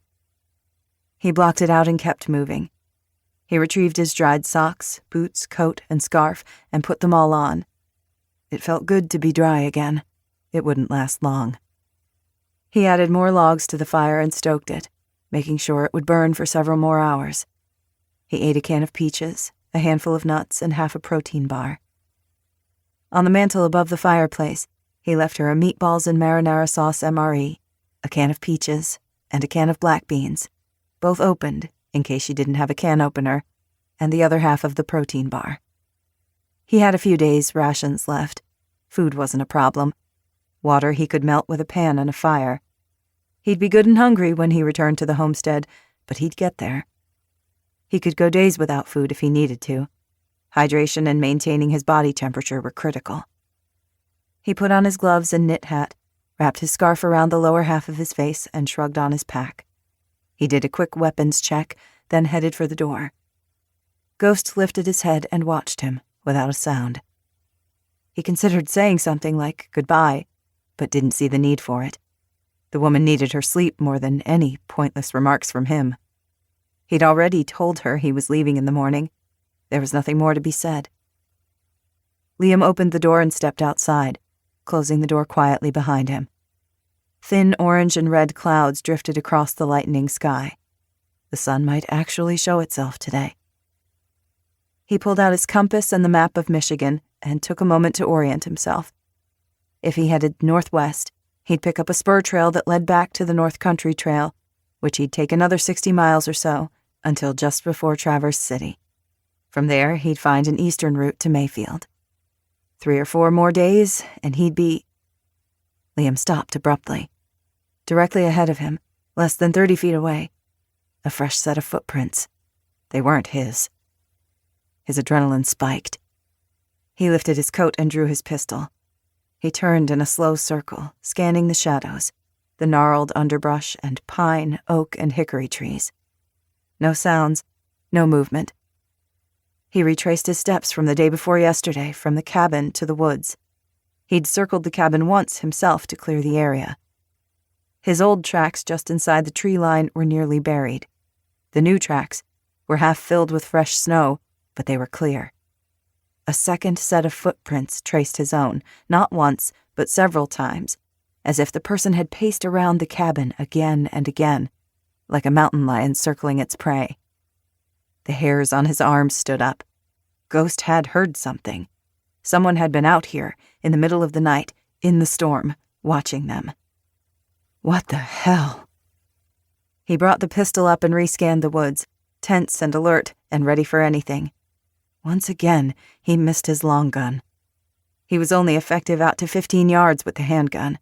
He needed the punch and the range.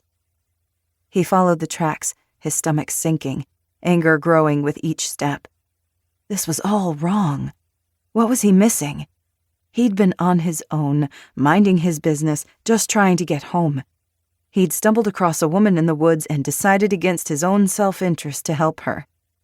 Was the woman bait, meant to lure him into a trap? What was going on? Liam stopped in his tracks. Not 10 yards from the left side of the cabin, something lay in the snow. The carcass of an animal. A coyote. He recognized the gray-white tufts of fur, the pointed ears and narrow muzzle. The animal had been flayed. It lay on its back, its skin opened in 2 bloody flaps on either side of it. The internal organs were laid out like the courses of a feast. Heart, lungs, stomach, the intestines draped grotesquely around the creature's neck. Liam's gorge rose in his throat and he fought down the sour, sick acid burning the back of his throat. This was no roadkill, no half-eaten prey. There was nothing natural about this at all. It was a warning. A threat. Chapter 31. Liam. Day 5. No! The cry shattered the stillness. Liam's head snapped up. The woman stood in her socks in the doorway, her expression stricken. She wore her coat, though it wasn't zipped. Her rounded basketball belly protruded underneath her sweatshirt. Her face had more color, but her eyes were still too big for her face, huge and green and terrified. "It's him," she whispered. "Who's him?" She shook her head. She took a stumbling step backward and sank to her knees in the opened doorway. A low moan escaped her lips. Liam strode toward the cabin, trying but failing to rein in his building frustration. "Who the hell is him? You know who this is?" She shrank away from him, trembling, rocked back and forth, covered her face with her hands. Ghost bounded protectively in front of her. He didn't growl, but his lips curled back from his impressive canines. He stared Liam down. Liam knew better than to take another step. He stopped and kept his hands at his sides. His grip tightened on the Glock. "You know something. Tell me." Another long minute passed. She rocked and moaned, oblivious to anything but her own fear. Liam gritted his teeth. "Fine. Have it your way." He turned on his heels and started to walk away. "Wait." Her hoarse voice was so soft and pathetic, he almost didn't hear her. He stopped. He couldn't help himself. He's after me. He wants me back."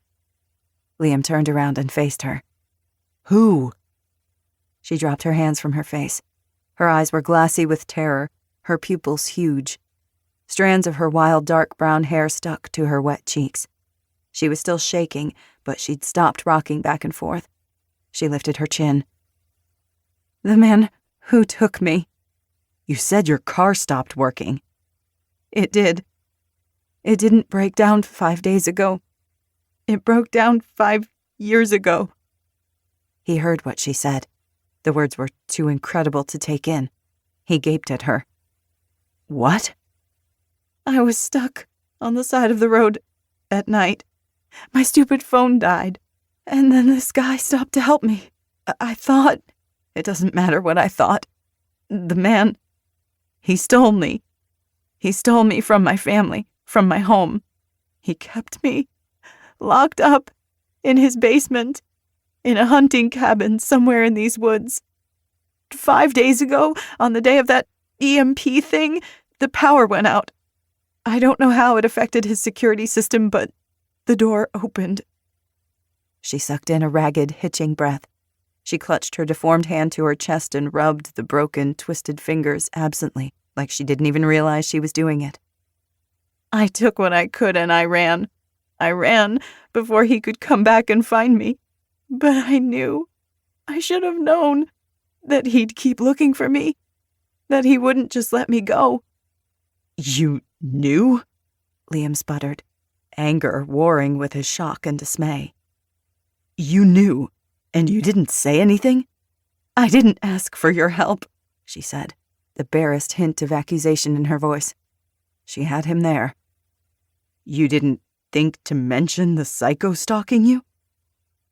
The tears dried on her cheeks. Her eyes flashed with something behind the fear, a hint of will, of defiance. I didn't trust you." He spread his arms, gesturing at the mutilated carcass behind him. "And now?" She visibly deflated. "I didn't think he'd find me so quickly. I didn't think... I'm sorry." It was difficult to maintain his own anger. She was clearly petrified. Her shattered fingers told Liam everything he needed to know. Anyone who would torture another human being by repeatedly and painfully breaking their bones was a sadistic psychopath. And now he was on their trail. Her trail, not theirs, not Liam's. He owed nothing to her, nothing at all. "What are you going to do?" He gazed at the woman, every cell in his body screaming at him to walk away, to turn his back, to leave this drama, this burden, far behind. He was a man haunted, unmoored and untethered, meant to be alone. He couldn't stop staring at her deformed hand, at her rounded belly, the vulnerable child inside her. Memories flooded through him, his blood rushed in his ears, that instinct to protect and defend still somewhere deep inside him. Almost against his will, he thrust his free hand into his coat pocket. It was still there, the incredibly soft, tiny little slip of knitting.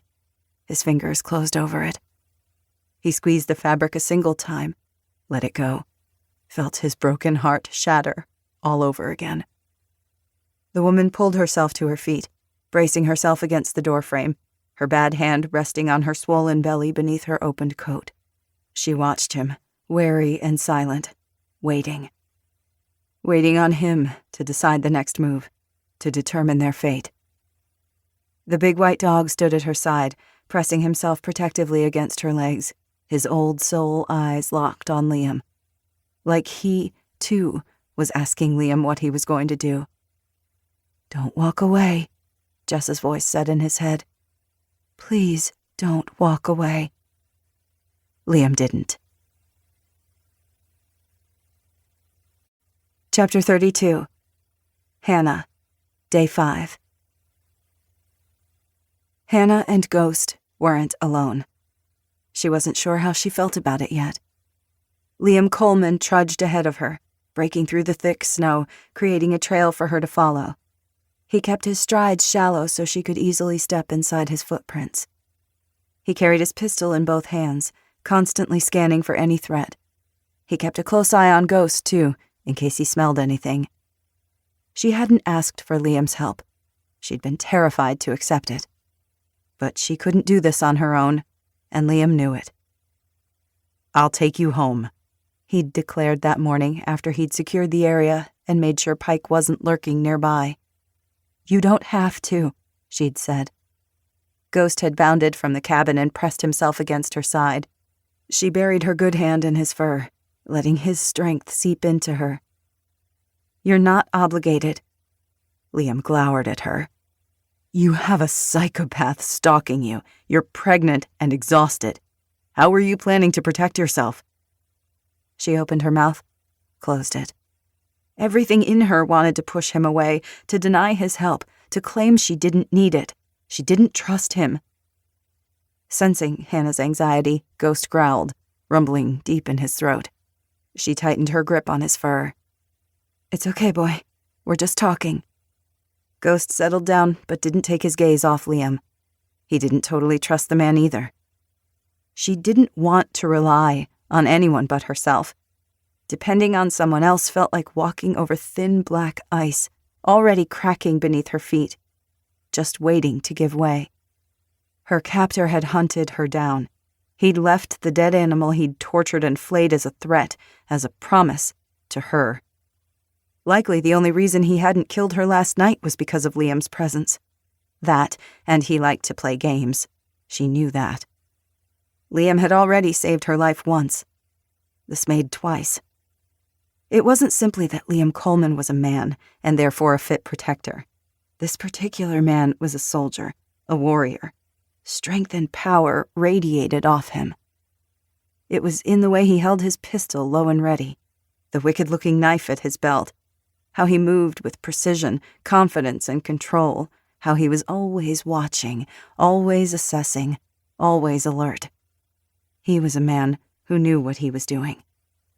She felt a flutter in her belly, a slow turning slide, an elbow against her ribs, a head or a butt pressing against her bladder, always her bladder. She thought of her family, of getting home to Milo. She wasn't making decisions only for herself. In the end, it wasn't even a choice. "Okay," she'd said. He'd looked simultaneously relieved and discomfited. "I'm gone the second I get you home, understand? I'll take on no obligation beyond that."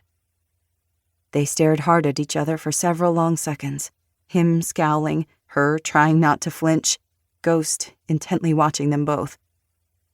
Maybe Liam really wanted to help her after all, though want was too strong a word. He acted like being with her was the last thing he wanted. And yet, here he was. "Thank you," she finally said. "Truly." Ghost tilted his head at her and chuffed doubtfully, as if saying, "Are we really doing this?" "Yes," she answered him. "We are." Liam turned away from her. "Get your things." She collected her stuff, Ghost right beside her, nosing into everything. It didn't take long. It took longer to dress in her multiple wool socks, her sweaters, her coat, scarf, gloves, and finally to sit awkwardly on the cot and yank her boots on, her belly constantly in the way. "How long until we're out of this forest?" she asked, once she'd shouldered her backpack and joined Liam in the clearing. She carefully avoided looking at the flayed coyote carcass a few yards away.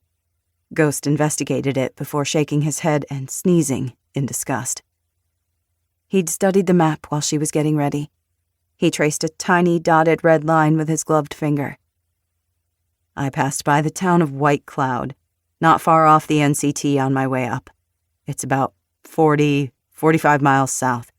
We stay on the NCT until then, 3 or 4 days." He looked at her and frowned. "Maybe 5. She blanched. 5 days? "We're breaking trail in 2 feet of snow and freezing temperatures. And you're pregnant." He eyed her. "You can't do it?" He was looking at her with pity. She despised that look, hated how weak and pathetic it made her feel. She drew herself to her full height. "I can do it." "Good." Still, he glanced down at the map again. "Branch is closer to 20 miles, but it's southwest, and a bit out of the way. We'll see how it goes." "And after that? Will we walk the entire 150 miles? "Not if I can help it. We'll stock up on supplies and find an older snowmobile, a UTV, something. Maybe even a car, if we're lucky." She didn't ask how they would find this magical transportation, like they'd just stumble over it in the snow, keys in the ignition, and the tank full of gas. They stayed off the road. Liam used his map and compass to find the North Country Trail. It hardly looked like a trail with all the heavy snowfall, only a break in the trees. Everywhere she looked, trees and snow and more trees. It was easy to get confused, to get lost. But Liam trekked on with confidence. Clearly he knew his way around the woods, knew how to survive anywhere. Of course he did. Why was she not surprised? For the next several hours she trudged after him, step by weary step. She took 2 pee breaks. Liam hated stopping for anything, and so did she, but it couldn't be helped. As the day warmed into the teens, they were careful to discard layers to keep themselves from sweating. Evaporation would lower their core body temperatures and heighten their risk for hypothermia. Hannah had no desire to go through that again. She'd gotten lucky once. Ghost brushed against her legs, thrust his head beneath her hand, then darted off through the trees after some invisible quarry. Sometimes he trotted on her right, then her left. Then he busied himself checking out some bush or tree or squirrel behind them. A second later, he'd bound ahead of them, black nose sniffing the air, plumed tail pointed straight back.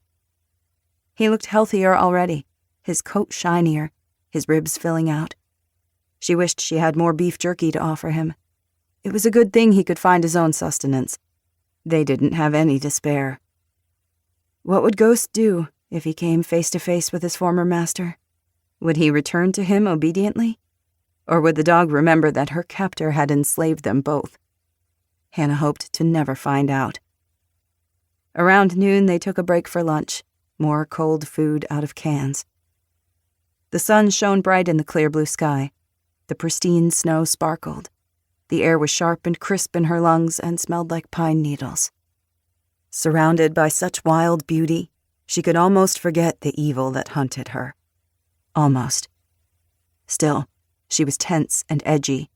She kept looking anxiously over her shoulder, searching the shadows, jumping at every rustle, crackle, and swish. She felt him, in the ache of her broken fingers, in the icy pit of her belly.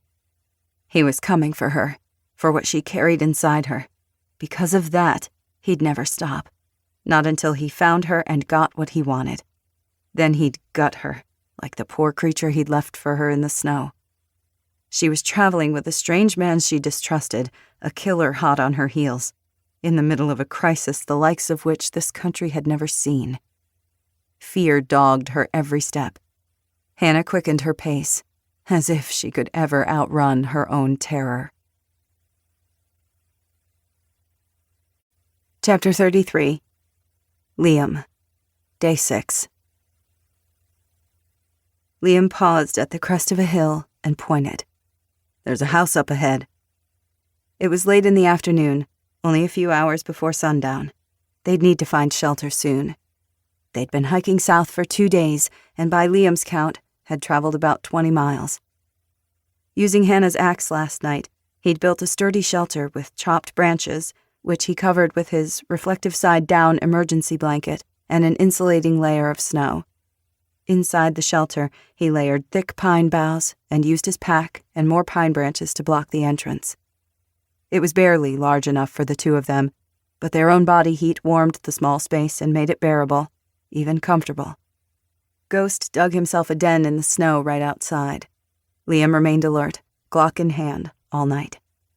He was tired, but he was used to going long periods of time on only 3 to 4 hours of sleep. In training, he'd lasted months. He kept a stash of caffeine pills in his go bag for situations just like this. Now, he studied the house below him. They were still within Manistee National Forest, but they were getting closer to the outskirts, to roads and homesteads, and tiny, blink-and-you'd-miss-it towns. He'd been on the lookout for empty houses. This was the first one they'd come across, only he didn't think it was empty. The woman, Hannah, came up beside him. She was short, the top of her head just below his shoulder. Everything about her was small and fragile and vulnerable. His heart beat a little harder. He couldn't help himself. She stirred that protective instinct in him, the one he'd been sure was dead. No matter the pain that haunted him, she deserved protecting. "Where?" she asked, her voice muffled beneath her scarf. "Across the meadow, through the trees. There, at your 9 o'clock. See the clearing?" She nodded. "I smell smoke." So did he. It was faint, drifting invisibly on the cold, crisp air. "Means it's probably occupied." "Good, then we can ask for help, and maybe some food." "They won't want to help us," he warned her. "How do you know?" "Experience." Her eyes flashed. "I guess we'll find out." He tucked his gun into his coat pocket, unslung his pack, and dug through it for his binoculars. He peered through the trees, trying to make out the shape of the house. A row of thick spruce still partially blocked his view. He needed to get closer. "You have your knife on you?" She nodded. "Keep it ready. I'm going to get a better look." She lifted her coat, unknotted her big, unwieldy kitchen knife, and gripped the handle in her right hand. It took her too long to reach it. In an emergency, it wouldn't help her. The blade looked like it was about to fall out of that awful knot job at any moment. She needed something better, a better knife to start with. One more thing to add to the list. Ghost pushed up between them. He wasn't just huge, he was incredibly heavy, 140 pounds, maybe more, and nearly knocked Liam off balance. It was almost like he was elbowing Liam out of the way. He clearly didn't want Liam anywhere near Hannah. "Deal with it," he said to the dog. Ghost glared at him. "What?" Hannah asked. "Nothing." Liam shook his head and turned back to Hannah. The dog was a good thing. He'd protect Hannah while Liam did what he needed to do. "I mean it. Stay here, and keep the dog with you." Light snow had begun to fall. Thick, wet snowflakes twirled slowly from the gray sky and landed on his head, his shoulders, his nose, and eyelashes. They needed another heavy snowfall to fill in their tracks and slow down their pursuer. He could be right behind them, but Liam didn't think so. The psychopath had left the dead animal 2 days ago, and then he'd retreated, like a coward. Maybe he liked the waiting, the watching, the hunting. He'd show up again, but he'd likely attack on his own terms. Glock in hand, Liam circled the house, keeping a few rows of trees between himself and the clearing. The 2-story clapboard house's white paint was peeling, the snow-covered porch sagging. Smoke spiraled from the chimney. The garage door was closed. A small shed and a larger barn or storage building were set back 30 yards behind the house. Tracks zigzagged back and forth between the barn, the shed, and the house. It was definitely occupied. He preferred to break into empty houses, but they didn't have a lot of options. With 2 people eating through his supplies, he only had some nuts and 2 MREs left. They needed high-quality calories to keep their body temperatures and energy up to slog through all this snow, and Hannah needed even more for the baby. A direct approach was best. He hated to do it, but he'd need to holster his pistol beneath his coat. Knocking on a stranger's door while armed didn't send the friendliest message. The homeowners might decide to greet them with a hail of buckshot before they had a chance to introduce themselves. He backtracked to where Hannah waited obediently, Ghost standing guard beside her. At least she could follow directions, as could the dog. "I'm going to the door. You stay here." She shook her head. "I'm going with you." "No." Her chin lifted slightly. "They're more likely to open the door to a woman." He saw it again, that flash of something. Stubbornness, a hint of defiance. A glimpse of who she might have been before the psychopath got his claws into her. She didn't like to be told no. And she was right, anyway. What lay behind the door was less dangerous than what waited out there. "Fine. We both go. I do the talking. You don't speak. The dog stays." "The dog comes." He holstered his pistol and glowered at her in frustration. "I said..." The hairs on his neck lifted. He sensed something out there, something watching. Liam went for his gun. The crunch of snow behind them. Ghost whirled around, abruptly on full alert. He let out a resounding bark, hackles rising. The distinct racking of a shotgun echoed in the crisp air. "Don't either of you move a muscle." Chapter 34. Liam. Day 6. "Raise your hands, now," a raspy voice demanded behind them. Liam raised his hands, cursing himself for putting away his Glock a moment too soon. "Turn around now, nice and slow." Adrenaline surging, Liam turned around. Beside him, Hannah did the same. She still held the butcher knife.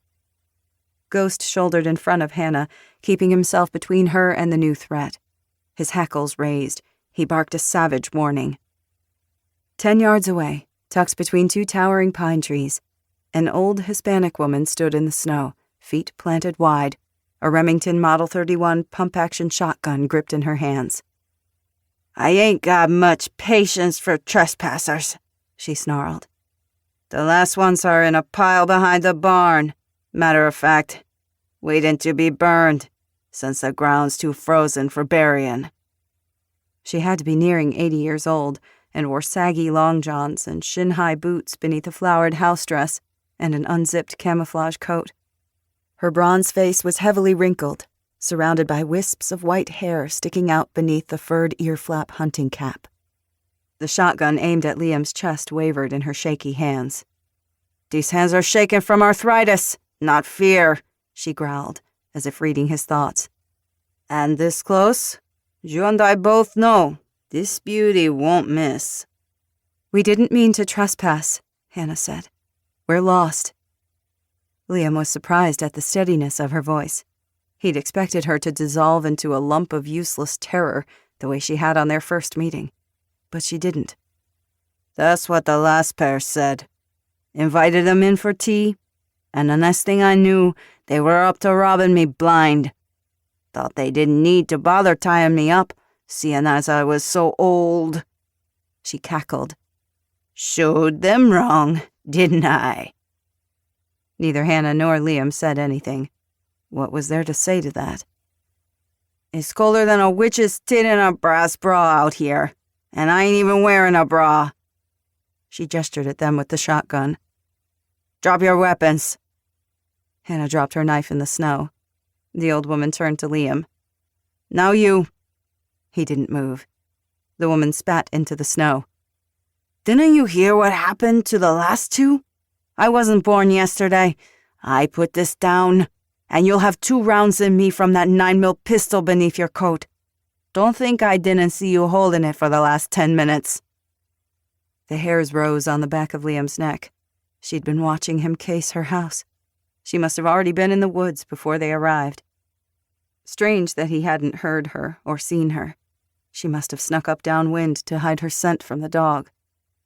As if she'd read his thoughts, she said, I was out collecting kindling and heard your dog. Good luck for me. Bad luck for you." He didn't believe in bad luck, only mistakes. He was losing his edge. He was tired, weary, sick of the constant snow and trees and more snow. It was a poor excuse. He had to do better. Once they got out of here alive. "I ain't asking again." Liam gritted his teeth, reached beneath his coat, and unholstered his Glock, careful not to lift the coat and reveal the knife sheath on his left side. "Remove the magazine. Toss 'em far apart." He obeyed. "Now the rest. I don't have. Lie to me, and I promise you'll be begging to meet your maker before this is through. Drop your knife, boy."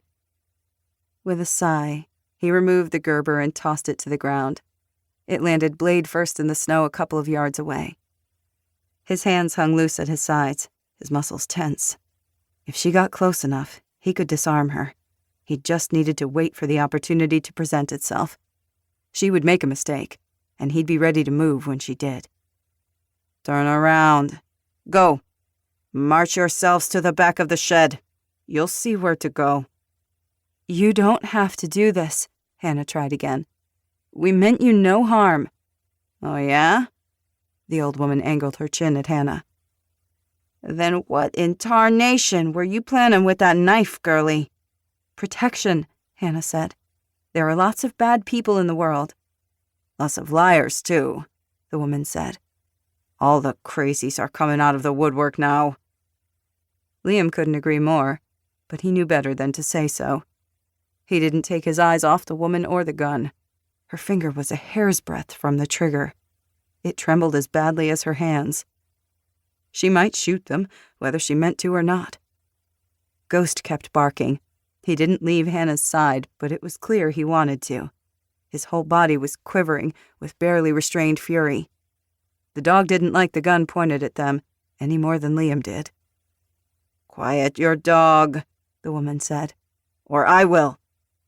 Hannah dropped her left hand to Ghost's ruff. "Hush, boy." Ghost quieted, but for the rumble deep in his chest, a warning that he was ready to act the second Hannah gave her consent. The woman glanced at Ghost. "You got him trained well." "He's not trained," Hannah said. "This is just who he is." The woman grunted. Whether in approval or disgust, Liam couldn't tell. It was hard to read anything beyond the scowl contorting the network of wrinkles spanning her face. "We're leaving now," Liam said. "Put your gun down and we'll walk away. I let you go? You'll just come back tonight and kill me in my sleep." "We wouldn't do that," Hannah said. "You want what I have. Everyone does now." Liam felt Hannah's eyes on him again. "The power going out. It happened to you, too." The woman snorted. "Where have you been? On vacation to La La Land?" Hannah stiffened. "Something like that." "Uh-huh," the woman said suspiciously. "Don't play dumb with me. It'll just make me want to kill you more slowly. Or maybe I'll kill your dog first and let you watch." "No," Hannah cried. "Please. He didn't do anything wrong." The woman shuffled closer, now 15 feet away, her gun trained on Liam. Liam tensed, his hands curled into fists. He willed her just a few steps nearer. He could reach her before she got a shot off. His reflexes were faster, and the one who moved first always had the advantage. The fraction of a second that it took her to react would be enough. Hannah was trembling, but her words were clear and steady. "Let him go. Do what you want to us, but leave him alone." "Hey now," Liam protested, keeping his voice neutral and unthreatening. "I kill you, I have to kill the dog first. He'll have my throat before he lets anyone lay a hand on you, girl. That's plain as the nose on your face." Her hands shook, and she adjusted her grip on the shotgun. "And it'd be a crying shame to kill such a beautiful animal." Adrenaline surged through him.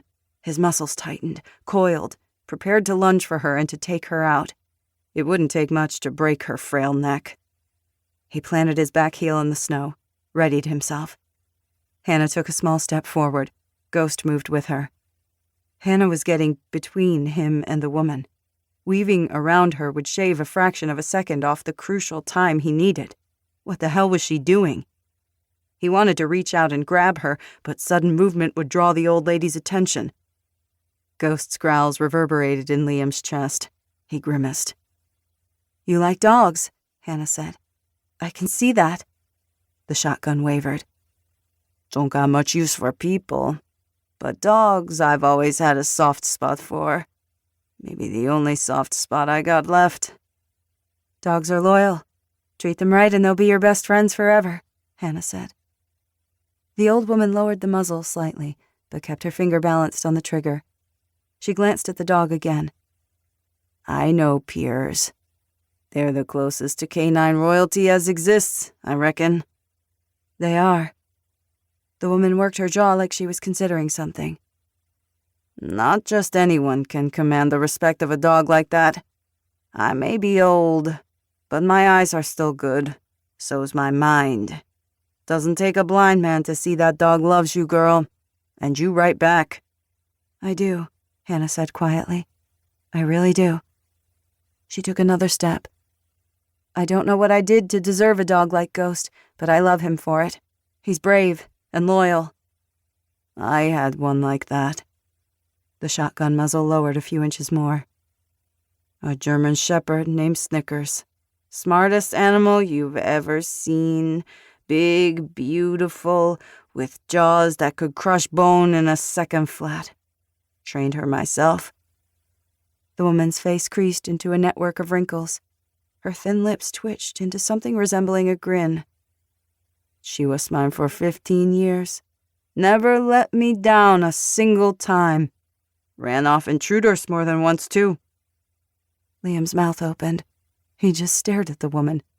His brain couldn't process how quickly everything had just been flipped on its head. A half second ago, he'd been prepared to snap the old lady's neck. She'd threatened to kill them. Now she was smiling like she'd just won a pie-making contest. The crazy old woman dropped the shotgun into the crook of her arm and stuck out her hand. "Name's Cece Dela Cruz. It's a pleasure to meet you."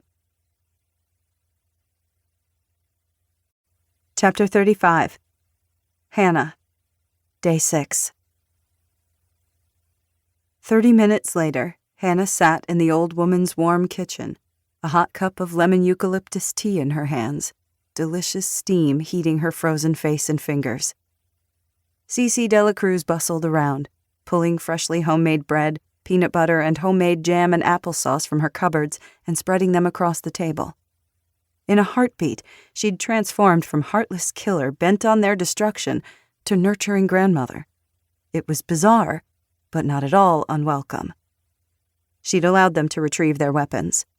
Hannah's kitchen knife lay on the kitchen counter. Liam held his pistol, his tactical knife sheathed at his belt. Cece's own shotgun was leaning against the cupboard below the wide basin of the farm sink. Once she'd decided to trust them, she'd gone all in.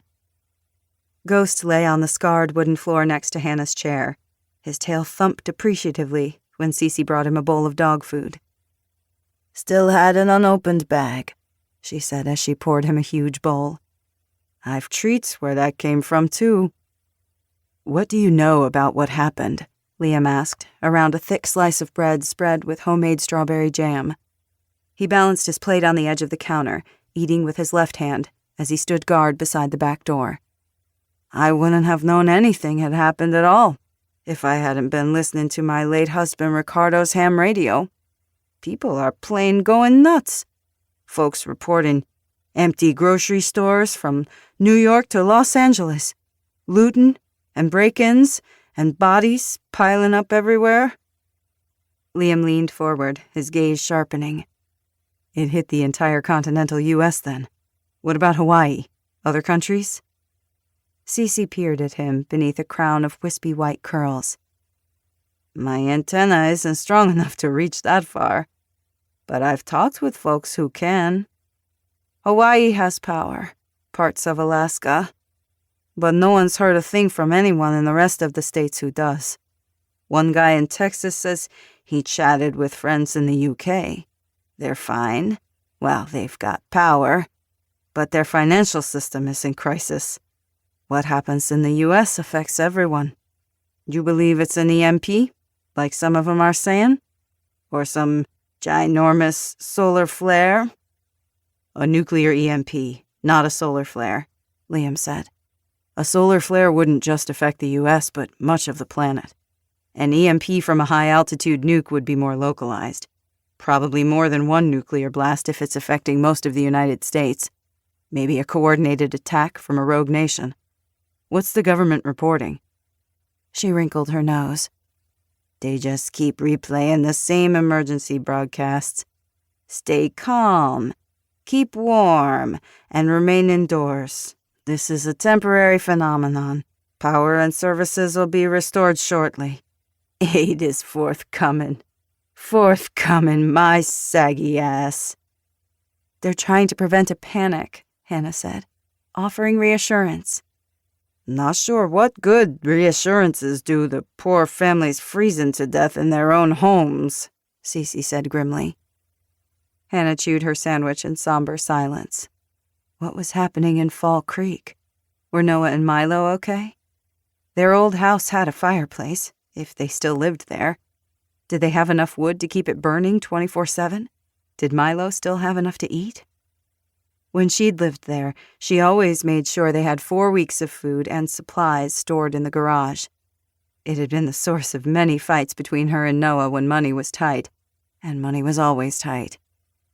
Where she'd grown up in the UP, you couldn't rely on stores always being fully stocked. Snowstorms could knock power out for days. You had to be ready, just in case. Was Noah ready for this? Was he protecting their son? Apprehension tangled in her gut. She longed to be home so badly, it hurt like a physical ache in her chest. Do you think small towns will last longer? She asked. Longer than cities, anyway. Maybe they'll have a chance if they band together, or if someone remembers the old ways of doing things. As late afternoon drifted into twilight, Cece lit 2 beeswax candles on the kitchen counter and sat down opposite Liam and Hannah. The scent of lemon and honey filled the small, homey kitchen. Out here, I gotta rely on a generator anyway. Save it for the important stuff, though. Hot showers and the washing machine. Candles and oil lamps work just fine for light. Got a well with a hand pump, septic system, and the wood-burning stove. Don't go into town more than once a month, so I make sure I got enough to last me a while. Your generator is still working? Hannah asked, thinking how everything had gone silent in the basement, even the generator's low rumble. It's old as sin, and not connected to anything computerized and electronic, so yep.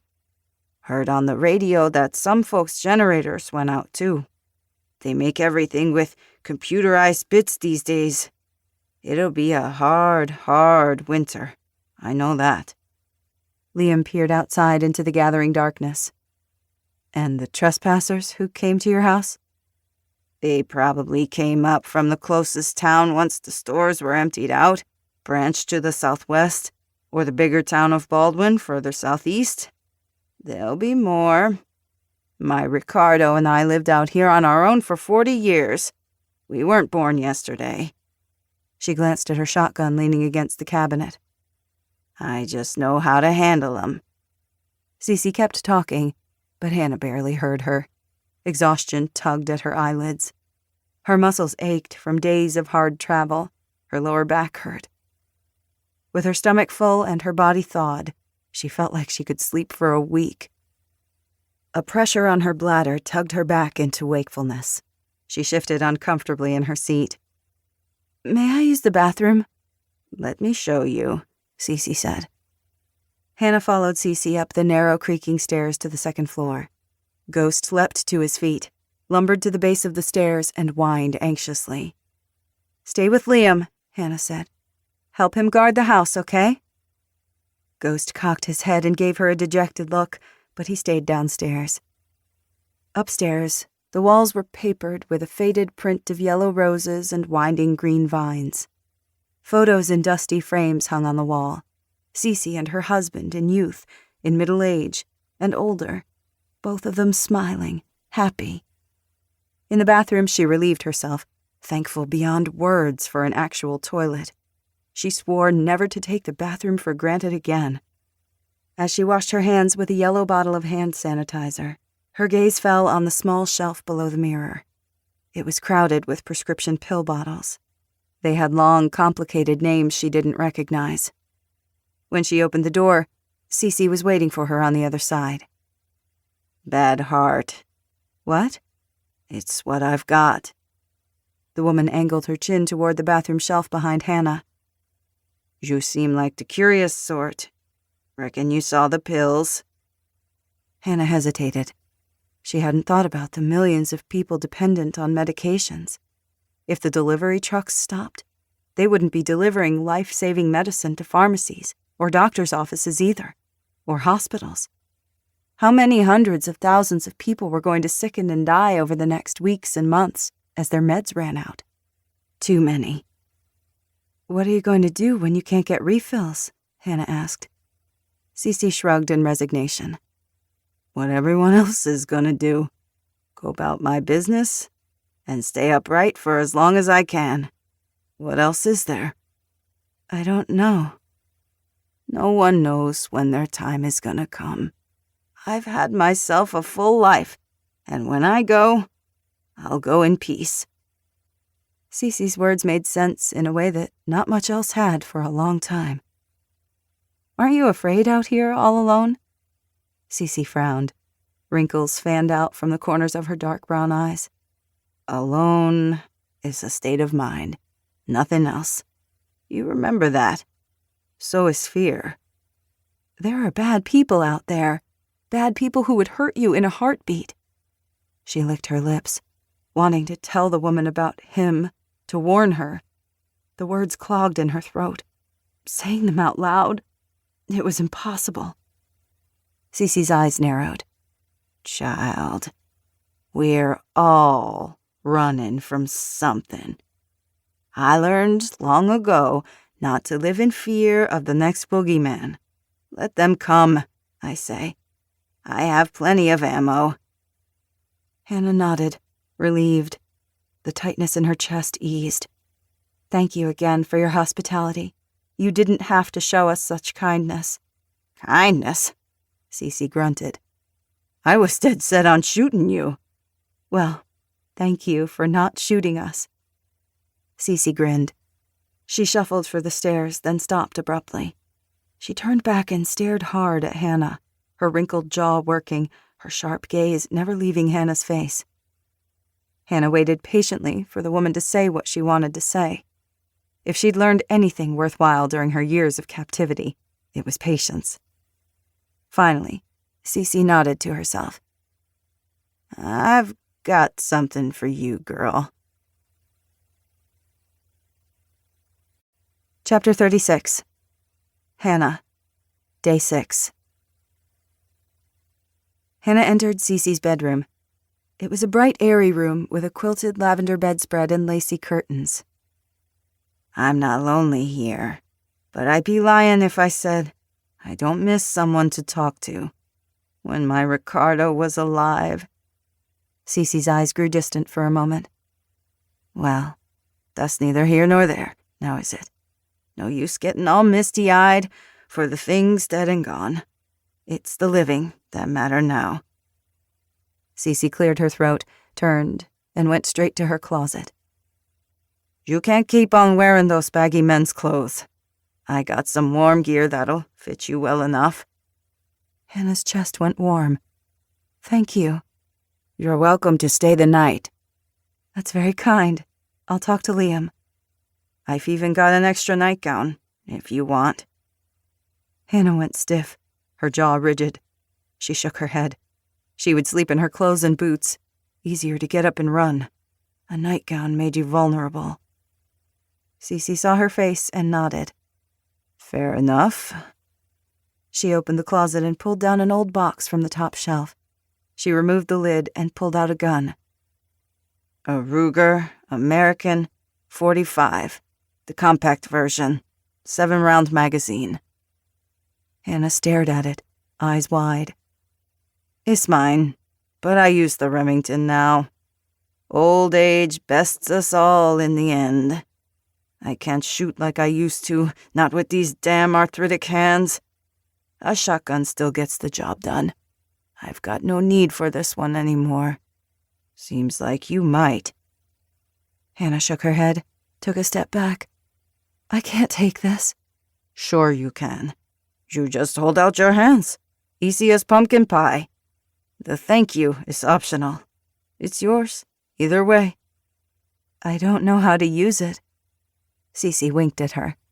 Lucky for you, you've got a good-looking companion who does. Trepidation flushed through her. She wasn't even sure why. I can't repay you. Did you hear me ask for anything? I'm old enough to do what I damn well want to. Cece grabbed Hannah's good hand and thrust the gun into it. Hannah's fingers closed over the cool gray metal. It was lighter than she'd thought it'd be.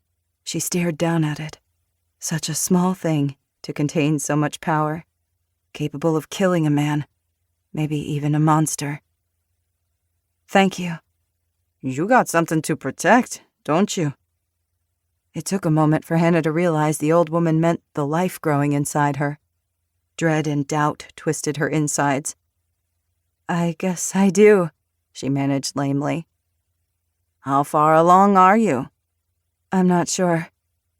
The woman's gnarled eyebrows shot up to her hairline. Surely you've got an idea.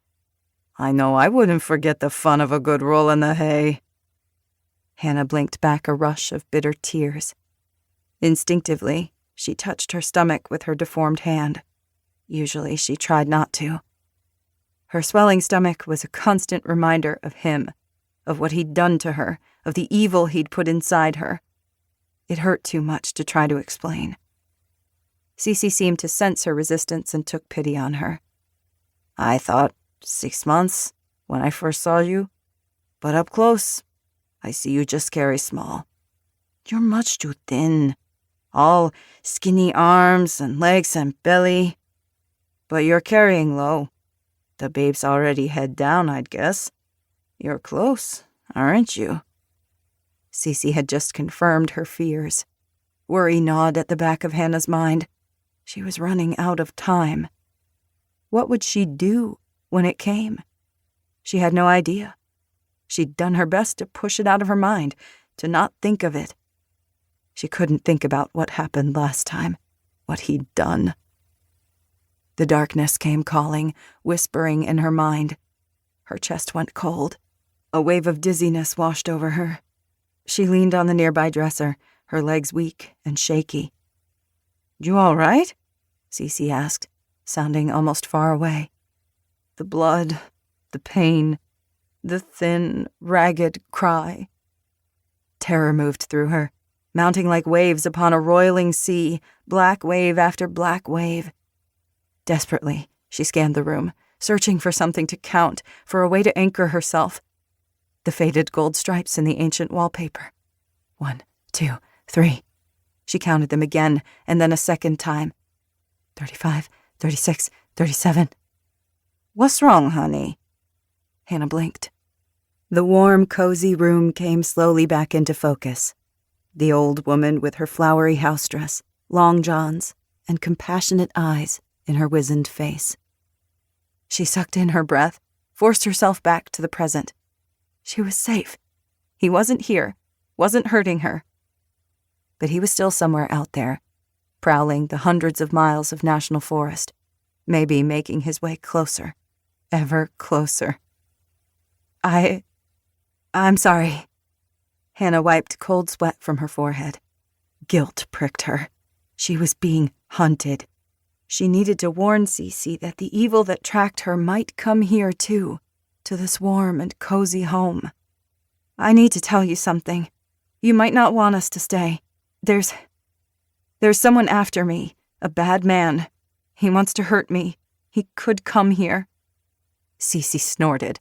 Honey, I know how to take care of myself.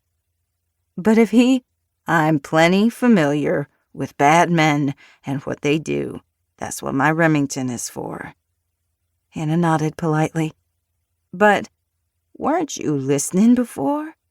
I live alone, way out here, and that's my choice.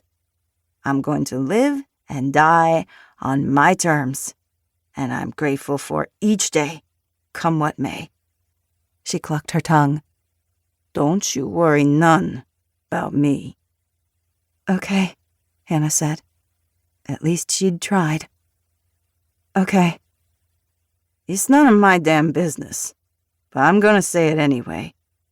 Cece took hold of her arm just above the elbow and squeezed.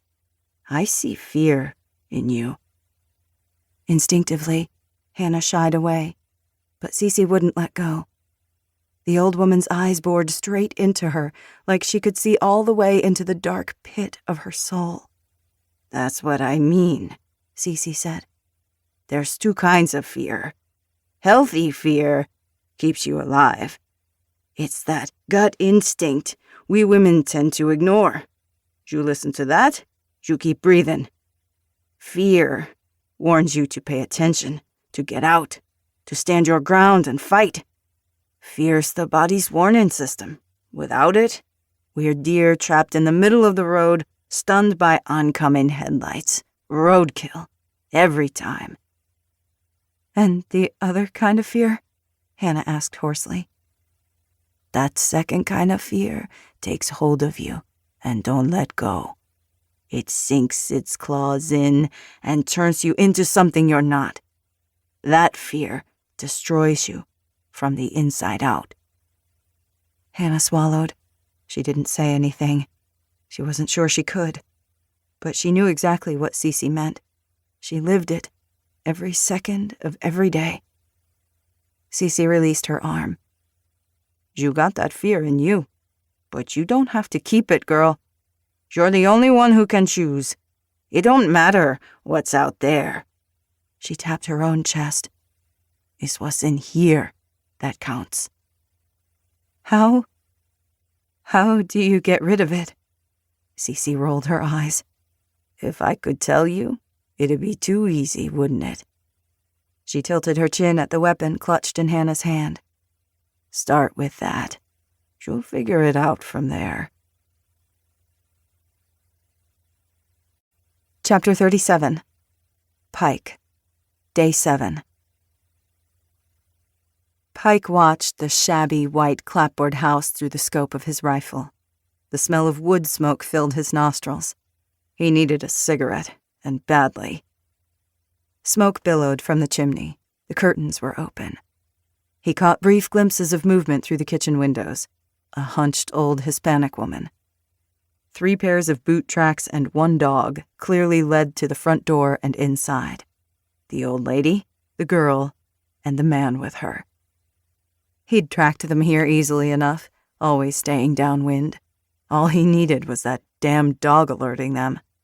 First chance he got, he was shooting the mutt in the head. Big fat snowflakes tumbled down from the gray evening sky. It would be dark soon. It had been snowing for a while, and wouldn't let up any time soon. No matter. Their tracks were deep and easy to follow. Pike slung the rifle across his chest, readjusted his pack, and rose from his prone position beneath a large fir tree. He brushed snow and brown pine needles from his coat and pants. He pulled out a cigarette and put it to his lips. He fished out his Zippo and stood, turning it in his fingers, the old familiar weight of it, before at last clicking it open and flicking the flint wheel once and raising the flame to his face. He tasted the smoke in his lungs, felt the nicotine speeding to his brain. He smoked the cigarette down, dropped it to the snow, and crushed it under his boot toe. Now he was ready. Keeping inside the tree line, he made a slow circle around the house, searching for where the tracks picked up again. It hadn't taken him long to realize the woman was alone in the house. They'd already left by the time he reached the house. They'd been here. That was what mattered. Scowling, he circled again. The snow was falling harder, obscuring his vision further than a few dozen yards. That shouldn't matter. Human tracks in 2 feet of snow were clear as day. A child could follow them. He still didn't find them. Where were they? He slogged through the snow, retracing his steps to the edge of the clearing. Footprints crisscrossed the yard, leading to and from the woods in several directions. Carefully, he scanned the property again until he found 2 sets of prints and the dog's. The dog's paw prints were spread wide and far apart, like it was bounding ahead of the man and the girl. They'd exited the house, crossed the clearing, and entered the woods in a southwestern direction. The prints weren't from boots. They were wide and shallow. Snowshoes. Once inside the woods, he lost the tracks within a few hundred yards. The snow was windswept, peppered with fallen pine cones and small branches, and littered with animal tracks. Regular brush-like indentations were barely visible beneath the newly fallen snow.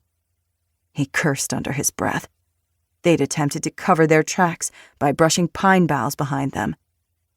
Even without the pitiful attempt to deceive him, the shallow tracks would fill quickly.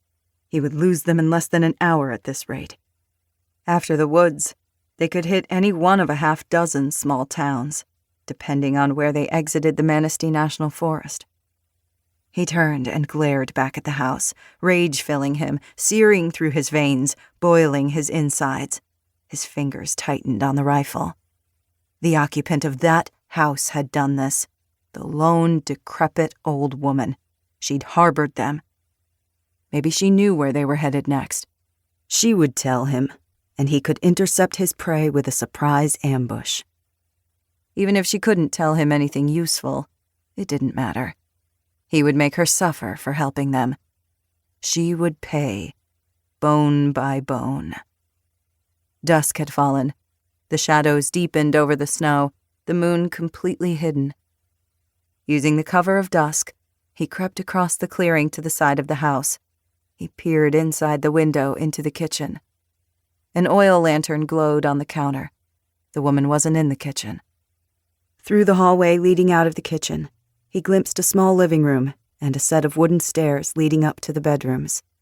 He moved silently to the second window. This one offered a good view of the living room through the thin, lacy curtains. The old woman was slumped in an oversized lazy-boy brown chair. Her stockinged feet were up on an ottoman, a glass of water on the end table beside the chair. A shotgun leaned against the chair next to her legs. A book lay open on her chest, which rose and fell gently. Her eyes were closed. She was dozing, or maybe already asleep. Pike's lips curved in a slow smile. Excitement built inside him. His pulse quickened. This would be child's play, an appetizer before the main meal, something to hold him over. The frigid air scalded his throat, burned his nostrils. It didn't bother him. He barely noticed the snow blanketing his head and shoulders. He was focused, alert, completely dialed in. He inhaled the wood smoke, the clean white snow, the sharp pine, and damp and loamy earth beneath it all, every sense alive and thrumming with power. Still crouching, he moved silently to the rear door into the kitchen. He slipped off his hiking backpack and the rifle and set them both on the back steps beneath the porch overhang. He only needed his knife and his bare hands for this. From one of the pockets of his pack, he pulled out a slim lockpick case. Lockpicking was a skill that had served him well dozens of times. Today, it worked again. He inserted the pick into the keyhole of the old lock, felt for the tumblers, and listened carefully. He heard the satisfying click. He slid the door open, degree by degree, anticipating a creak or squeak, but it opened smoothly and silently. He closed it quietly behind him. He stood for a moment in front of the door. He let his eyes adjust, his ears straining for any sound, any movement, but he heard nothing. His boots were wet from the melting snow. He considered taking them off to move with utter silence. It wasn't needed.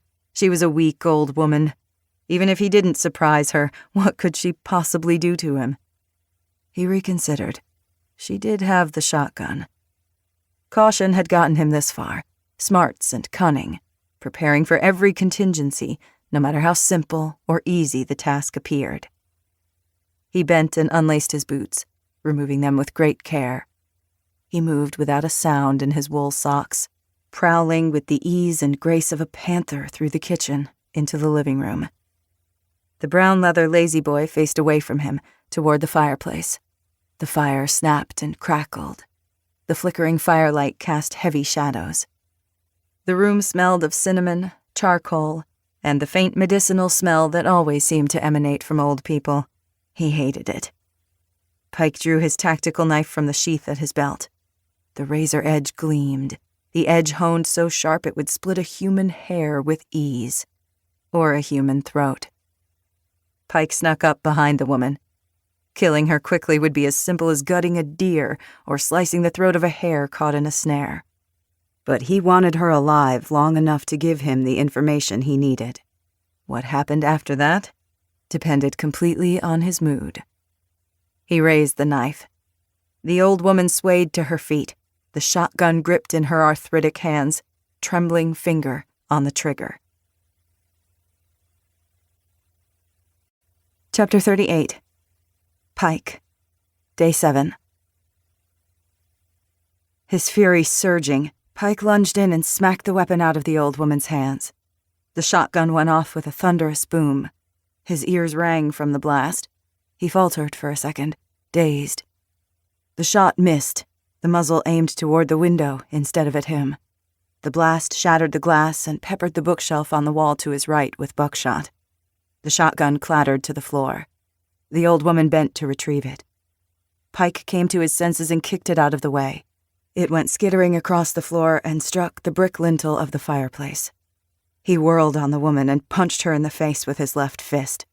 She collapsed into the chair, blood gushing from her broken nose. She let out a low moan and a string of unintelligible curses. He shifted his knife to his left hand and seized her shriveled upper arm with his right. Without a word, he hauled her up and dragged her, stumbling and lurching, into the kitchen. He hurled her into a chair. She landed with a soft thud. He punched her twice in the stomach. She gasped, choking. The fight went out of her. She crumpled in on herself, shriveling before his eyes like a dried-up old raisin. She should have been put down like a dog years ago. "Where are they?" he snarled. "Who?" she forced out between ragged breaths. "This can go two ways for you, easy or hard. The choice is yours." She gazed up at him, hatred blazing in her eyes. "Go to hell." He waved the knife at her. "Where did they go? I know they were here. I know you let them in this house, in this very kitchen. I can smell wet dog everywhere." He angled his knife at a bowl of half-eaten dog food and drool-laced water next to the fridge. "See?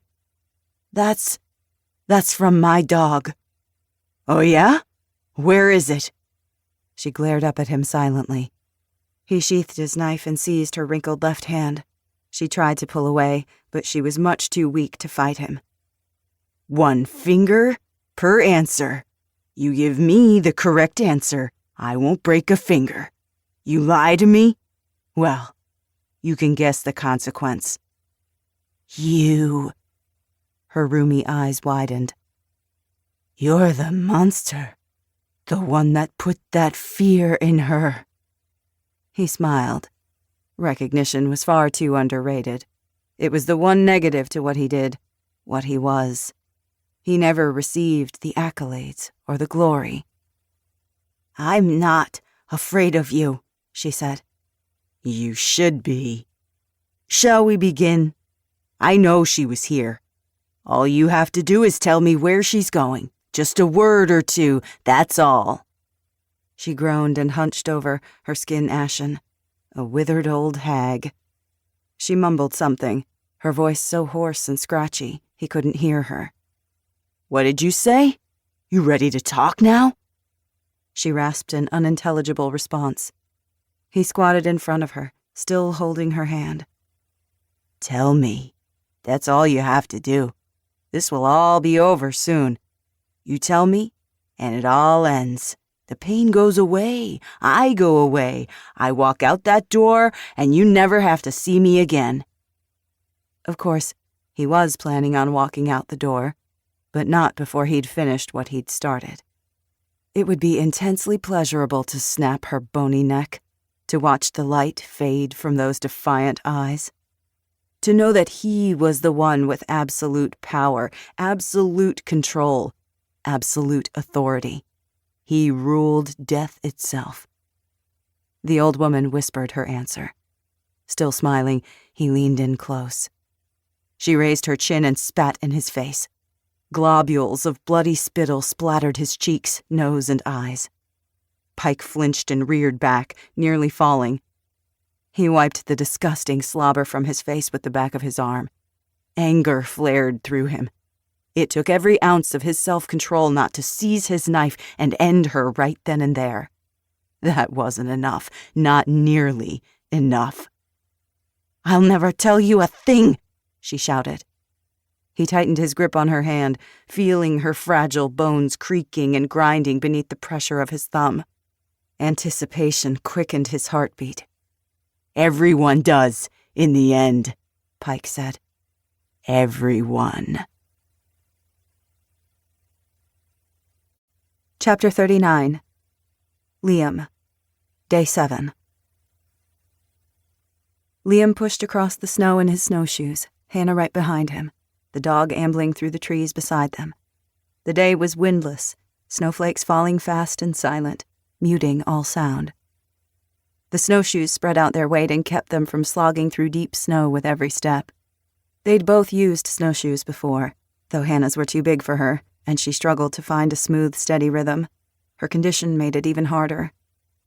Before they'd left, Cece had given them 2 pairs of snowshoes, hers and her late husband's. "I'm not going on any arduous treks with this old body," she'd said with a dismissive wave. "Not these days. Ricardo would be pleased, knowing his things were put to good use." She had also insisted they spend the night, since dusk was already falling by the time they'd eaten and warmed up. Hannah needed a warm, safe place to sleep, so despite Liam's misgivings, they'd stayed. They'd showered, scrubbed their itchy scalps and grimy bodies, and washed their clothing. Cece had cooked them a delicious meal of the last of her pot roast, mashed potatoes, and green beans. As enjoyable as it was, he hadn't allowed himself to relax, not for 1 second. He blinked the exhaustion from his eyes. The sharp sting of the cold kept him alert. He hadn't slept last night, not really. In the military, he'd learned to extend his ability to stay awake by going into a sort of meditative state, a cat nap of sorts, where he slipped into a very light sleep, shutting down anything extraneous beyond awareness. The caffeine pills he'd popped didn't hurt either. Liam had guarded the house until dawn, watching for the psychopath. He wouldn't get the better of them again. Liam wouldn't allow it. Ghost had taken it upon himself to patrol the house, too. He moved constantly from the kitchen to the dining room to the living room and back again, sniffing at the doors and windows, and throwing Liam occasional disdainful looks, like he didn't trust Liam to get the job done. After an uneventful night, they'd eaten a hearty breakfast and left Cece's that morning. The woman had insisted on packing their backpacks with another fresh loaf of bread, 2 boxes of Ritz crackers, 2 cans of tuna fish, and a small jar of peanut butter. Their canteens and water bottles were filled with fresh water. "It's no feast, but it'll get you to the next town," she'd said, shooing them away when they tried to thank her. When they'd left, they used large pine boughs to brush across their tracks for the first several hundred yards into the woods, and then changed direction to throw off their pursuer. The thick, flat flakes tumbling from the sky would cover their tracks soon. Hopefully it would be enough. Liam held the Glock in both hands, constantly scanning the trees around them and behind them, checking their six, and searching for shadows or movement that didn't belong. He saw nothing but snow and trees and more snow, heard nothing but their own ragged breaths, their snowshoes swishing, the occasional puff of clumps of snow falling from branches, or a squirrel scurrying through the underbrush. Despite their exertion, Hannah's teeth wouldn't stop chattering. She looked miserable, but did her best to keep up with him. She never once complained. She just kept going, jaw clenched, a line between her brows, her eyes almost glassy with the intensity of her focus. She wouldn't tell him she needed to stop. He'd have to do the stopping for them, or she'd collapse on the trail. He felt a pang of pity for her, and a growing, if grudging, respect. "Here," Liam said, pointing several yards off the trail. The trail was straight in both directions, so he had a clear line of sight. A large flat boulder about 5 feet in diameter lay to their right. "Time for lunch." She nodded gratefully and sank onto the rock. She hunched forward, her hands cupped in front of her face, and breathed on her chilled fingers. Her face was ghost pale and windblown, her eyes and nose reddened. A fire would warm her up, but it would take too long and was too risky. They needed to get more distance between them and the psycho. He'd decided they should stop in the tiny village of Branch to shore up their supplies, find shelter for the night, and look for transportation. As much as she might argue otherwise, Hannah couldn't hike for miles day after day, not in her condition. By his calculations, they were less than 5 miles from Branch. They had 4 hours until dusk. Once they reached the town, they could find an abandoned house, barn, or maybe even a hotel still open if they were really lucky. Liam had the cash if they needed it. They ate tuna fish and Ritz crackers from Cece. Ghost drank his fill from the water Hannah poured into her camping pan. The dog trotted in circles around them, his plumed tail waving like a flag as he kicked up snow with his paws and let out self-satisfied woofs. At least someone was enjoying the snow. Hannah shoved an entire cracker into her mouth and chewed hungrily. Big wet snowflakes settled on her hood, her shoulders, her eyelashes. "What do you think this town will be like?" "No idea," Liam mumbled. "What were the other places like, on your way here?" "Bad, and getting worse." "What about Chicago?" Liam stiffened. He saw the planes overhead again, heard the explosive crash, the terror, the running, the blood. Jessa's desperate, beseeching eyes gazing up at him. "Please, Liam, please." He blinked the terrible images out of his head. Chicago was hell. She didn't say anything for a few minutes, just chewed and swallowed and drank more water. She wiped her runny nose. "I miss people." "I don't." "You don't?" "It's better to be alone." She was quiet for a moment. "Alone is terrible. Alone is the worst feeling in the world." Shame pierced him to his core. He chose to be alone, because his past hounded him relentlessly, because he was a man haunted. The things he'd lived through in Afghanistan and Iraq, in war-torn countries all over the world, they stalked his dreams, tormented him. He'd seen the worst humanity could do to each other, and it had scarred him. To him, solitude was a comfort. "And a cop-out," Jessa whispered in his ear. He saw Jessa's face in his mind's eye, the disappointment in her eyes. Hannah hadn't been given a choice. It had been taken from her. He watched the snowflakes drifting in swirling, lacy curtains all around them. Snowflakes landed and quickly melted on his cheeks, his nose, cold and feather-soft. "People do awful things to each other," he muttered guiltily. "People are dangerous, especially now." A shadow passed across her face, an intense pain behind her eyes. Terrible things had happened to her. She knew the things humans did to each other. She didn't need him to tell her that. Not everyone. He was surprised she had any faith in humanity left. He didn't. "We've just been plunged into chaos with finite and fast-dwindling resources. Put food, shelter, and survival on the line, and people will stab you for a loaf of bread." "I don't believe that," she said softly. So softly he almost didn't hear her. She finished eating, slowly wrapped up the crackers and stuffed them back in her pack. I can't believe that." She gazed up at him then, snowflakes clinging to the damp strands of hair poking out from beneath her hat and furred hood. Her eyes were as green as the fir and spruce trees surrounding them. They pinned him, steady and unblinking, disquieting. "Some people are bad. There is evil in the world, I know that. But there are also good people. People like Cece. People like Lincoln and Jessa, the 2 people he'd loved most in the world." He looked away. "They're anomalies."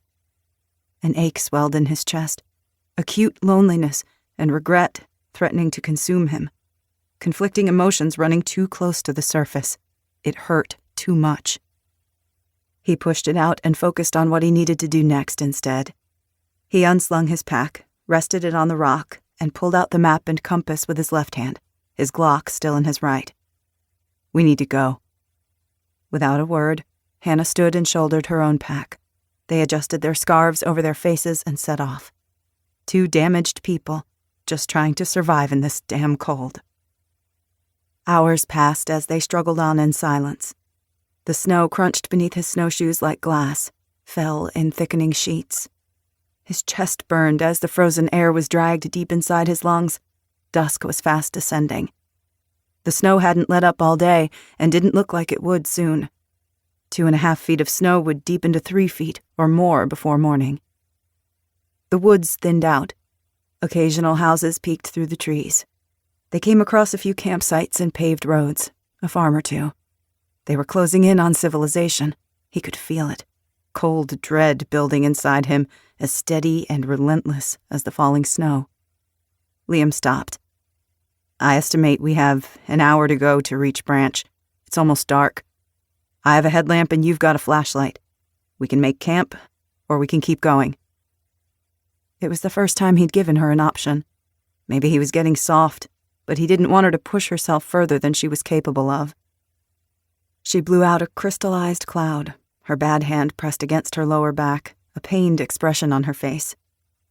"We keep going." "You sure?" She nodded, resolute. "Yes." Trepidation roiled through him. A town meant people, and people were a threat. Whatever lay behind them, he feared what lay ahead would be worse. Chapter 40. Pike, Day 7. Gavin Pike hunched his shoulders and ducked his head through the driving snow. The wind blew harsh and cold, but most of his face was covered and goggles protected his eyes. He'd stolen the old woman's purple snowmobile from her garage. The 1999 Polaris Trail Touring took a few tries to get started, but once it did, it ran like a well-oiled machine. He drove south on North Hamilton Road, eating up the miles, only swerving occasionally to avoid a stalled car or truck mounded with snow. It was a rural road in the best of times. Now, it was absolutely empty. He was done with the forest, done with struggling through deep snow drifts to track his prey on foot. He'd leveled up with the Polaris. He had to take a longer route, but it didn't matter. The old woman had lasted far longer than he'd expected, longer than anyone he'd previously dealt with. No doubt she believed she was acting courageously, heroically, but heroics meant nothing. She'd broken in the end. That was the beauty of it, the exquisite, scintillating perfection of humanity.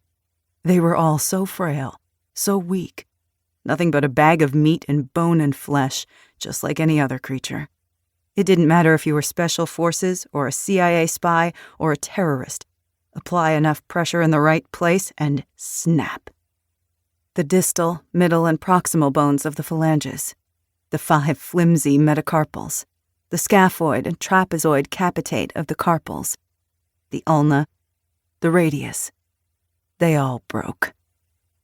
Everyone broke. Getting them to that point, watching the hope drain out of them, the despair take hold, the terrible realization in their eyes. You held absolute power.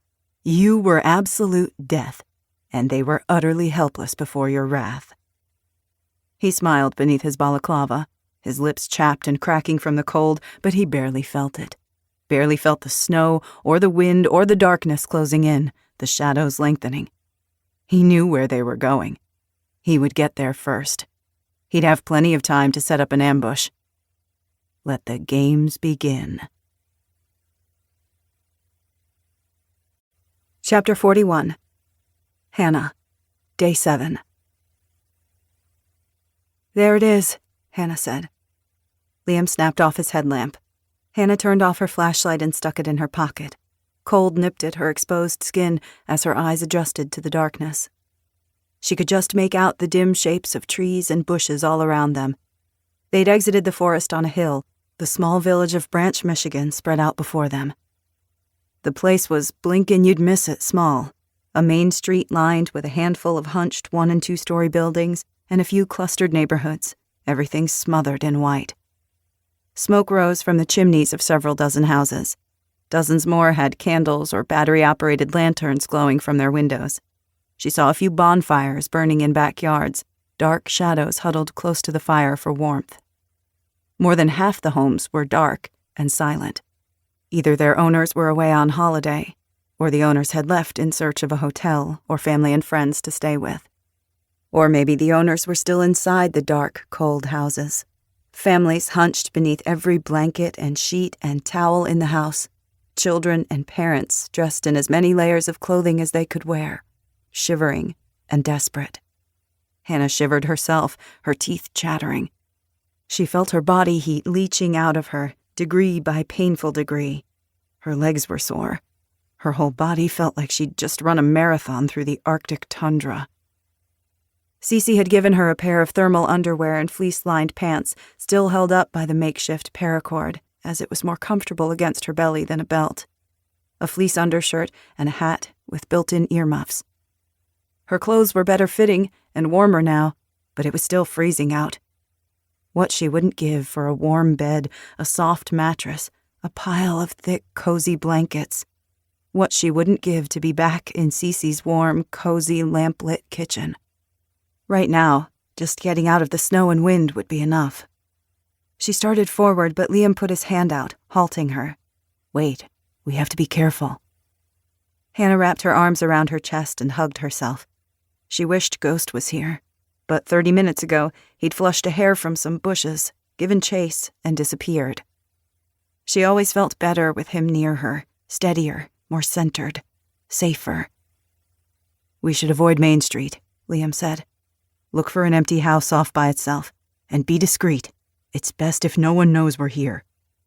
She nodded without speaking. "If we get separated, meet back at that hill. See those 3 spruce trees at the crown, with the tree stump right in the center? Hide in there, and I'll find you. That's our rally point." She didn't want to think about being separated and completely on her own again. For all the suspicion and distrust she'd felt toward him, he'd done nothing to harm her. She was alive because of him. She'd come to rely on his quiet, steady presence. "Follow me. Stay right behind me. Do whatever I say. If I say run, you turn and run. Don't stop. Don't look back." She nodded soberly. Liam started forward and she followed closely behind. They crept down the snowy hill, trying not to slip or make a sound to betray their presence. Hannah almost stumbled over her own snowshoes twice, but Liam caught her arm. They skirted the first street, then the next. A row of small houses with narrow backyards separated them from the mom-and-pop businesses on Main Street.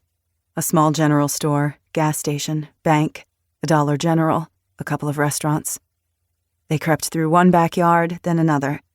They avoided the houses with lights or smoke. Most of the homes were quiet and dark. It was eerily silent. The snow absorbed all sound. It felt like creeping through a frozen ghost town.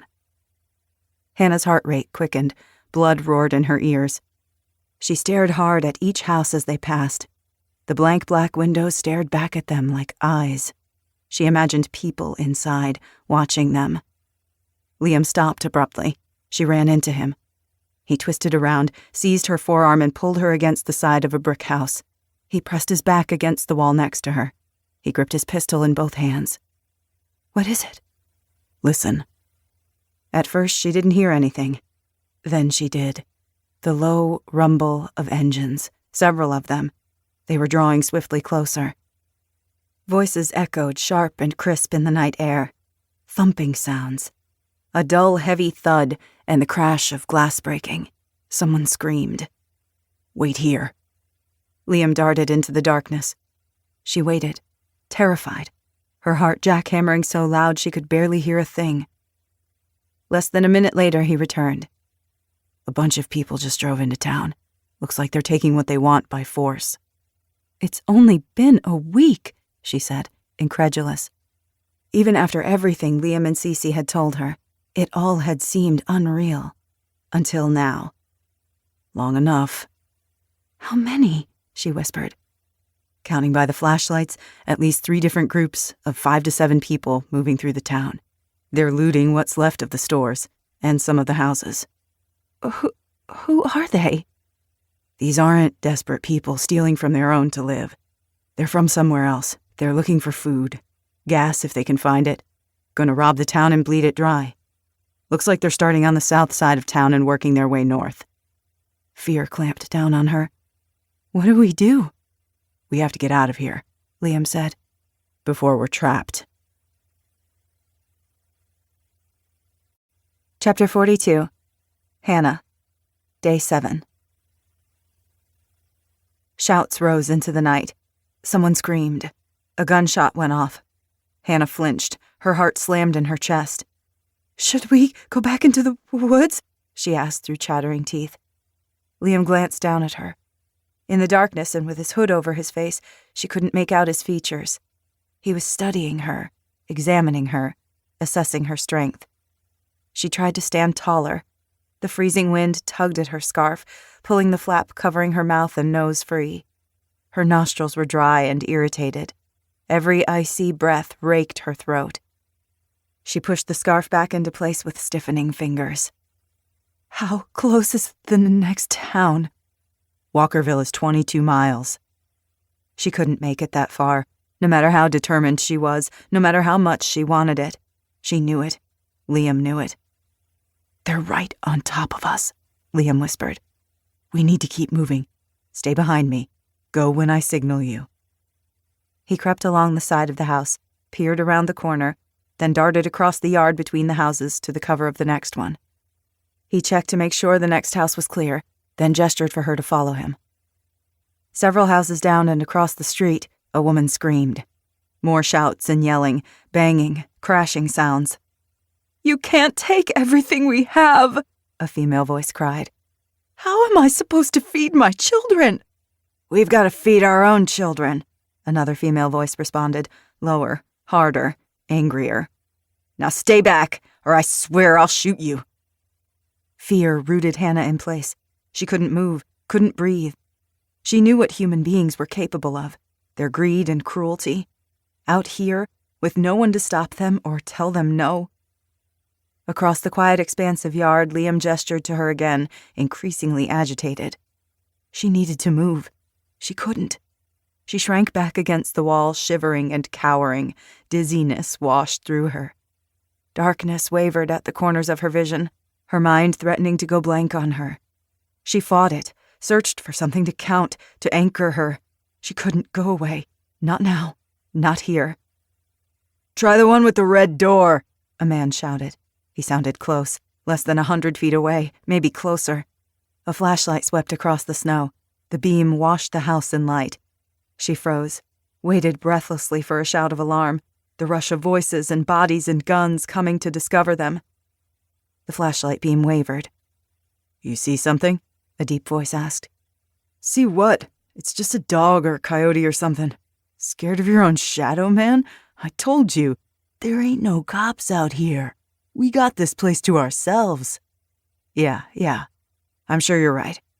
Get a move on, Thacker. I'm freezing my balls off out here. Thought your balls were too small to freeze. Screw you, moron. Harsh laughter. Footsteps trudged away in the snow. Her pulse thudded in her throat, her skull. She pressed against the wall, her pack grinding against her spine. A soft crunch and a thud. Footsteps again. The flashlight beam sweeping across the fronts of the houses, sliding between the 20 feet of snowy side yard separating Hannah from Liam. Only one man had left. The first had remained behind, still suspicious, not quite sold on the coyote theory. Hannah glanced frantically around her, desperately searching for an escape, for somewhere to hide. The house's backyard was barren, a snowy expanse of nothing. A few sparse trees 30 yards away. Past that, a large field in the hill, the forest beyond it. Way too far to reach without being seen. She remembered the gun in her coat pocket, the Ruger 45 Cece had so kindly given her. But she had no idea how to use it, couldn't even hold it with both hands, given her deformed fingers. And she'd left the kitchen knife behind at Cece's house. She hated her own helplessness. The footsteps crunched closer, between the two houses, heading straight toward her. Chapter 43. Hannah. Day 7.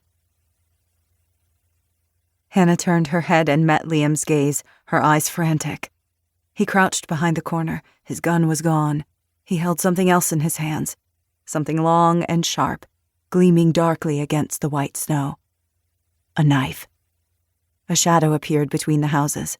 A tall, broad man dressed in a parka with a black ski mask pulled over his face. He held a flashlight and a baseball bat studded with ugly-looking nails. Liam exploded into motion. "What the?" The man only got out 2 words before Liam punched him in the throat. The guy made a gurgling, gasping sound as he staggered back, trying desperately to suck air back into his windpipe. Liam didn't give him a second to react. He came at him again.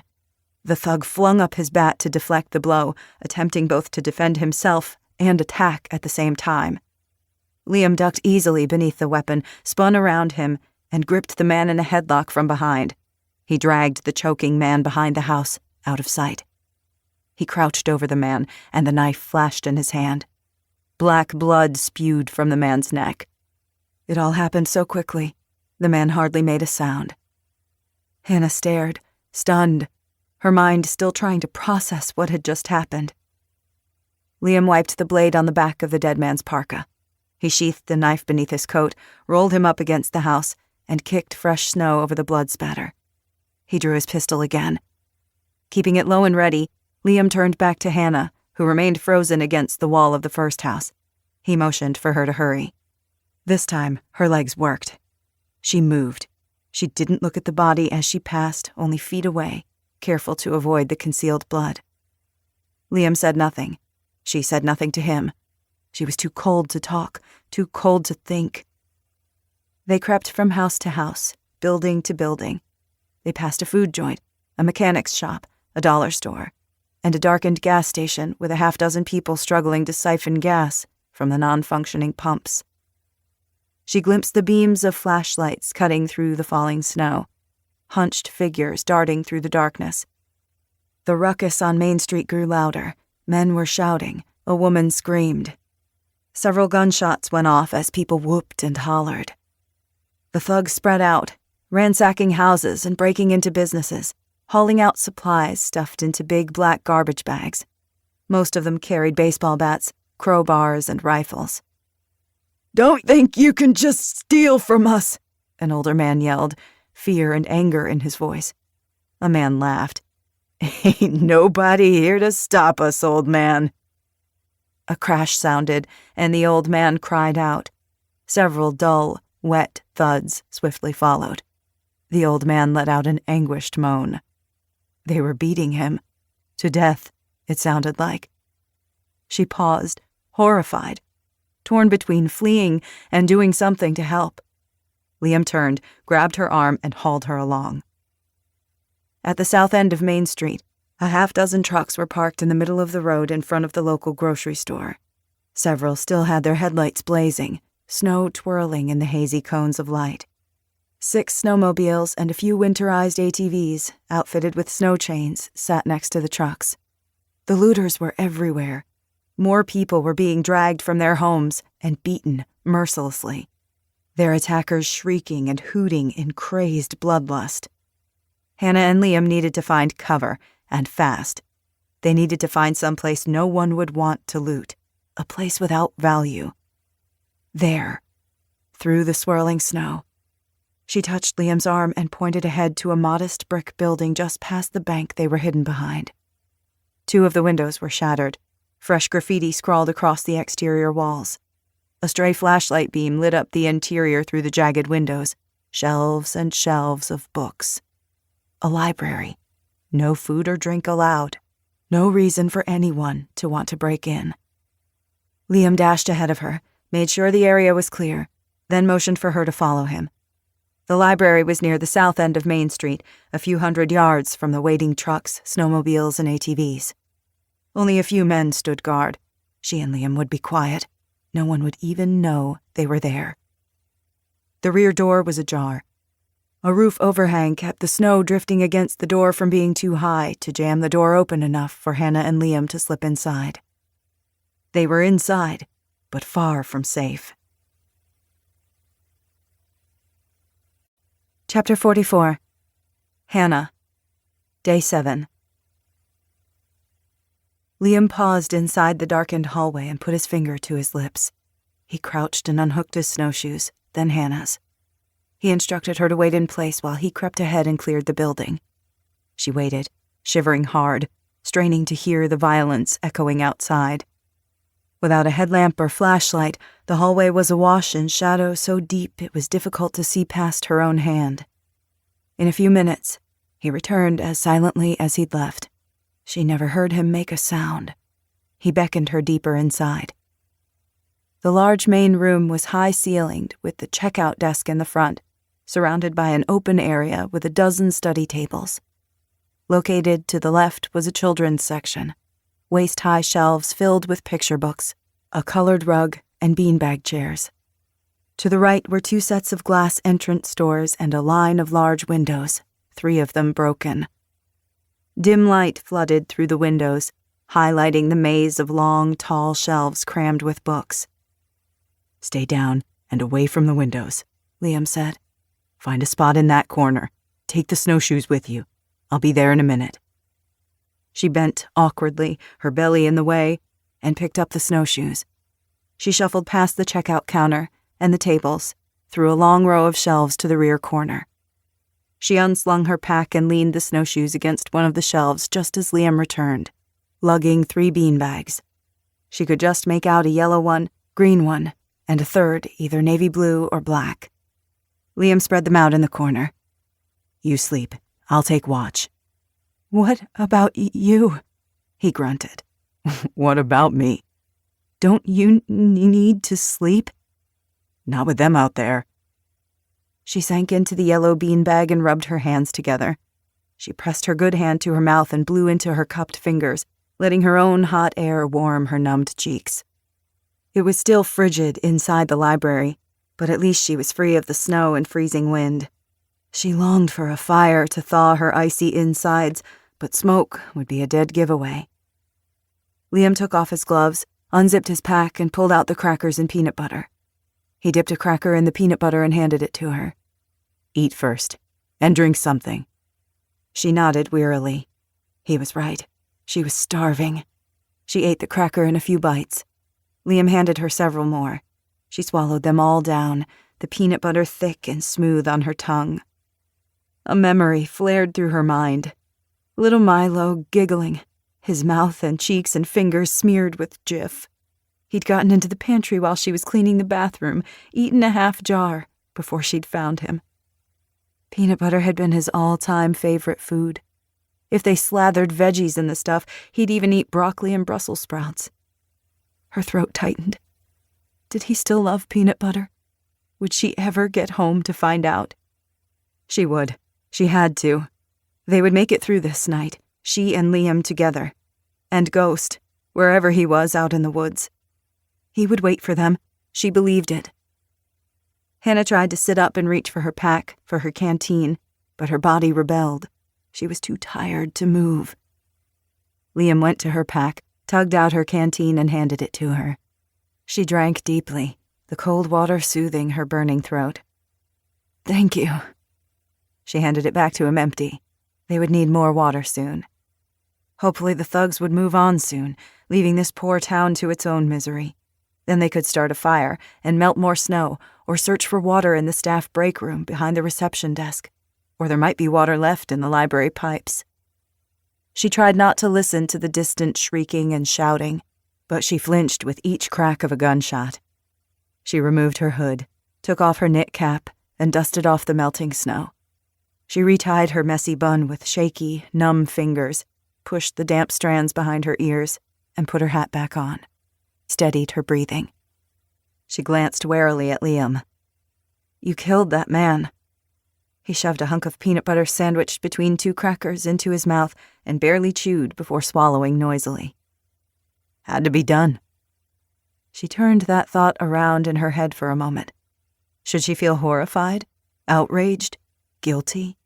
Should she hate this man, fear him, run away from him? She didn't trust him. She didn't trust anyone, not even herself. But she didn't fear him anymore. That didn't mean he wasn't frightening. The way he'd killed that man, his movements so agile and quick, like a great jungle cat, a panther or a tiger, a creature whose very nature was to kill. A shiver ran through her.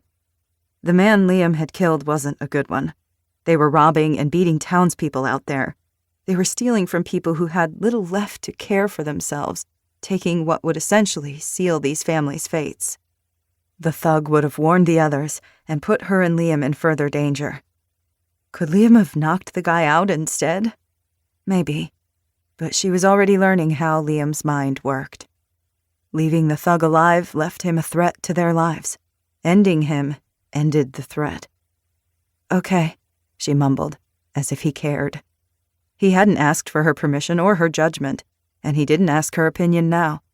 He didn't seem to care what anyone else thought about him, least of all her. She was too tired to argue with him anyway. Liam finished the sleeve of crackers and capped the peanut butter. He placed the jar back in his pack and zipped it. He took a small length of cord from a side pocket and tied his snowshoes to the back of the backpack.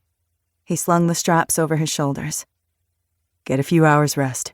As soon as the hostels clear out, we keep going." She curled up across two of the beanbags, her weary body sinking into the comfortable softness. She was incredibly grateful that she wasn't lying on the cold ground or a dirty mattress in a locked basement. Anything was better than that. Liam picked up the third beanbag and draped it over her thighs and torso for added warmth. "You should take it," she argued feebly. "You need one too."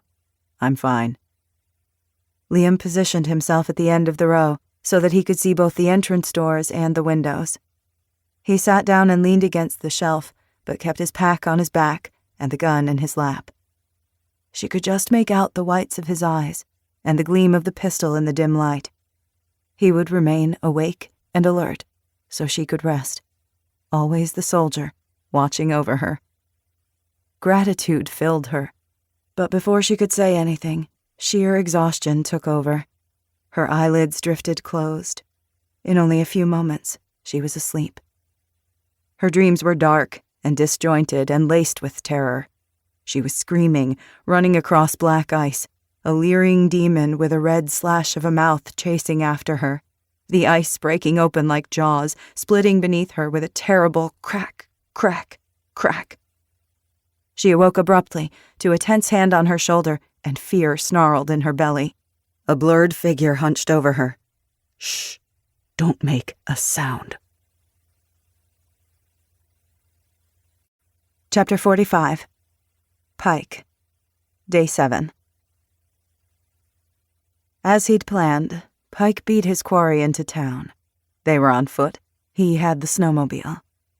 He hadn't planned on the 30 thugs rampaging through the tiny town, looting every store, pharmacy, gas station, and home they could find. The occasional gunshot echoed in the frigid air, mingling with screams, shouts, and raucous laughter. Most townspeople gave in quickly, cowed by the unexpected violence. Some were left alone. Others were dragged from their homes and beaten in the streets. He'd taken up a position north of town and cased the area with binoculars until he'd gotten a good overview of what was going down. These weren't hardened criminals or trained soldiers. They were low-level thugs who thought themselves bigger and badder than they really were. Likely, one was the brains of the operation and had worked the others into a frenzy of greed, fear, and violence. It wasn't a bad plan. Take first before others take from you. Attack the smaller towns with few defenses and zero police presence. Strike at night in one fell swoop and steal everything you can carry. He might have done the same himself if he didn't have a more pressing agenda. Gavin Pike was an expert at utilizing every situation to his own advantage. This was no exception. He trudged through snow back to where he'd parked the ancient purple snowmobile behind some trees.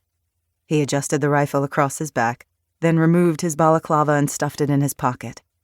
The cold stung his face like a slap, but he ignored it. He didn't want to look dangerous. Not yet. His innocuous, placid features were one of his greater assets. Pike affixed his goggles and started the motor. He checked the gas. Still a half-tank's worth. He needed to find gas soon. He drove the snowmobile into the center of town, right through Main Street. A few dozen abandoned cars collected snow along the curb on either side of the street, but nothing blocked or hampered his way. 9 or 10 men dressed in thick winter gear were gathered around the gas station, all working on siphoning gas from the pumps. They turned toward him as he roared up. Several grabbed hunting rifles they'd set down nearby, a few semi-automatics. Others brandished baseball bats and crowbars or aimed the beams of their flashlights in his face. He squinted, irritated, but kept his expression calm and placid. He slowed and maneuvered to the edge of the parking lot, then cut the engine and sat for several moments, waiting. It was an age-old ploy, and an effective one. Make them wait, let them get nervous and edgy, wondering what you wanted, who you were. Get them to come to you. One of the men stepped forward, a tall, skinny Caucasian man. It was hard to tell any distinguishing details beneath the thick gray coat, hood, and scarf shielding the lower half of his face. He held a rifle with both hands, though it was loosely aimed at the ground, for now. "You best be moving on," the man said gruffly. He spoke with confidence, without any hesitation or doubt. Likely, he was the leader.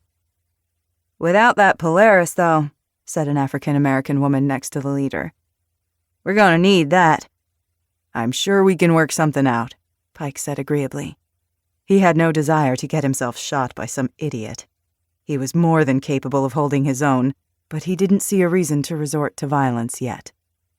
An idea was sprouting in his head, a way to use these fools to his own advantage. The black woman was shorter than the man, and much heavier. She gestured at Pike with her shotgun. "Get off, now. We'll take your pack off your hands, too, and that rifle. Wilcox will escort you through town to make sure you find your way," the man said. "This place isn't somewhere most folks would choose to be tonight, if you know what I mean." Another scream ripped through the night. The thugs watched him, waiting to see him flinch. He didn't. Instead, he pulled out his badge and flashed it at them. The woman took an instinctive step backward. Several of the men gathered behind them muttered low curses. "Officer Gavin Pike." Pike left out the part about only being a reserve volunteer. What they didn't know only strengthened his position. "I'm afraid you folks are breaking the law on at least a dozen counts, probably more." The thugs exchanged wary glances, unsure what to do. It had only been a week since the blackout began. They were just getting used to the idea that the police might not control things anymore. "My daughter has no food," the woman said defensively. "We're just doing what we have to." "Where's the government?" whined a short, skinny guy behind the woman. "Where's FEMA? They've abandoned us, just left us behind. They're forcing us to do this." "I'm not going to arrest you," Pike said quickly to assuage their concerns. It was best not to give them time to think anything through for themselves. Eventually, they'd realize they could kill a cop, real or fake, as easily as anyone else. Luckily, they hadn't come to that conclusion yet. A few of them looked relieved. The others, including the woman and the leader, still stared at him suspiciously, their fingers near their triggers. He kept his posture easy, his shoulders loose. He loosened his hood to make sure they could see his bland face, his charismatic smile. "Look," he said in his friendliest voice, keeping the badge front and center. "We're all just trying to survive these next few weeks or months, right? We've got families to feed. And where's the government? Where's FEMA? I don't see any aid drops, do you?" The thugs watched him, most grim-faced. A few nodded. He was speaking their language. "I've got no beef with you. This isn't my jurisdiction, isn't my problem. Thing is, I've got a murder a few miles back that I've got to take care of. A nice little old lady, killed in her own home." The woman stiffened. "We ain't got nothing to do with that." "I already know who did it," Pike said easily. "Just gotta catch the bad guys, that's all. That's what I could use your help with, actually. I know nothing comes for free, especially now. I've got $2,000 in cash. 1,000 now, 1,000 after, if you happen to find the man and woman I'm looking for." It was a gamble to admit he had something they wanted, but he was still banking on their instinctive apprehension of the law. It worked. "Cash?" one of the men asked. "That's what I said. All the banks are closed, no paychecks getting issued right now, and credit cards are just squares of plastic, but cash is always king. I'm sure you know of a few stores still open, demanding greenbacks in exchange for goods." A few nods. Several stares were less hostile, more greedy. "You see the girl, you bring her to me." "What do they look like?" the woman asked. "He's tall, in his 30s, brown hair cut short, military bearing. He'll be with the girl. Dark hair, Caucasian, skinny, but pregnant. They might have a big white dog with them. Hard to miss, those two. They've both got packs crammed with ammo and 2 M16s. That last bit was completely made up, but Pike knew how to read an audience. "I've got no use for the weapons and gear. They're yours." Several of them exchanged looks. Semi-automatic weapons were useful in their new line of work. "You want the man alive, too?" the woman asked. Pike shrugged. "Let's just say the man isn't my concern." Pike never even got off the snowmobile. The leader came to him, puffing out his chest like a cocky rooster. "And your rifle, too," he said loudly, so the others could hear. "That's part of the deal." Without a word, Pike unclipped the strap and handed the Winchester to the punk. He wasn't worried. He would take it back shortly, and then some. Men like these needed to feel they wielded power over others in order to let their guards down. That was what Pike needed. He gave the man the $1,000 with a smile on his face. It was a cheap price to pay. Now he would watch and wait. This time, Pike would be ready for them. This desolate, snow-laden town would be the end of the line for all of them. The girl, soldier boy, the mangy dog. The only one leaving this place alive was him. Chapter 46. Hannah. Day 8. Hannah flailed, striking out desperately with weak fists, blinded by the darkness and sheer terror. It was him, looming over her, ready to hurt her, to torture her, to kill her, to break every bone in her body, shattering her from within, from the inside out. "Shh," a voice whispered. "It's me." She swam up through the depths of the nightmare, struggling toward reality. She wasn't in the basement. She wasn't dying. Her bones weren't splintering. Liam. Liam Coleman crouched beside her, eyes wide and white in the darkness, his features barely visible, his finger pressed against her lips. She didn't know how long she'd been asleep. It felt like minutes, but could have been hours. Everything came back in a rush of dread and fear and bone-chilling cold. The frigid night, the town, the screaming and shouting, she and Liam running for their lives. They were in the library, hiding from the deranged hoodlums looting the town. Fear shot through her. She scrambled up to a sitting position, the beanbags rustling and cracking beneath her weight, the noise loud as explosions in the tense silence. She eased off the beanbags onto her hands and knees beside Liam. Sounds were coming from the front entrance, the tinkling of broken glass, a thud and damp footfalls on a tile floor, a muffled curse. The looters were inside the library. Why? For what? There wasn't anything of value here. No gas, no food, no water, no money, and no people, as far as they knew. Unless someone had seen her or Liam. Liam met her eyes and pointed at her, then the carpet in front of her. He pointed to himself and motioned down the aisle of books. He wanted her to stay put. He was going after the bad guys. She nodded numbly, too scared to speak or make a sound, lest she give their position away. Still crouching, Liam moved silently between the rows of books and disappeared into the darkness. Heart hammering, mouth bone dry with panic, she scooched on her butt into the corner.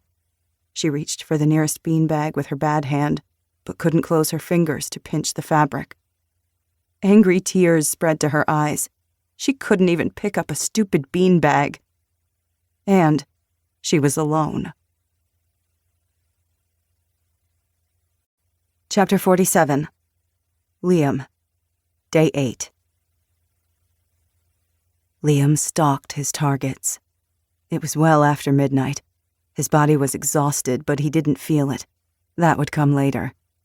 He crept from shelf to shelf, always keeping a row between himself and his quarry, using the narrow space between the tops of the books and the shelf to get a bead on them. 3 men, 2 with pistols, 1 with a rifle. The 2 with pistols held flashlights. They huddled in the entrance foyer, speaking quietly with each other, deciding what to do. Whatever Liam did, he needed to do it quietly. It would only take a second for one of them to sound the alarm and draw reinforcements. He could escape, slip out soundlessly and effortlessly without the hostiles knowing any different. But Hannah couldn't. He could run for miles without stopping, could execute anyone who dared to pursue him with ease. But she couldn't. She was the weak link. She changed everything. Liam needed to be very, very careful. He waited, assessing the situation. Maybe they were looking for a break from the wind and snow. Maybe they didn't realize a library wouldn't have food. They'd simply walk out, and he wouldn't have to do a thing. "This sucks," one of them grumbled. "Why are we even doing this? Nobody's here. The guy said, they've got an M16, a backpack full of ammo. You know what we could do with that?" "Can't keep warm with it, now can we? Stop your whining and get moving." Liam only had one kind of luck. It wasn't the good kind. They weren't leaving. Even worse, they were searching for someone specific and wouldn't be easily dissuaded. Adrenaline thrummed through him, his muscles tensed. Memories of his years in combat seared through his mind, bullets zinging past his head, grenades exploding, the dying screams of his fellow soldiers. In war, every second was a life-or-death decision. Every move might be the last one you'd ever make. There was no time for indecision or second-guessing, only action. The library wasn't large. 3 men searching meant they'd find Hannah within a few minutes at most. If they spread out, he could eliminate them one at a time, use his knife or snap their necks. He needed to move quickly. The hostiles strode deeper into the library. The first one shifted left and swept the children's area with a flashlight. The second headed straight toward the checkout counter. The third one strode to the closed door next to the children's area and nudged the door open with the muzzle of his pistol. Liam had already checked it. A craft room with kid-sized tables and colorful chairs and cabinets filled with construction paper, glue, and sequins. He slipped the gun into his coat pocket and drew his tactical knife again. The Gerber or his hands, both were quiet. The noisy Glock was a weapon of last resort. Liam skirted the aisles in complete silence. He kept one bookshelf between himself and the 2 broken windows in case they had a lookout posted outside. He reached the far wall and the half-opened craft room door. He slipped inside, a shadow among shadows. Thug number 3 faced away from him, checking the space between the cabinets in the far corner, which was blocked by an oversized trash can. Liam's focus narrowed to a razor point. He lunged, fast and lethal. 4 swift steps and he placed the point of the blade in the indent at the base of 3's skull, where the bone was thin, and slammed upward at a 45-degree angle. The knife slid in soundlessly, scrambling the hostile's medulla oblongata and cutting off his motor senses immediately. Liam released the hilt, the blade still inside 3's brain. He seized the man's shoulders before he crashed to the floor and lowered him slowly, gently, snaking his ankle around the leg of the chair next to him and moving it a few inches back as he laid his target down on his side. He slid out the knife, wiped it off on the back of 3's pant leg, and pocketed the man's pistol. He barely glanced at the body. 3 had been dead before he hit the floor. Every sense alert, his muscles tensed, Liam moved to the left of the half-open craft room door. He hesitated. No sounds immediately in the vicinity. A thud and a curse through the wall to his right. Thug 1 was still in the children's area. Liam moved quickly but cautiously from the craft room and scanned the area, knife held low and at the ready. Movement to his left, a shadow out of the corner of his eye. Thug 2 was headed down the third row closest to the wall of broken windows, still 5 rows from Hannah's location. He didn't want one still active at his back. He made a quick calculation. He had the time. Liam turned around the corner and strolled into the children's area. He kept his shoulders and arms loose, his posture unthreatening. One barely looked up. He expected one of his friends to return. He wouldn't see Liam coming until it was too late. The thug leaned over a row of desks, set up with ancient desktop computers, pistol in one hand. He'd set the flashlight on one of the desks, and the beam threw deep, quivering shadows. Liam glimpsed dark skin, a full beard, and a thick, tattooed neck beneath the unzipped collar of the man's coat. "I really don't think they're here, man. One finally glanced at Liam. His eyes widened in surprise.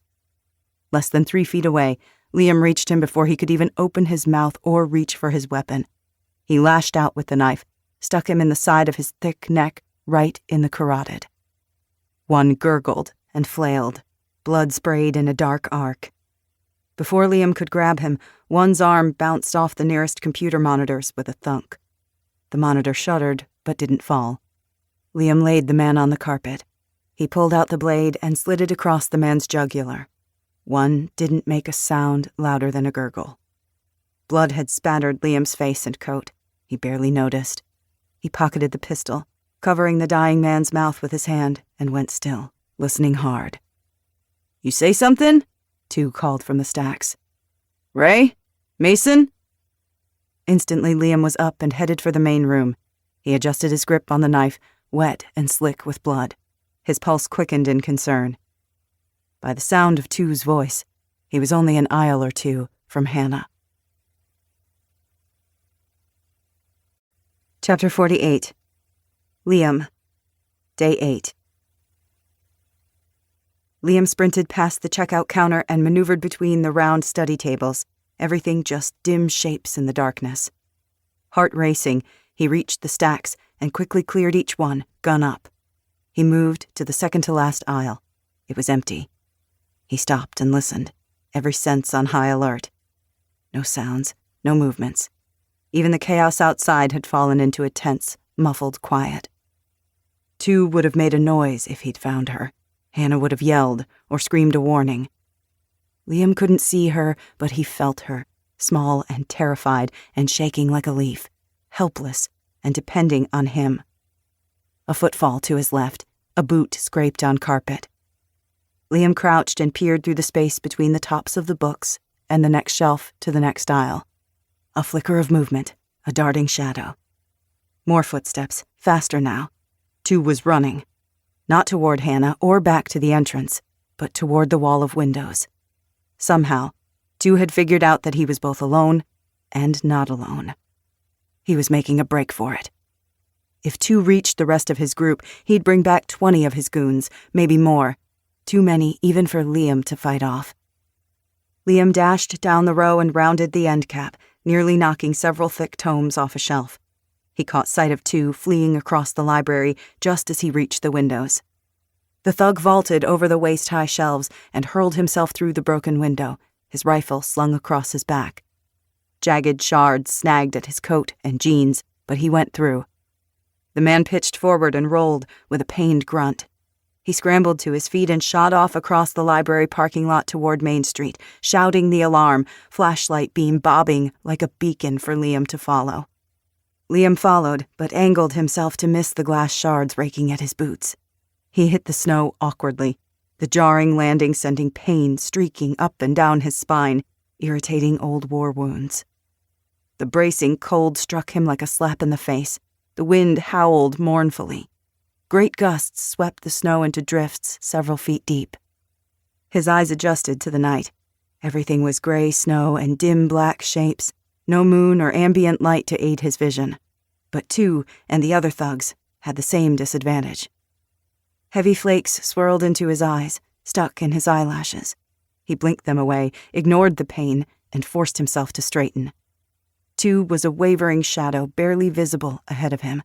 He had a 50-foot head start. Liam was sorely tempted to use his Glock, but he didn't have a clear shot. He needed to get closer. He had to chase two down. He sank well past his knees with every slogging step. Liam had his go bag with his extra ammo, his snowshoes still attached to the back with a knot of paracord. Fresh adrenaline dumped through his system as he pumped his burning thighs, pushing himself harder and harder. He should have taken the time to put on his snowshoes. Too late now. Two was faster than he was. No one was running in this snow. It was like a nightmare chase through thick jello or deep water. And Liam was slower than he used to be. Once upon a time, no one could outrun or outmaneuver him. The crushed disc injury he'd sustained in Afghanistan had slowed him a step, maybe more. No matter. What he'd lost in speed he would make up for in persistence, stamina, and sheer determination. Two made it to Main Street. He floundered down the center of the road, raising his knees high, nearly jumping from step to step. Snow mounds as high as his head crowded either side of the street. Less than 100 yards away, 4 dark shapes separated from beneath the gas station overhang. 4 hostiles, all armed. He could make out the sharp outlines of baseball bats and rifles. 4 wavering flashlight beams pierced the darkness. Adrenaline surging, Liam lunged behind a parked vehicle and sheathed his knife. He'd clean it later. He drew his Glock. With a round already chambered and the magazine full, he had 18 rounds, counting the one in the chamber. 3 preloaded, 17-round magazines in an easy-to-reach pouch of his go-bag, plus the 2 confiscated pistols and whatever rounds they had left. Noise didn't matter now. He'd already been spotted. 2 reached the others and gesticulated wildly, jabbing back toward the library, his voice an indistinct shout above the wind. More shouting. The others turned in Liam's direction and brandished their weapons. 5 hostiles slogged fearlessly down the center of the street. They didn't separate. No one dropped back to cover the others. They weren't trained soldiers, weren't enemy combatants or insurgents, just punks and low-life hooligans. That didn't mean they weren't dangerous, or wouldn't get lucky. He'd learned that the hard way. Liam snuck nearer in the darkness, moving from vehicle to vehicle as cover. Soon he was 30 yards closer, and they'd lost sight of him in the dark and snow. "Where the hell did he go?" a burly Hispanic man shouted. "He was right here," another one cried, this one female. "I just saw him a second ago." "I'll kill him," 2 said, enraged. "I'll pluck out his damn eyeballs. He killed Mason and Pete, I know it." "How did he get a jump on you?" said the third guy, who was so young his voice still cracked. "It was dark in there," 2 whined. "He murdered Mason. What was I supposed to do? Pay attention." The fourth man was short and fat, carrying a shotgun pressed against his shoulder, slowly scanning the surrounding buildings through his sights with each step. "He could be anywhere." Liam snuck behind a Honda Accord and reached an older model minivan. The snow drifted as high as the family stickers attached to the rear window, a stick mom, 2 stick kids in soccer uniforms, a little stick dog. He was 15 yards away now. He crouched behind the engine block, rose onto his haunches, and braced his hands against the hood. He peered through the falling snow and sighted the head of the first hostile, the burly Hispanic, an orange beanie yanked over his ears, no hood. Liam squeezed the trigger twice. Chapter 49. Hannah. Day 8. Hannah huddled in the corner. Her knees were drawn up against her swollen belly, her spine pressed against the bookcase, knobby hardcovers poking her lower back through her coat. She shivered as she listened to the sounds outside. The cold burrowed into her skin beneath her clothes, even with the beanbags pushed up on either side of her. Several minutes passed.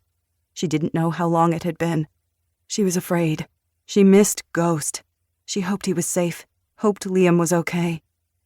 A noise gradually filtered into her consciousness. The soft thuds of boots on carpet. She lifted her head, blinking in the darkness. A grunt. The thud of a chair knocking over. Had Liam returned? She opened her mouth, but no sound came out. Some primal instinct kept her quiet. She wouldn't give herself away, not until she knew for sure. The footsteps drew closer. Her pulse sounded loud in her ears. She held her breath, straining to hear, screaming and shouting in the distance. They seemed louder now, more intense, angrier. The footsteps stopped. Click. Hannah stilled. Click, click, click. Her heart went cold as a block of ice. Him. He was here, in the library, with her. Chapter 50. Hannah. Day 8. The sickly sweet scent of clove cigarettes overwhelmed her senses. Hannah had to move. She had to move right frickin' now. Terror glued her in place. He would find her. He would hurt her. He would do worse than he'd ever done. His worst was unimaginable. His worst was an evil she knew better than anyone. Her deformed fingers pulsed with familiar agony, like he was breaking them all over again, pressing down harder and harder, watching her with that dangerous smile. Snap, snap, snap. No! Wake up, Hannah! Get up! She was on her hands and knees. She didn't know how, didn't remember doing it, but she was up and moving, crawling desperately away from him, from that devastating click, click, click.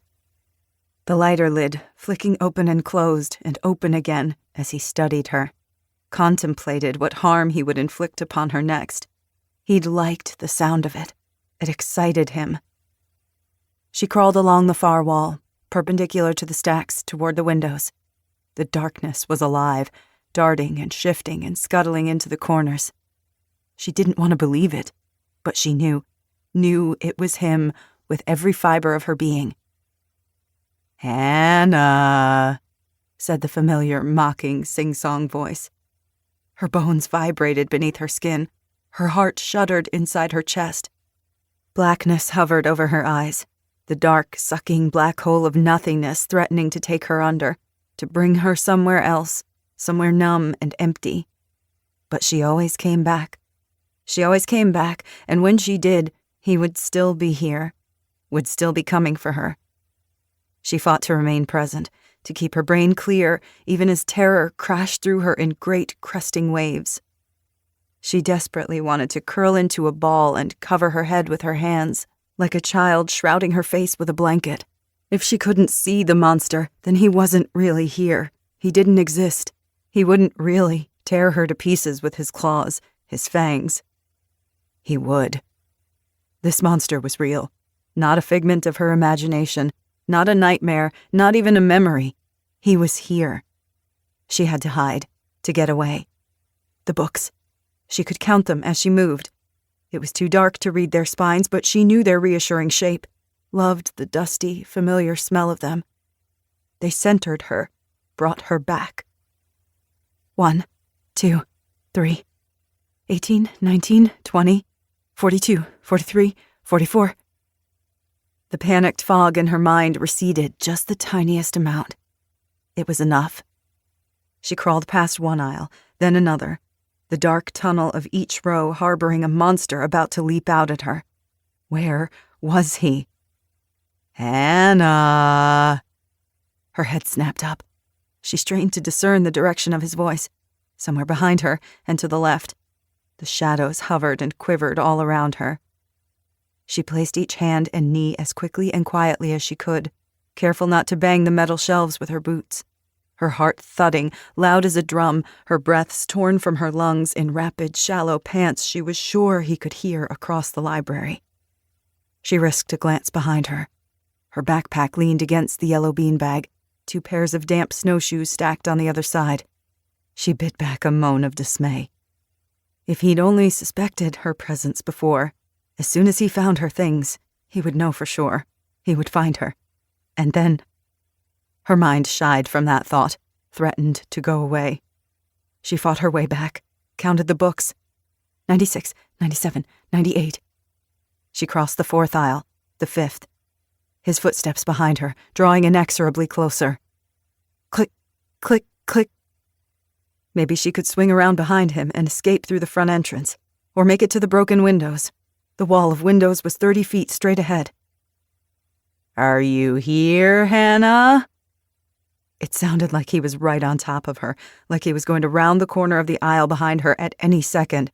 He'd see the backpack, then he'd see her. She had to get out of his future line of sight. She turned left at the next bookshelf and headed down the aisle. Thick, blocky nonfiction books lined the shelves. She nearly bumped one sticking out too far in her haste. It wobbled. She twisted around, managed to snatch it before it fell. With trembling hands, she eased it back into place, using the palm of her left hand rather than her useless fingers. The stacks consisted of 15 rows of shelves, interspersed with 3 perpendicular walkways so patrons could move easily between the maze of shelves. She paused, 10 feet deep, halfway between the outside wall and the first walkway. Slow and careful, she pushed herself from her hands and knees to her feet and crouched as low as she could so he wouldn't see her through the narrow spaces above the tops of the books. Heart thudding, she prepared to run. Not like she could run far like this, pregnant and exhausted. The footsteps had stopped. When? Just now? Or a few seconds ago? She listened hard, struggling to place him in her mind's eye. Had he reached her original hiding spot yet? Was he behind her still, or... Hannah, Hannah, Hannah. His voice was eerily disembodied, seeming to echo off the books and shelves and carpet and brick walls, like it was coming from nowhere and everywhere at once. You left your things behind, Hannah. You want to come and get them back? She closed her eyes, bit her chapped lower lip, tried to remember how to breathe. He clucked his tongue. I know where you've been, Hannah. The question is, where are you going? Indecision gripped her.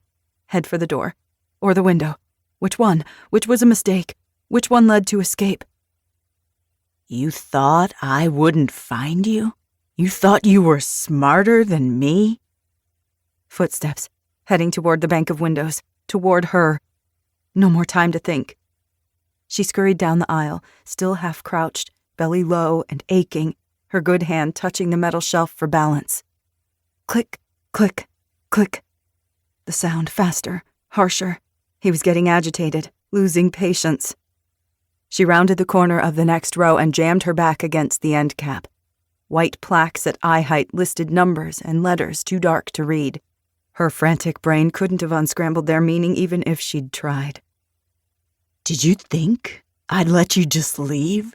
You have something of mine. I want it back. I'll cut it out of you, and then you can watch it die, while I break every bone in your miserable body. She bit back a moan. Her legs were trembling and weak, her bowels watery with fear. Are you listening to me, Hannah? Hannah! Chapter 51. Hannah. Day 8. Every hair on Hannah's body lifted. Chills raced up and down her spine. He moved closer, ever closer. You know you belong to me. You and everything you have is mine. You won't get away with what you did. Not this time. I've been incredibly patient with you, Hannah. Gracious, even. But I'm done with that. After what you did, causing me all this trouble, I never should have let you live. Click, click, click. Hannah clamped her good hand over her mouth, her chest hitching, tears of panic gathering in the corners of her eyes, blurring her vision. She pushed herself off the end cap and shuffled to the next aisle, only 3 rows from the windows. You should already be dead, Hannah. You will be, very soon. I would have made it pleasant for you, or at least not nearly as unpleasant as it will be now. You won't like what's coming next, I can promise you that. But you know what's coming next, don't you? You know what you deserve. Why don't you come out, little mouse? Stop these useless games. It doesn't matter. It doesn't make a difference. None of this does. You are mine. That thing growing inside you is mine. You will not take it from me. Do you hear me, Hannah? His voice wormed inside her, writhed into her skull, her brain. She couldn't get it out. She couldn't get away. Darkness in her head, darkness flapping in her chest with frantic, desperate wings. She was dying. She was breaking all over again, shattering into a million pieces. "You know what? I'm a generous man, Hannah. I think you know that. I think you know how kind I've been to you. Too kind, too merciful. You come out now. You show yourself to me. And we'll start over. Maybe I can be merciful again. Maybe we can take this last week all back and pretend it never happened. What do you think about that?" Her whole body shaking, she faced the books, blinked rapidly, tried to focus, tried to count. 107, 108. "Hannah, Hannah, Hannah." Her pulse racing, her breath coming in loud, ragged pants. Too loud. "This isn't you, Hannah. You've always been so obedient, so pliable. That's what I liked about you. That's what made this whole thing work. Don't you get it? You're ruining it all, Hannah. What I do now won't even be my fault. You're making me do this, little mouse, making this happen. I know you don't want that. I know you don't. Come on out. I already know you're here. We both do. What's the point of prolonging the inevitable? It's cold. I'm cold. You're cold. Let's just go home. Come on, Hannah. All this? I can make it go away." Click, click, click. She was afraid to move, not sure which direction to go. "Hannah!" His furious voice bounced off the shelves, the ceiling, the floor, muffling it, sending it in all directions. He might be across the room, or he might be whispering in her ear, right behind her. In the distance, a flurry of shouts and gunshots. She flinched. Was that Liam? Liam being shot, or Liam doing the shooting? Maybe he was dying right now in the snow, bleeding out because of her. She pushed that thought down, shoved down the despair bubbling up. Had to focus on getting out, no matter what. She mouthed a desperate prayer. If God was out there, if he was watching, she needed help. "Hannah, enough! Come here!" he shouted. She almost went. Heaven help her. Her treacherous body nearly obeyed instinctively. She gripped the ridge of the metal shelf to hold herself in place, clamping down so hard her nails bent. Click, click, click. There. He was in front of her now. In the next aisle, or the one after that, between her and the windows. How he'd gotten ahead of her, she had no idea. A scream pushed out from deep inside her, but she clamped it down behind her teeth, mashed her lips closed, biting her tongue. Warm, tangy blood leaked into her mouth. Slowly, soundlessly, she began to edge down toward the end of the second aisle, toward the large open area with the study tables, the checkout counter, the entrance beckoning to her. Once she reached the end of the stacks, she would run. A sound from outside. She hesitated, her brain struggling to place it. Was that? A shadow separated from the other inanimate shadows, this one deeper, darker, alive. She screamed, a cry of desperation, of primal terror. It lunged at her. Something hard struck her stomach. She doubled over, gasping for breath, sucking in oxygen that wouldn't come. A low, pulsing pain radiated from her belly, spreading to her hips, her ribs, her thighs. The shadow struck her again, backhanding her across the face and knocking her to the floor. She gasped and clutched her stomach, wincing, eyes stinging from the pain, the fear. The shadow transformed into the heft and substance of a man. Sinister, malevolent, no less of a monster. He smiled. His red slash of a mouth was barely visible, but she didn't need to see it. It was seared into her memory. She'd never forget it, not for a second, not until her dying breath.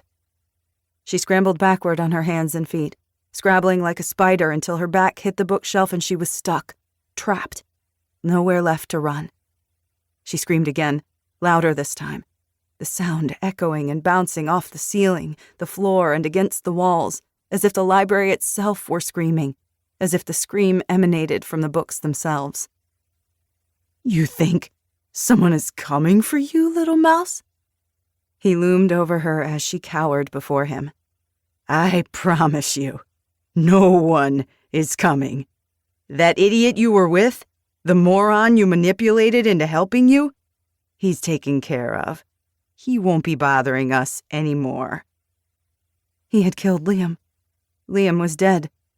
She was completely and utterly alone.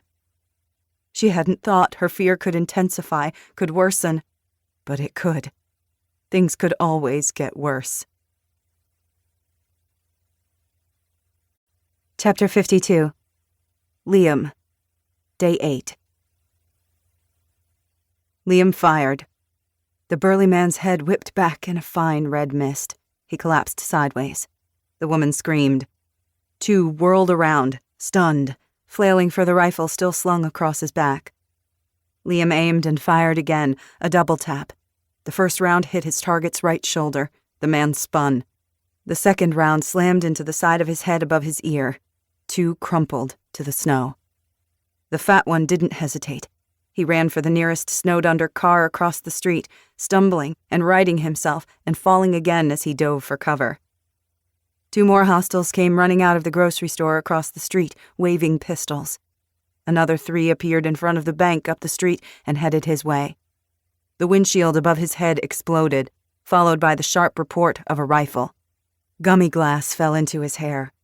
A barrage of rounds shredded the air, slamming into the buildings on either side of him. There were too many of them, 8 or 9 now, taking cover behind cars and buildings, all aiming their firepower in his direction. Liam felt every second passing like a bomb ticking inside his head. They had too much time. Time for the hostiles to consolidate their forces, for a few of them to circle around and flank him. He was just one man.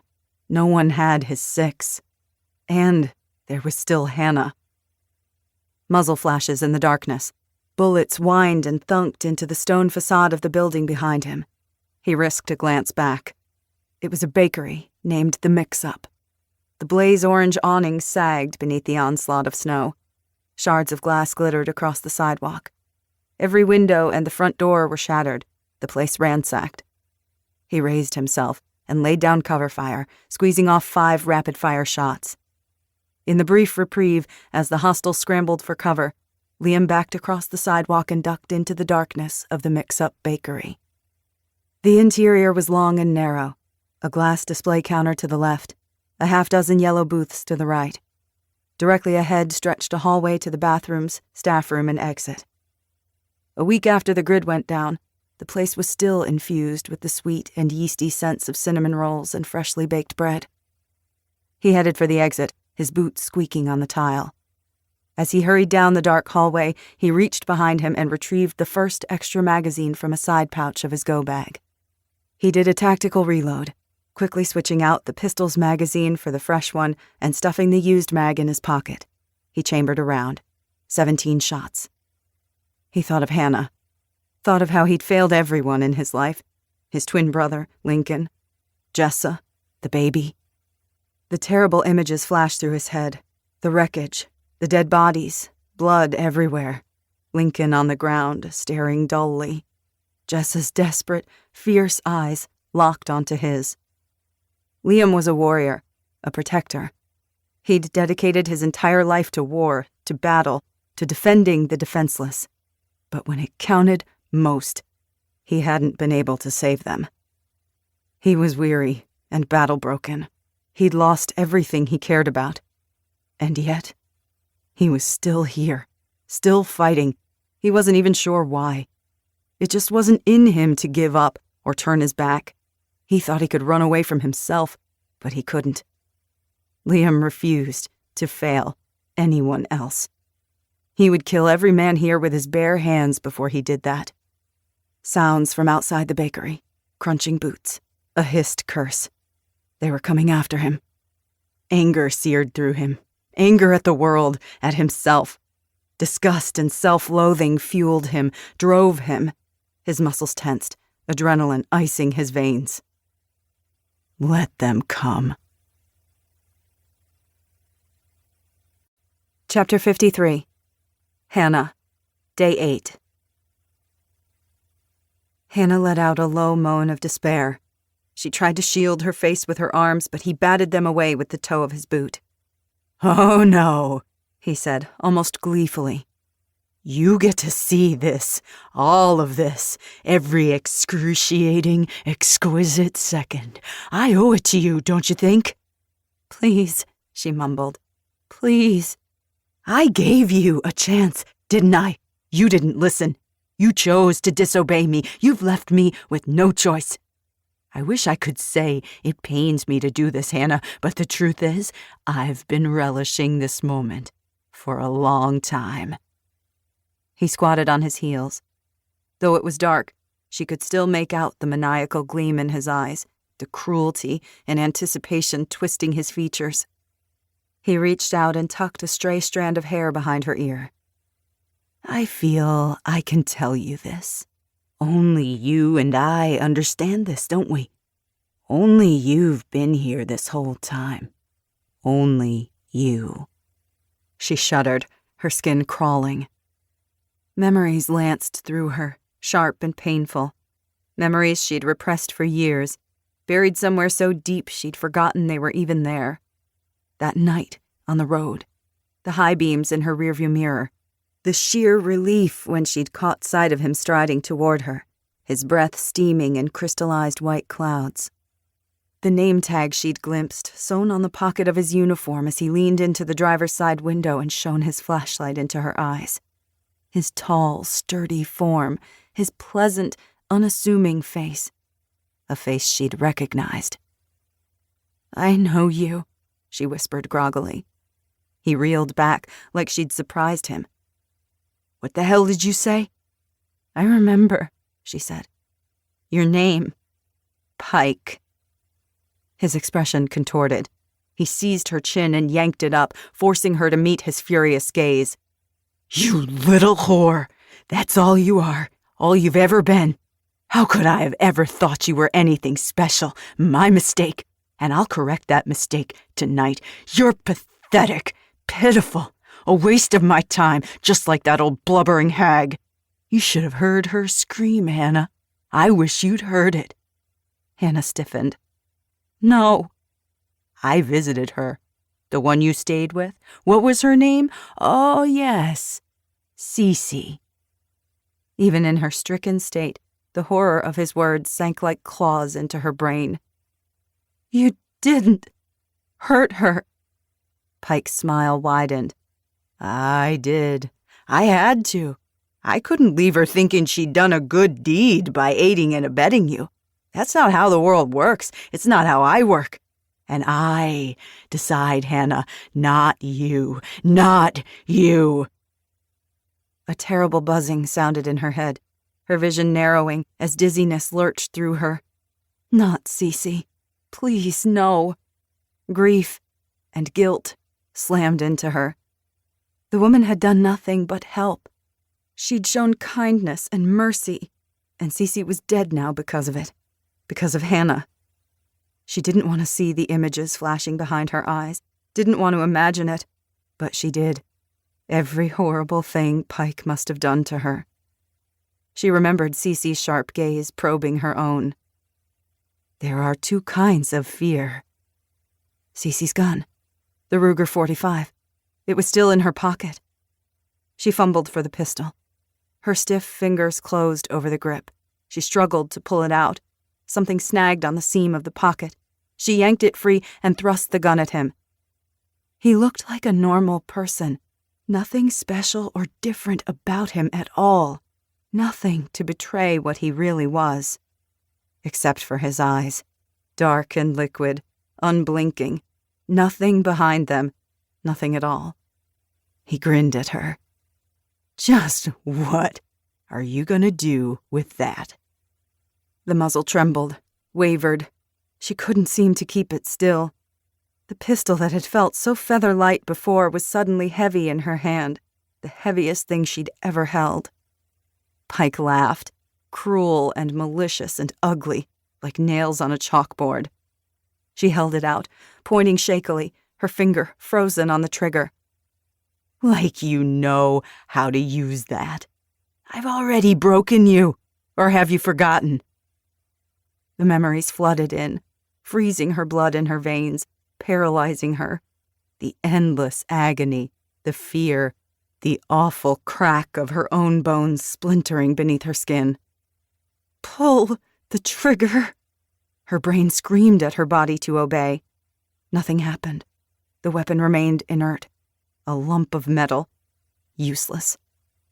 Pike lunged at her. He seized the gun and ripped it from her hand. He tossed it across the room. It skittered across the carpet, smacked the base of a bookshelf, and landed several yards away. He spun and kicked her in the ribs. Sharp pain flared through her torso. Instinctively, she curled into herself, arms crossed protectively over her belly, knees drawn up, chin lowered and tucked against her chest. She was utterly worthless, just a victim, nothing more. What had she thought? That she could do this? That she could defend herself against a psycho, against a madman, against someone so much bigger and stronger and more lethal than she was, or ever could be? He kicked her again. "Look at me, you little—" Shouts and screams from outside, more gunshots. She heard everything as if filtered from far away, from deep underwater. Cold tears tracked down her cheeks, blurring her vision. Another world lay out there, a world she'd never see again, because she was never leaving this building. Pike drew a wicked-looking tactical knife. "It's your turn, Hannah," he said.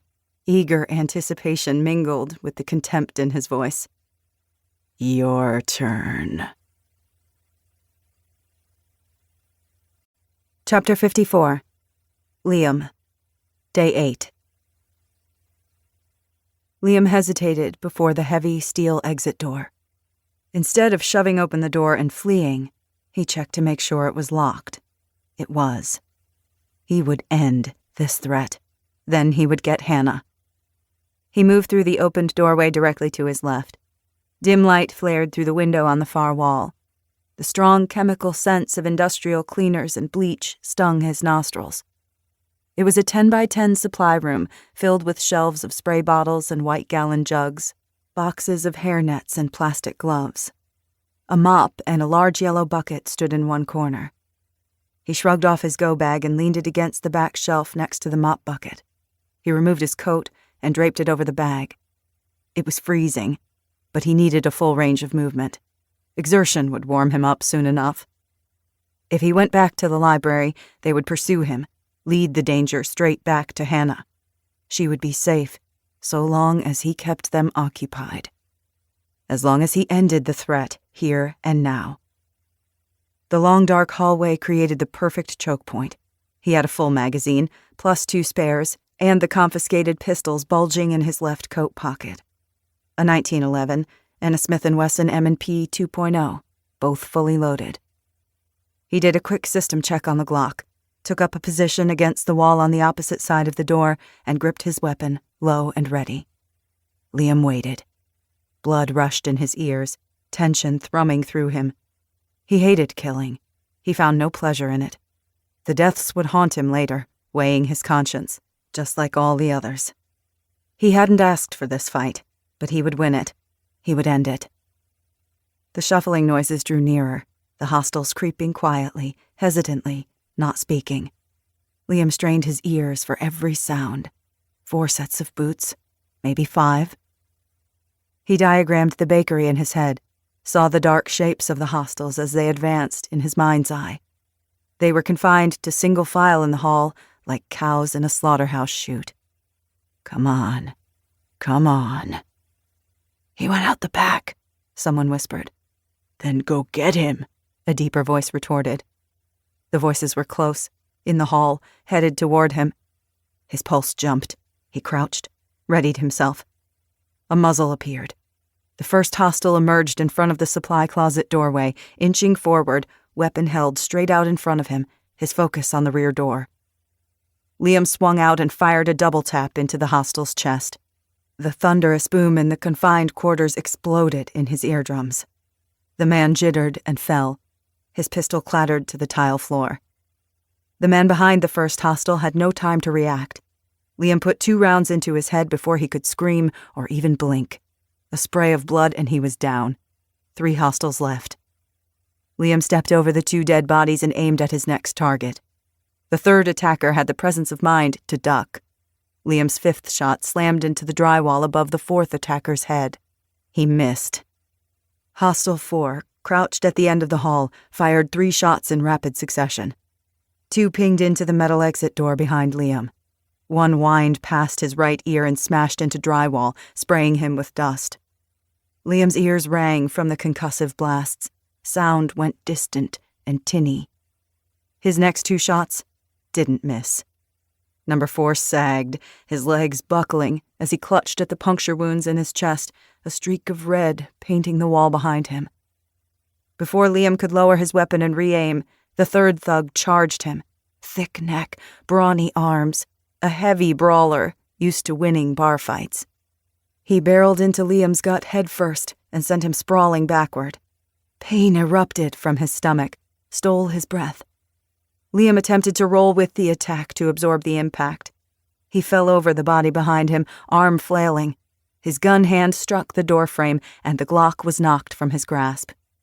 Gasping, his spine wrenching painfully, he managed to twist away from the attack as he fell through the doorway of the supply room.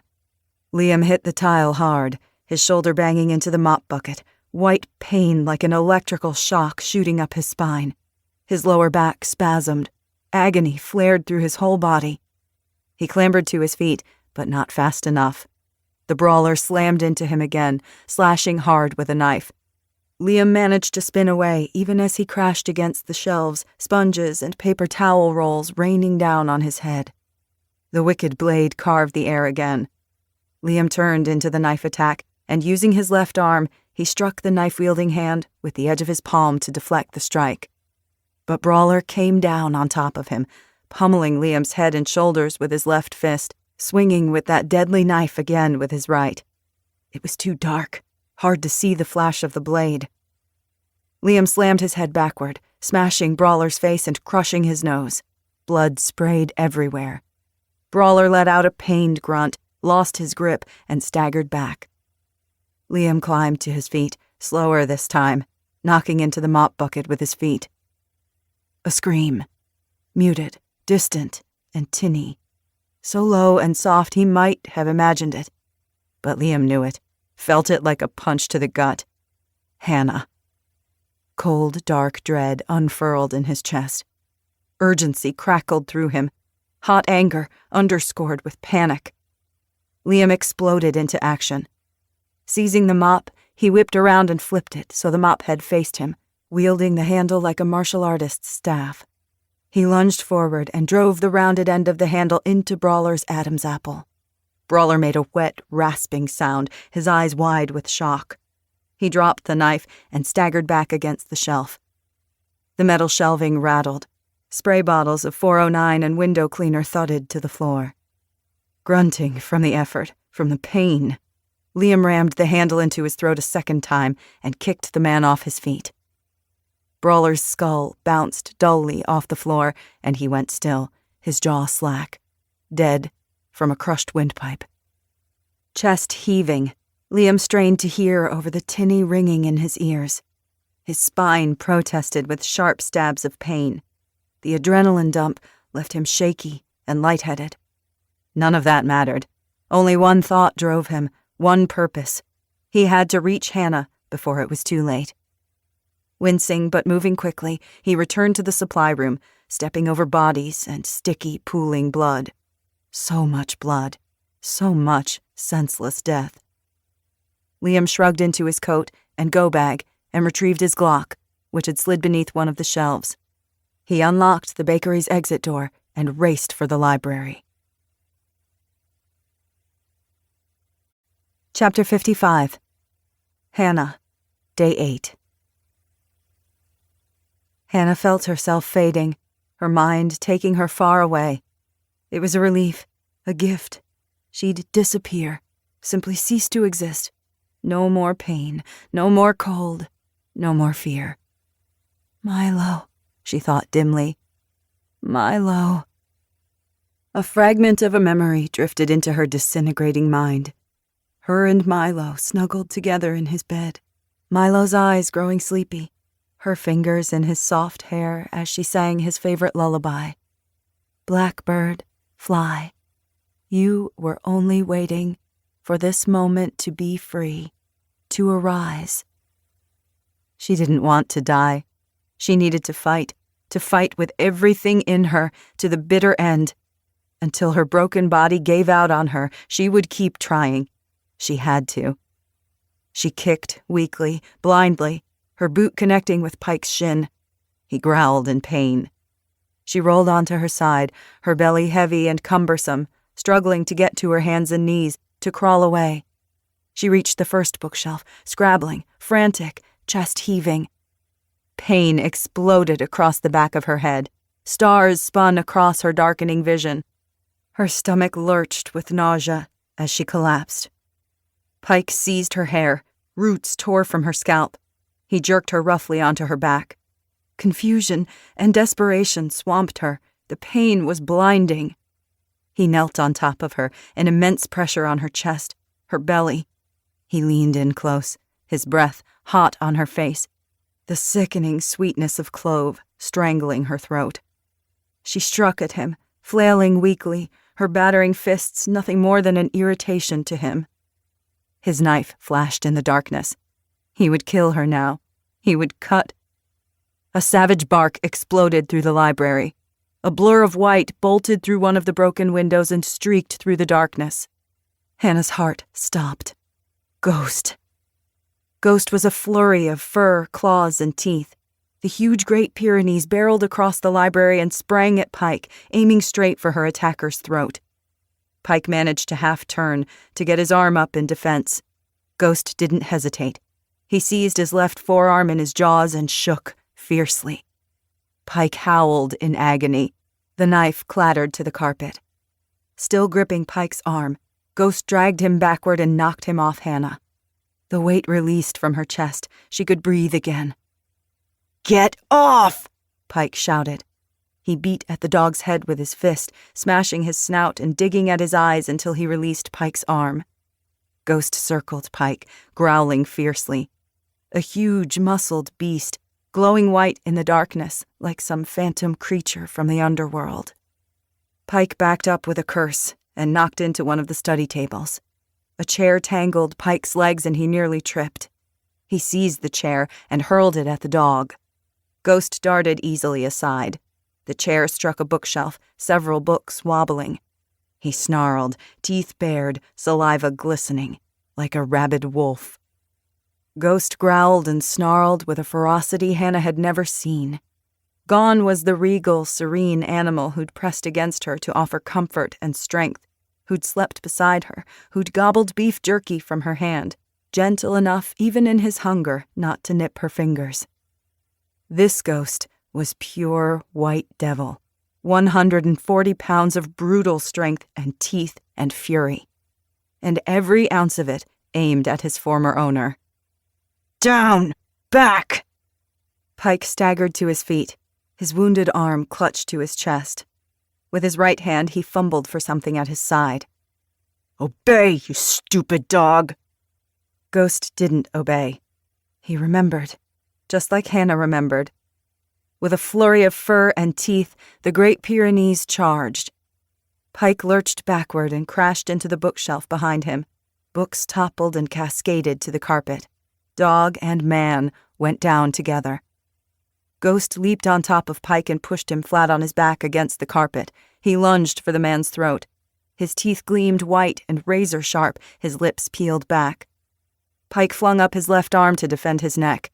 He held something in his hand, something small and dark and metallic. Hannah's heart stopped beating. A gun. They were a blur in the darkness, a white and dark shape battling to the death. Ghost growling and biting, and Pike punching him in the head, the torso, the snout, beating at him with the gun and trying to aim it at the dog to get off a shot. Panic clutched at her, pulling her under, but she fought to remain present. Desperation congealed in her belly. She searched frantically for some way to help, to stop Pike. She seized a heavy book from the floor and hurled it at their grappling bodies. It thudded into Pike's side but did nothing. She threw another one. It struck Pike's arm and threw off his aim. A gunshot cracked in the air. She cringed, her ears ringing. Ghost snarled in outrage. Before she could find another book to throw, a second gunshot fired. This one didn't miss.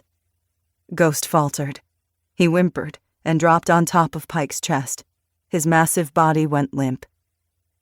Pike pushed the dog off himself and staggered to his feet. He turned back toward the dog, his left arm held tight to his chest, limp and useless, the pistol in his right hand. The gun rising, aiming for Ghost, to finish him off, and then her. Terror and helplessness jolted through her. "No!" she screamed. "Hannah!" A shout. From somewhere outside, near the front entrance. It was Liam. He was coming for her. Footsteps running toward them, but not fast enough. Not enough. "Liam!" she cried, frantic. "In here!" With a furious curse, Pike backed away, clutching at his wounded arm. His features contorted in an expression she'd never seen on his face. Fear. He spun and fled, weaving between the bookshelves as he sprinted for the wall of windows. He lunged onto the waist-high bookshelf and launched himself through the window and out into the night. Hannah's only thought was for Ghost. She scrambled across the carpet, head spinning dizzily, but she ignored it, collapsing to her knees at his side with a gut-wrenching sob. The dog lay limp and unmoving on his side, long legs splayed, head tilted back. A line of black blood dribbled through his white fur from above his right eye, drenching his floppy ear and staining his snout. More blood pooled along the top of his head.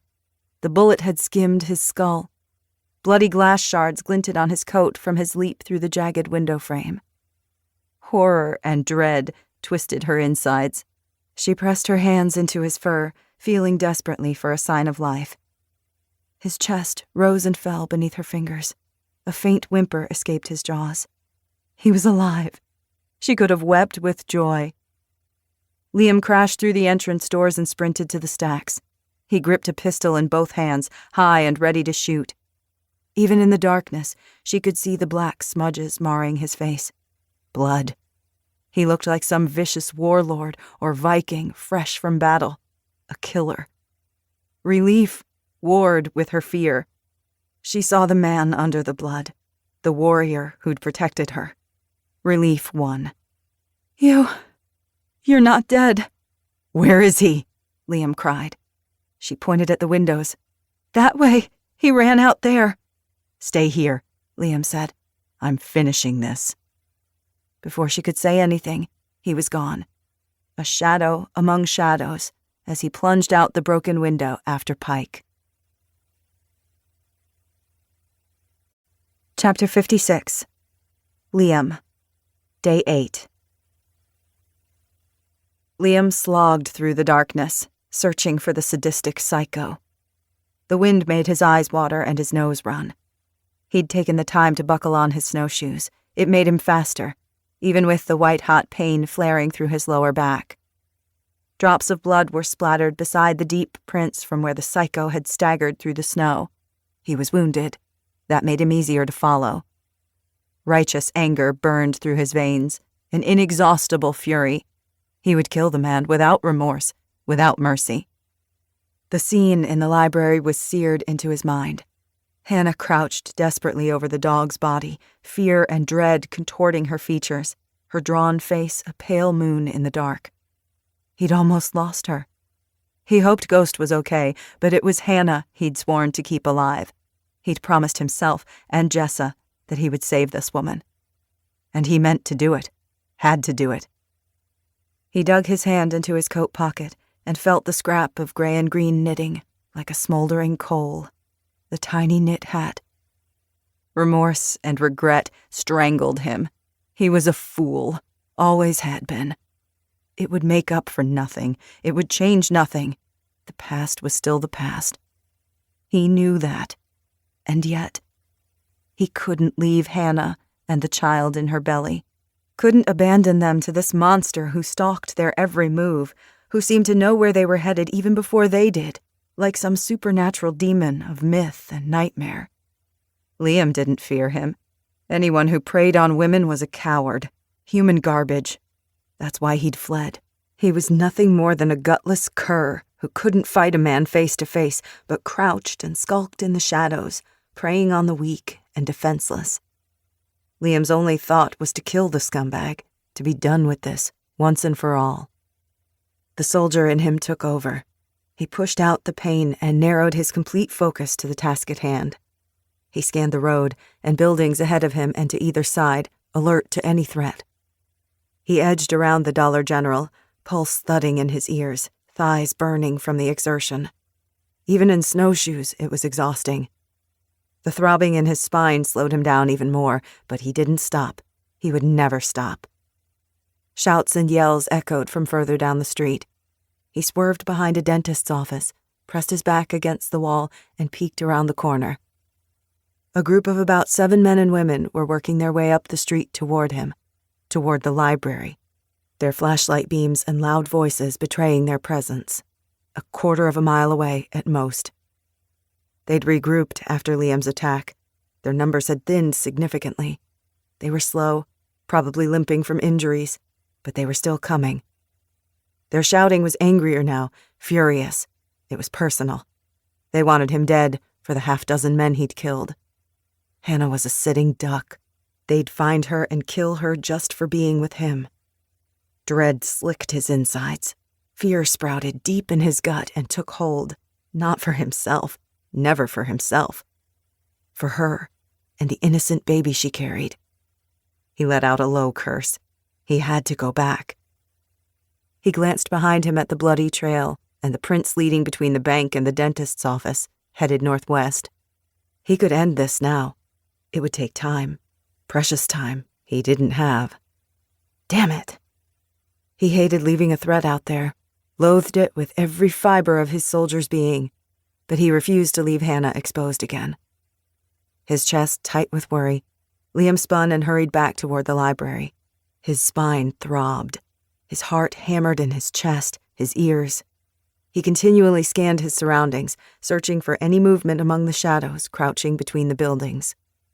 He circled around the library parking lot and reached the broken window. He slipped off his snowshoes and attached them to his pack with the paracord.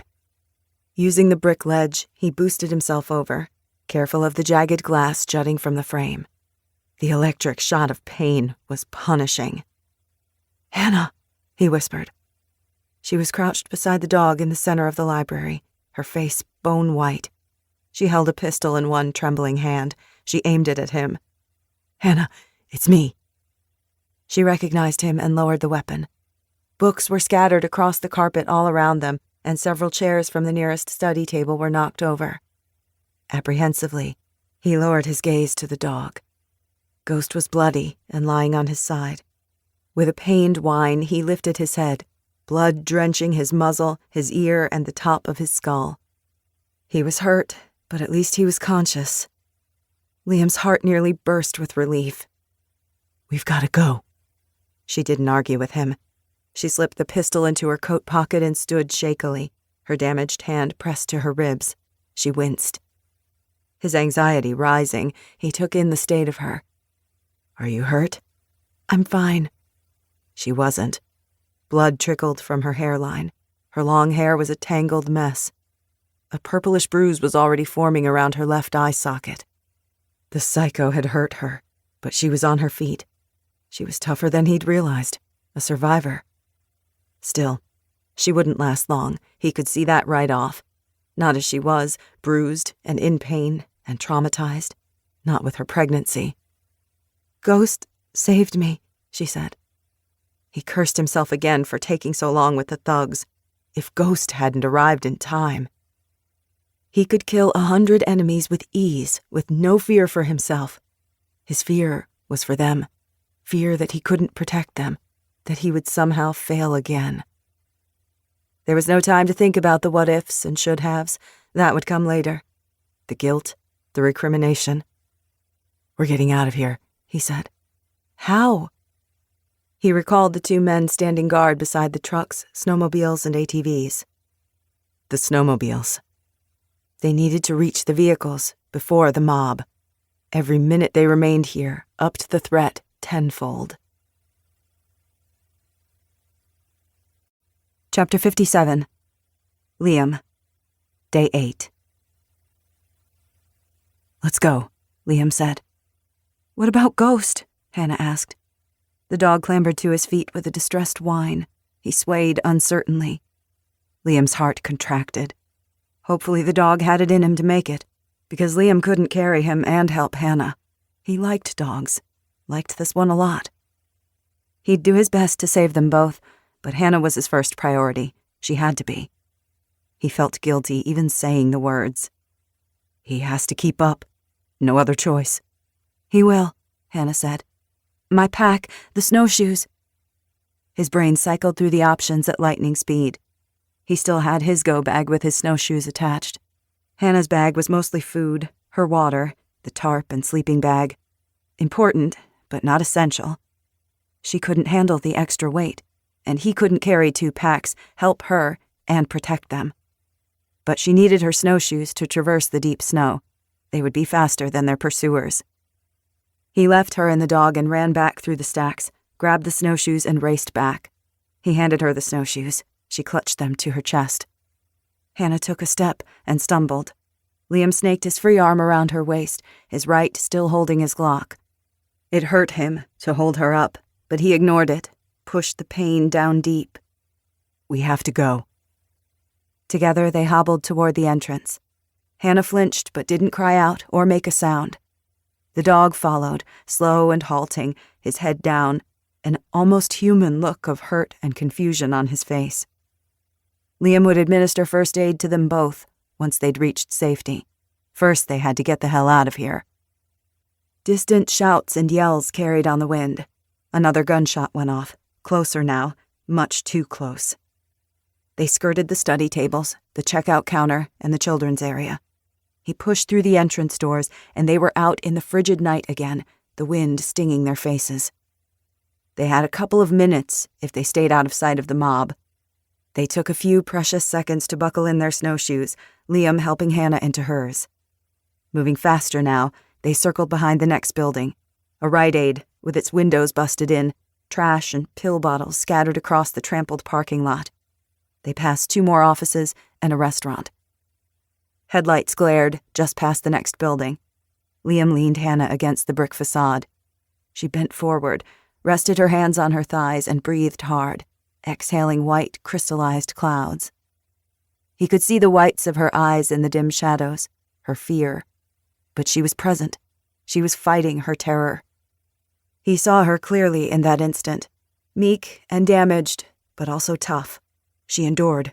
It was who she was. He saw it, shining bright and determined in her eyes. She was like him, a survivor. A fierce protectiveness flared in his chest. "Wait here," he said, his voice rough. She nodded. He inched forward and peeked around the corner, Glock up and ready. The wind kicked up white gusts, but the heavy snowfall had lightened considerably, increasing visibility. 20 yards away, he could just make out 4 old-model 2-seater snowmobiles and 5 winterized ATVs parked in the middle of the street at the end of town. The trucks were gone.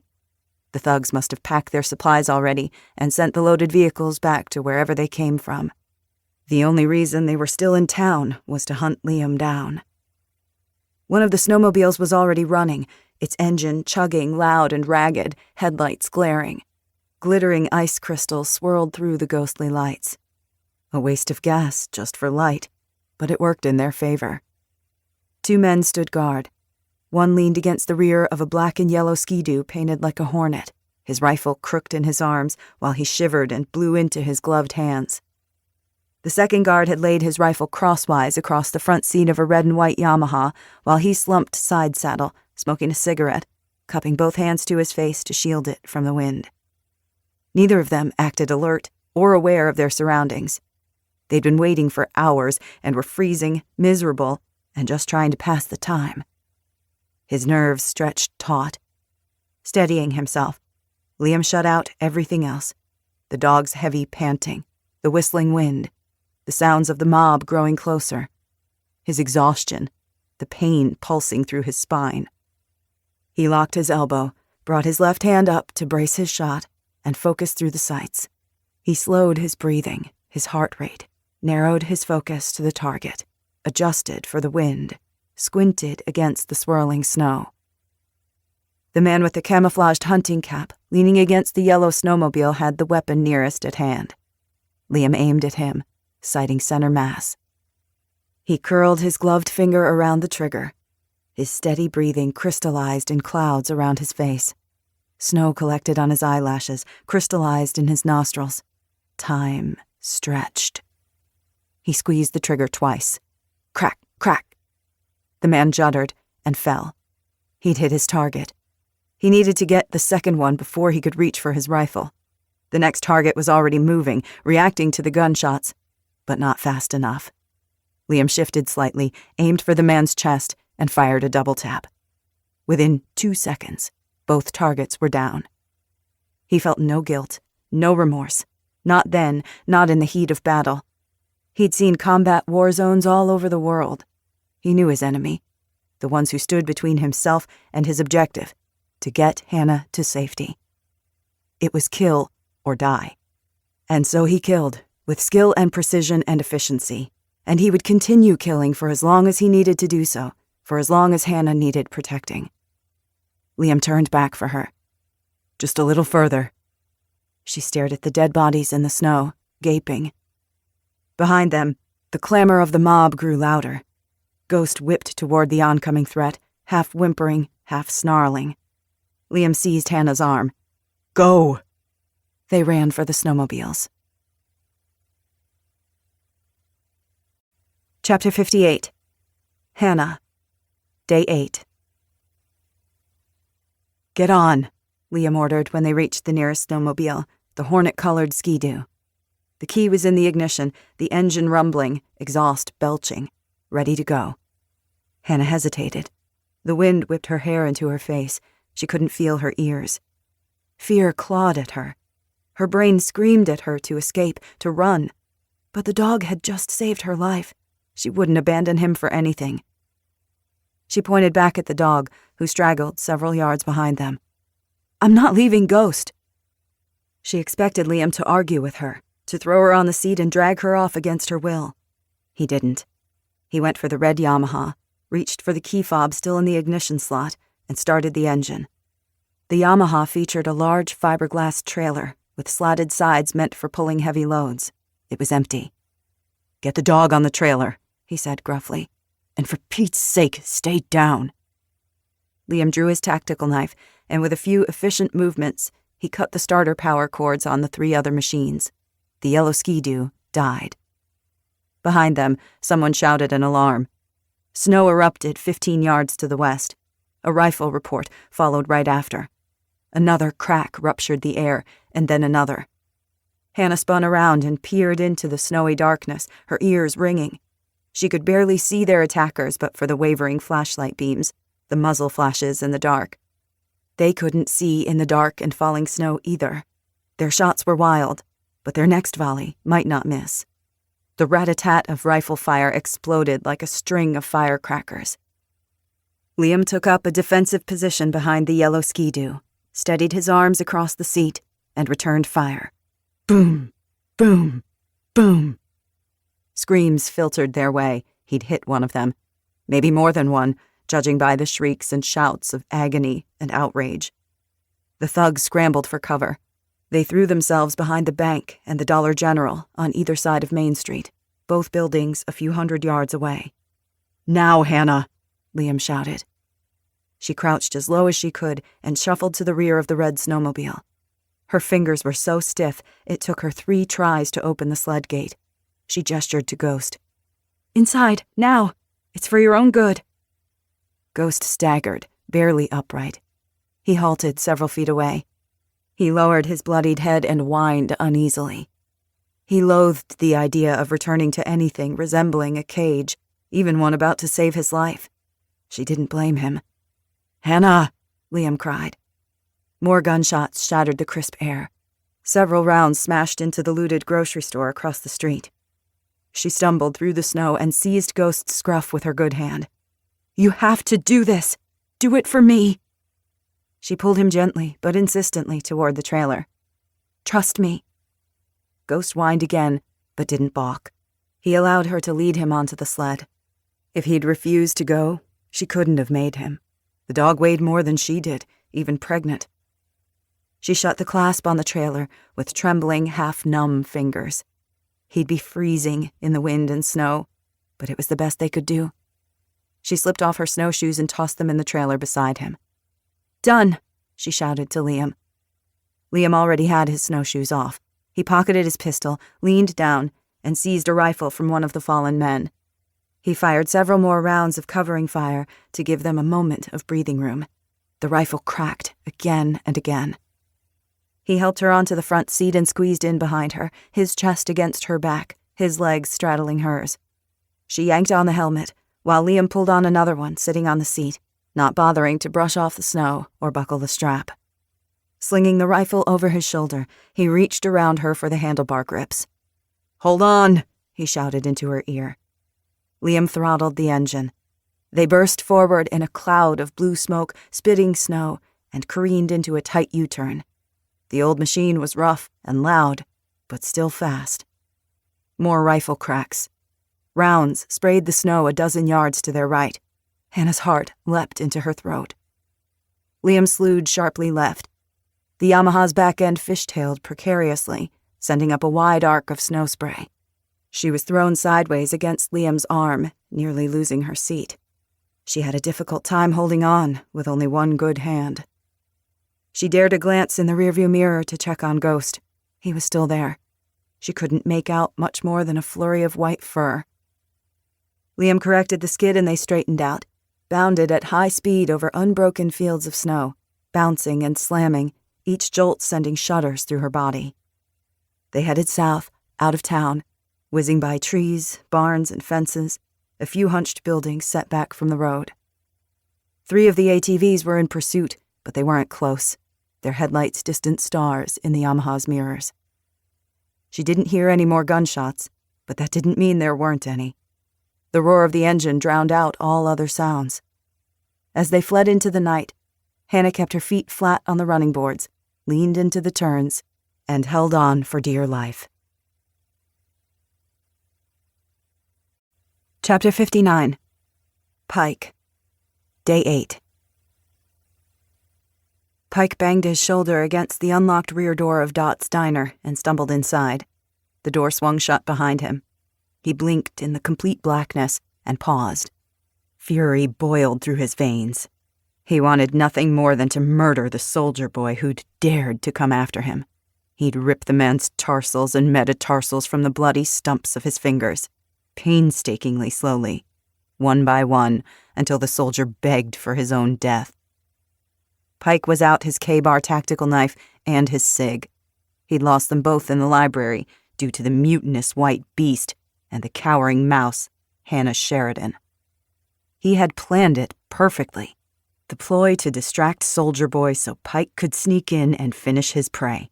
Only that damned dog had appeared out of nowhere, had the gall to attack him.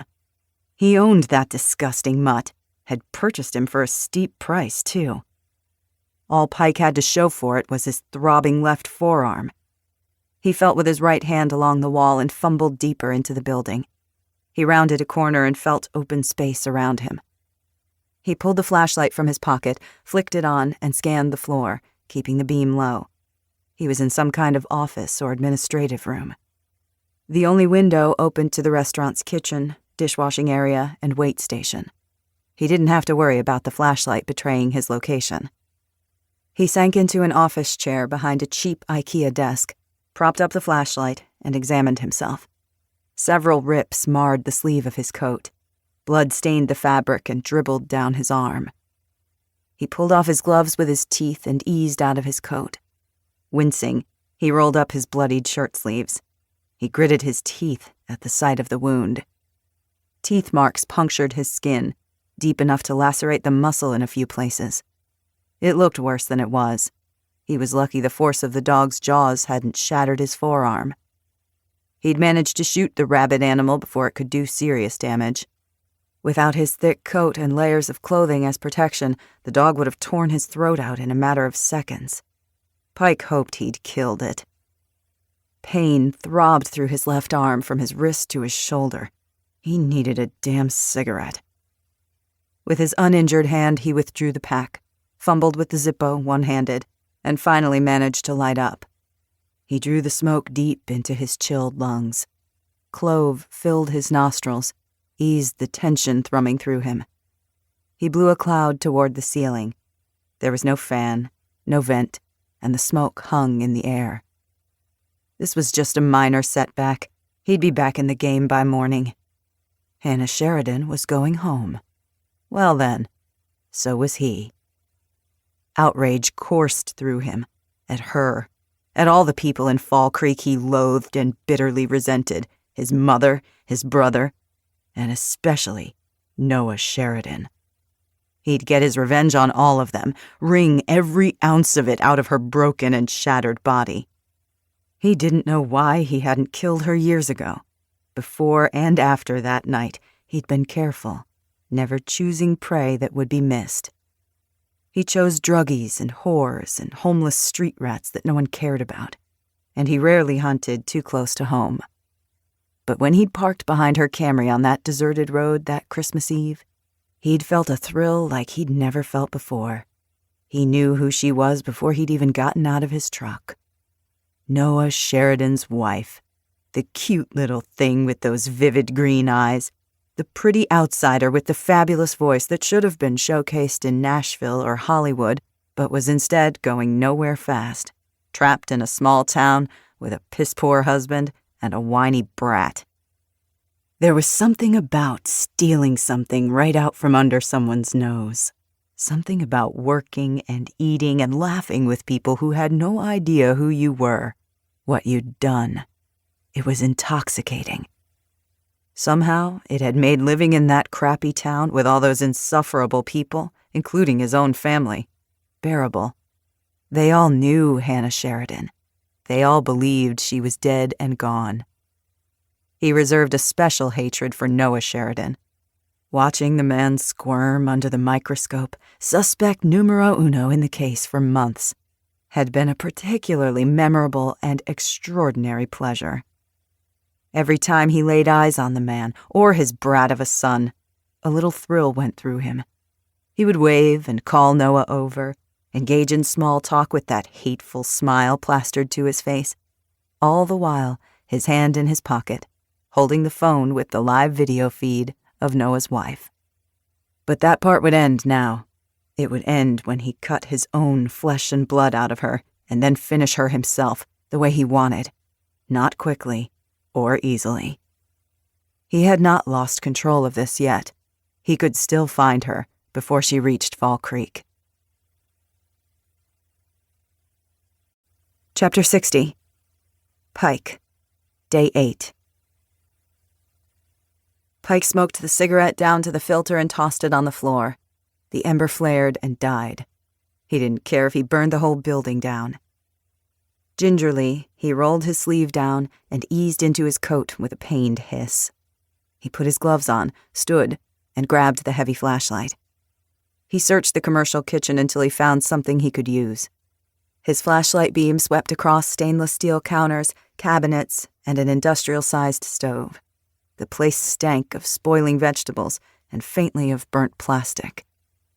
The cone of light highlighted a hefty meat tenderizer mallet lying on the stainless steel island in the center of the prep area. It would do. When he tried to pick it up with his left hand, an electric shock of pain shot up his arm. He dropped it with a wince. Furious, he gave the island a savage kick and cursed as the clang reverberated in the silence. He slammed the flashlight down, picked up the mallet with his unwounded hand, and shoved it through his belt loop beneath his coat. Holding the flashlight low at his side, he exited the back of the diner with care, scanning the snowy darkness before stepping outside. No one was around. Angry shouts and gunshots echoed from the direction of the library. Maybe the thugs had found the girl and Soldier Boy. He doubted it. Soldier Boy would have hightailed it back to save the girl and execute their exit strategy. It was the only reason he'd backed off from pursuing Pike. No matter. Pike could ambush them at any point along the way. He had the advantage here, not them. Just as soon as he took care of this arm, he needed a damn doctor to patch him up and provide a truckload of pain meds. Lucky for him, he had an idea where to go. His head lowered against the brutal wind, he skirted the diner's parking lot and found his way back to Main Street. He returned to the gas station up the street, where his purple snowmobile still waited for him. 2 men remained at the gas station, both holding rifles and standing about 10 yards apart. The first one faced south, toward the library and the end of town. The second man stood guard over a pile of dead bodies, 6 at least. Next to him, 2 old-model snowmobiles towing large sleds were loaded with jerry cans full of gas. The rifle he carried belonged to Pike. Pike grimaced. A dark thrill raced up his spine. He'd need gas to get where he was going. He'd need his gun back, too. He hooked the flashlight to his belt and exchanged it for the mallet. He hefted it in his hand, relished the weight of it. It would work just fine. He crept up behind the man, his boots not as silent as he wished, but the man was distracted by the shouting and gunfire past the library. The wind whistled and moaned, muffling his movements. The poor sap never even saw Pike coming. He never saw the swing of the mallet either, but he certainly felt it slam into his head and splinter his skull. The man dropped to the snow with a heavy thud. Pain scoured Pike's left arm, his muscles screaming in protest. Pike gritted his teeth and let the mallet slip out of his hands. He bent and picked up the rifle instead. His rifle, the scoped Winchester Model 70. More pain flared up his forearm, but he endured it. He did a quick system check and found everything as he'd left it, the weapon in pristine condition and fully loaded. The second guard swung around to check on his buddy with a bored expression. Pike pointed the Winchester at his face. "Hey, man. Get your hands up. Drop your weapon." The guard started to raise his weapon, then noticed his friend's body behind Pike, already growing cold in the snow. Wisely, he changed his mind. He unslung the rifle, dropped it a few feet away, and raised his hands. "Don't shoot me, man. I'll tell you whatever you want to know. You find a doctor when you ransack this town?" The man shifted nervously from foot to foot. "Hank said he got a good stash of oxy from the clinic. There was a doctor there. A few patients we sent packing. Maybe he was a pediatrician, I don't know. I did what you asked, okay? Don't kill me, man." "That'll do." Pike gestured with the rifle. He'd leave this idiot alive long enough to take him to this doctor. Then he'd put him down, like the maggot deserved. "Take me to him." Chapter 61. Hannah. Day 8. Hannah was so tired, she kept falling asleep, slumping in her seat and jerking herself back awake. Her back, shoulders, and hips hurt, her muscles cramping. Cold needled her extremities. Her feet were blocks of ice, her nostrils raw from inhaling the frigid air. Her eyelids were nearly glued shut from squinting against the icy wind. They'd been riding hard for what felt like days, but was less than 2 hours. They'd lost the pursuing ATVs quickly enough. They couldn't go nearly as fast as the Yamaha, rickety as it was. They skirted town after town and kept going. On every side lay forests interspersed with bleak and wintry farmland. The endless white, pockmarked by an occasional dark smudge of a dilapidated barn or shed or house. It was sometime in the early morning on New Year's Eve. Nothing moved. No cars or trucks on the road. No planes arcing across the black sky. They might have been the only living creatures in the universe. Finally, Liam slowed to a stop and switched off the engine. He pulled off his helmet. "We just exited Manistee National Forest. We're outside of Newaygo." They were parked on the shoulder of an empty road lined with pine forests. To their right sat a 3-story ramshackle farmhouse on a small hill set far back from the road. No other houses or buildings were in sight. "Stay here," Liam said. Hannah was too exhausted to argue. She just wanted to get off the stupid snowmobile and find somewhere safe to rest. And to pee. And she was desperately worried about Ghost. Liam retrieved his pistol, slid off the snowmobile, and slipped on his snowshoes. He moved cautiously toward the tree line. Within a few moments, his stealthy form had disappeared into the dark. He didn't use his flashlight or approach the property head-on, like most people. He was sneaky, an invisible threat. She shuddered, once again grateful he was on her side.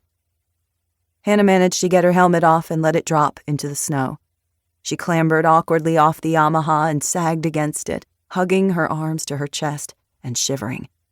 Her legs were blocks of ice. She could barely stand, let alone walk back to check on her dog. The wind had stilled. The night was pitch black and utterly still, miles and miles of endless snow. Everything sounded different in the freezing cold, sharp-edged and brittle. The hiss of the wind skimmed over the ice and hard-packed snow, and through the bare, stiff branches of oak and maple and birch, pine boughs rustled. Her mind was sluggish. It felt like her brain cells were freezing. Her mind drifted. She didn't even hear Liam returning until he was at her side. He held the pistol low at his thigh. "The house is empty, and the barn. No one's been there for at least a week." Ghost, she said through chattering teeth.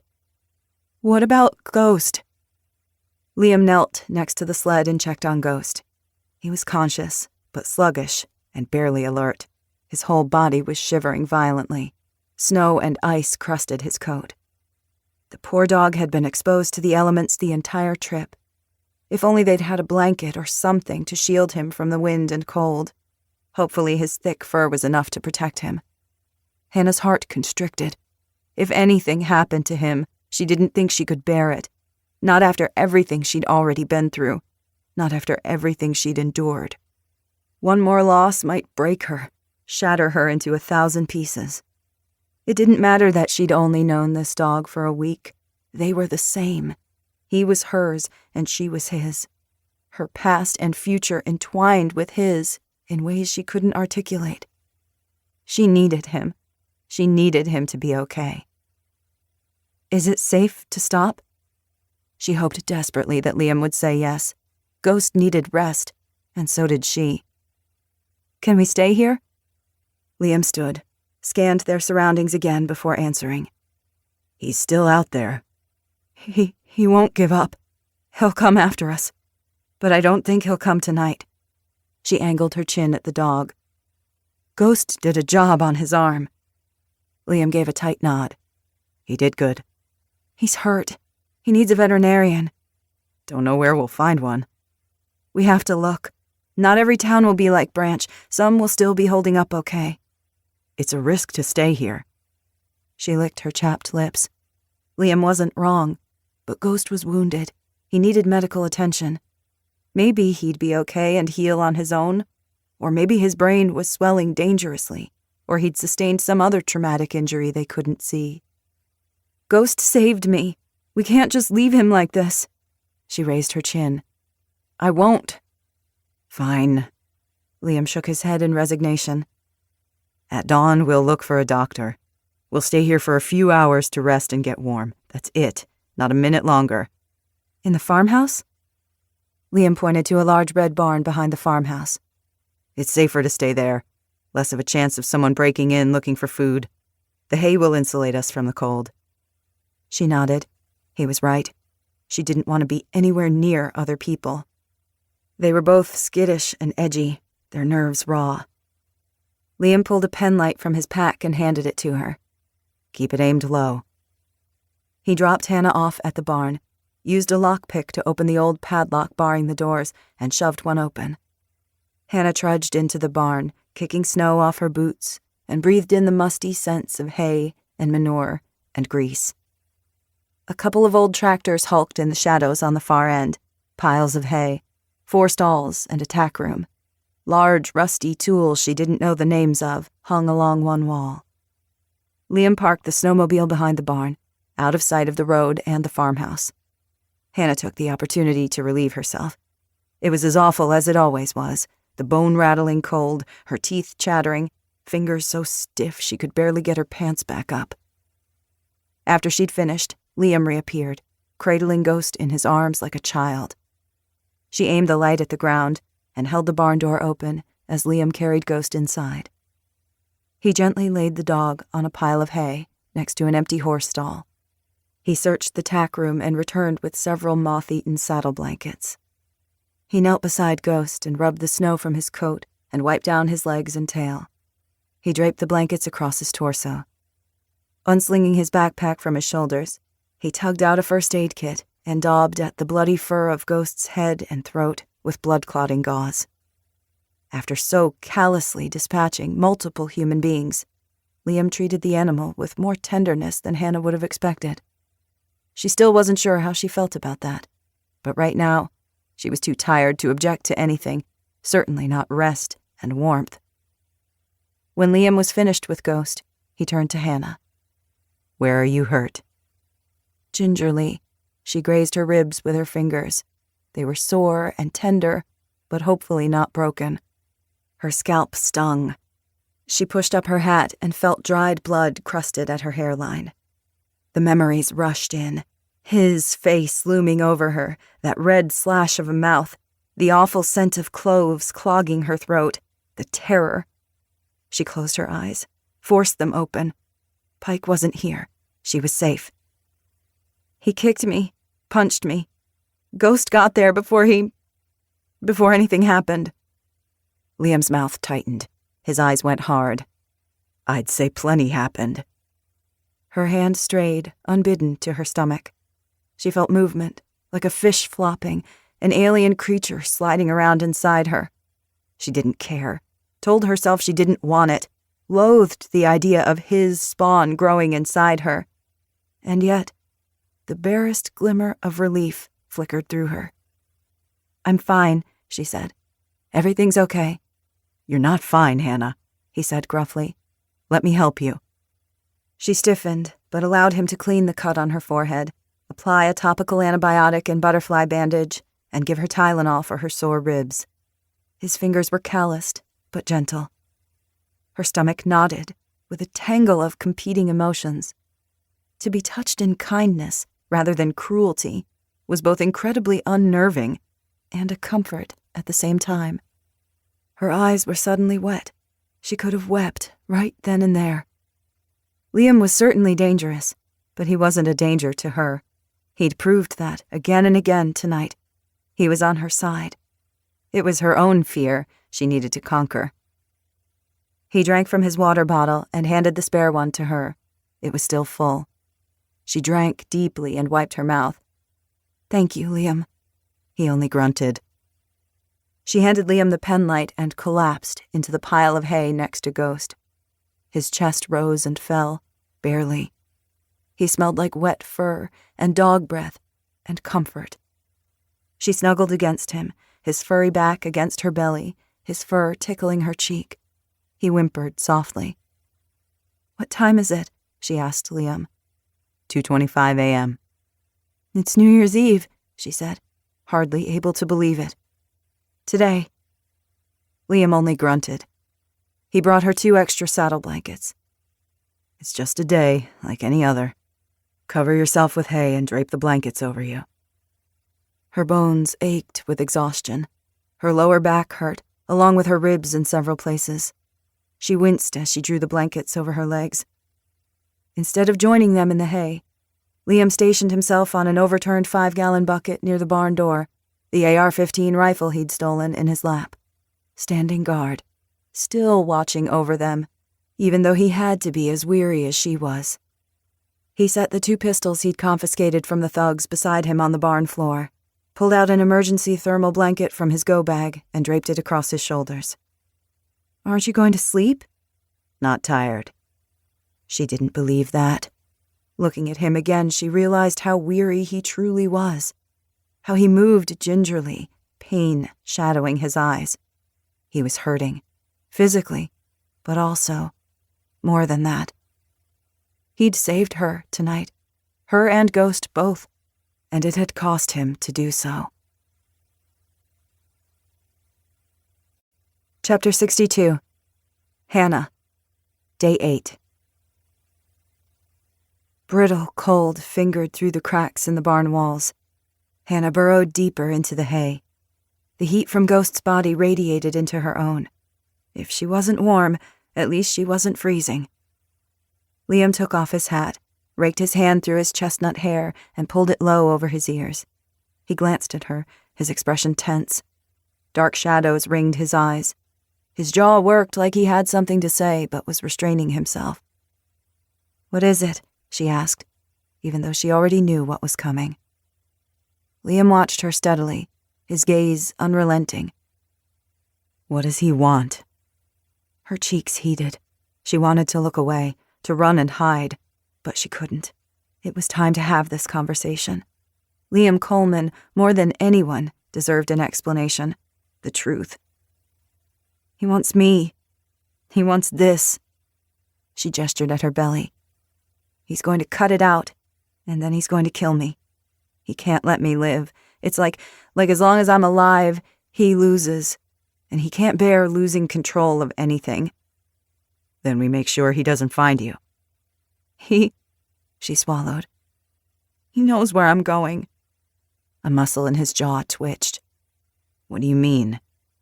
"I mean, not which small towns we'll stop at on the way, or our direct route, but he knows the destination.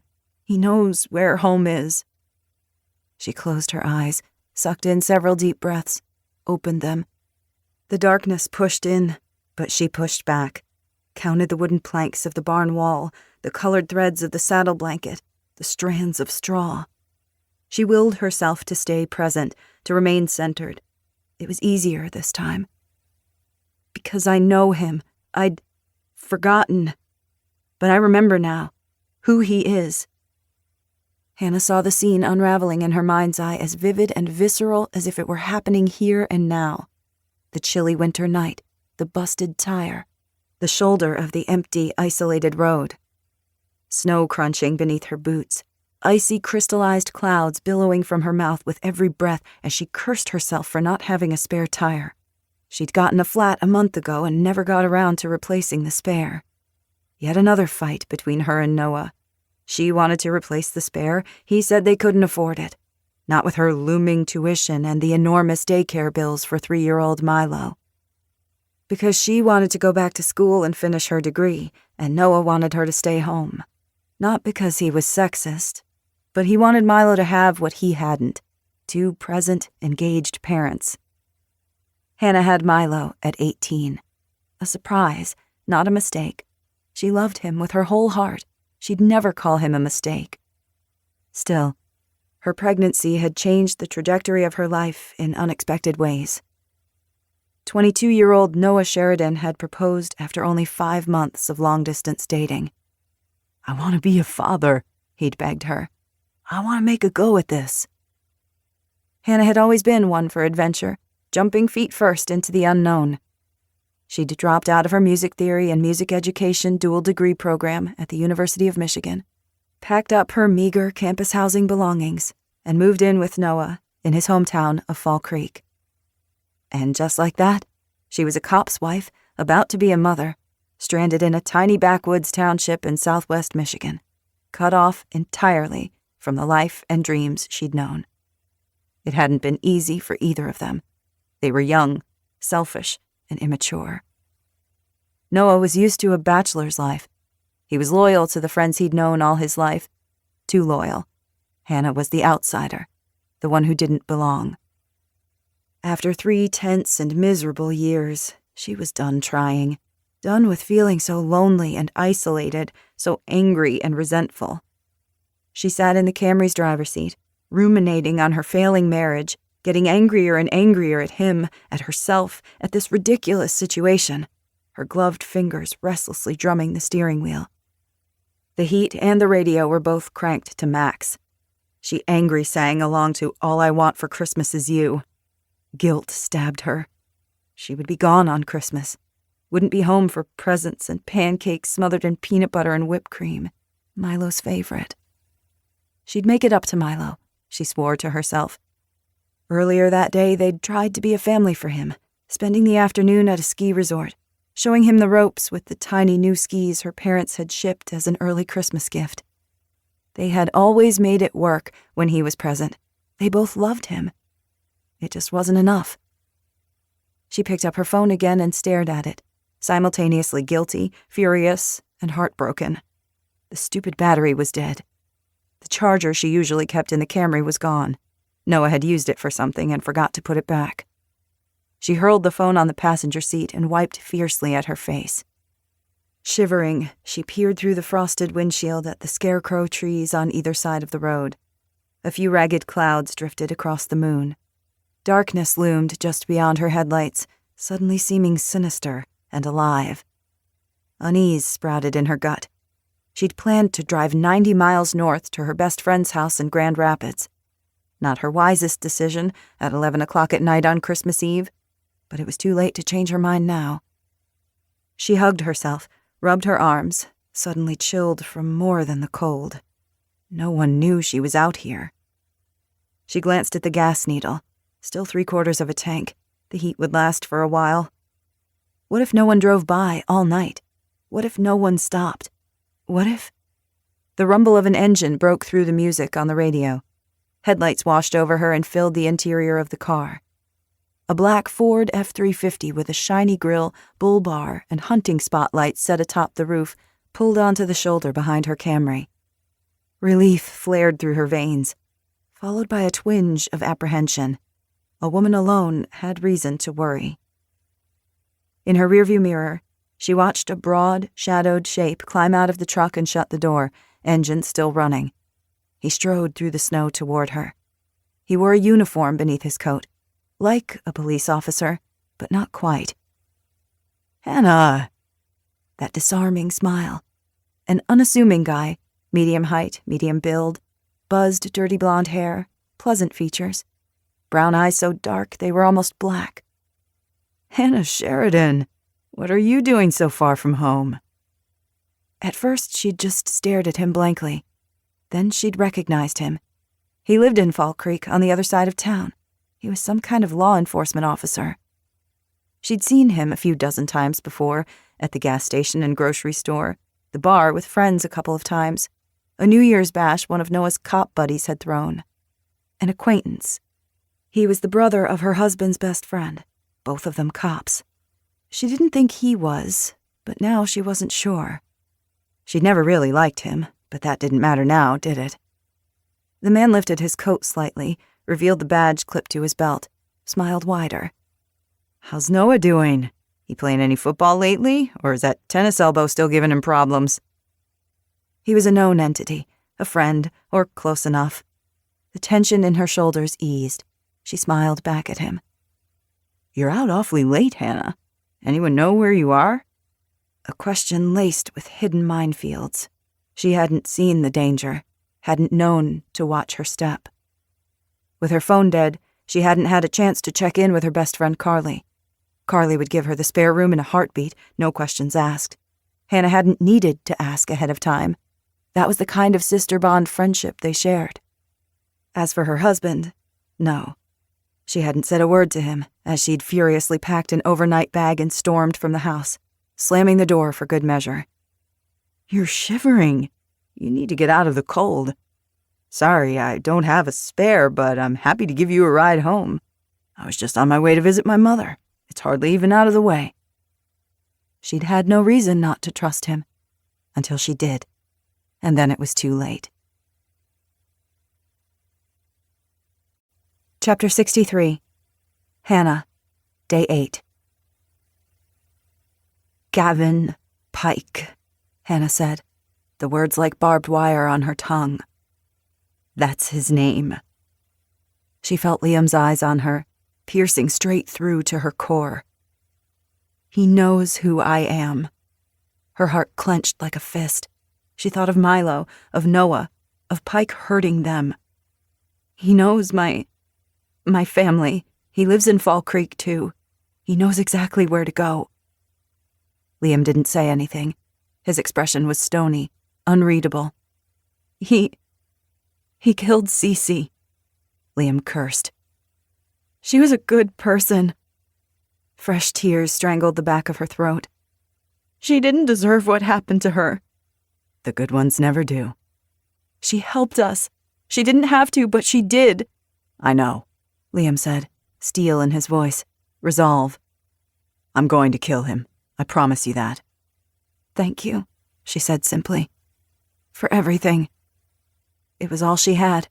She couldn't pay him, couldn't offer him anything but her gratitude. She hoped it was enough. He didn't speak for a long time. He stared at the barn doors, jaw tensed, his gun gripped in both hands, like he wished Pike would come walking through those doors right now. Absently, she rubbed her ruined hand.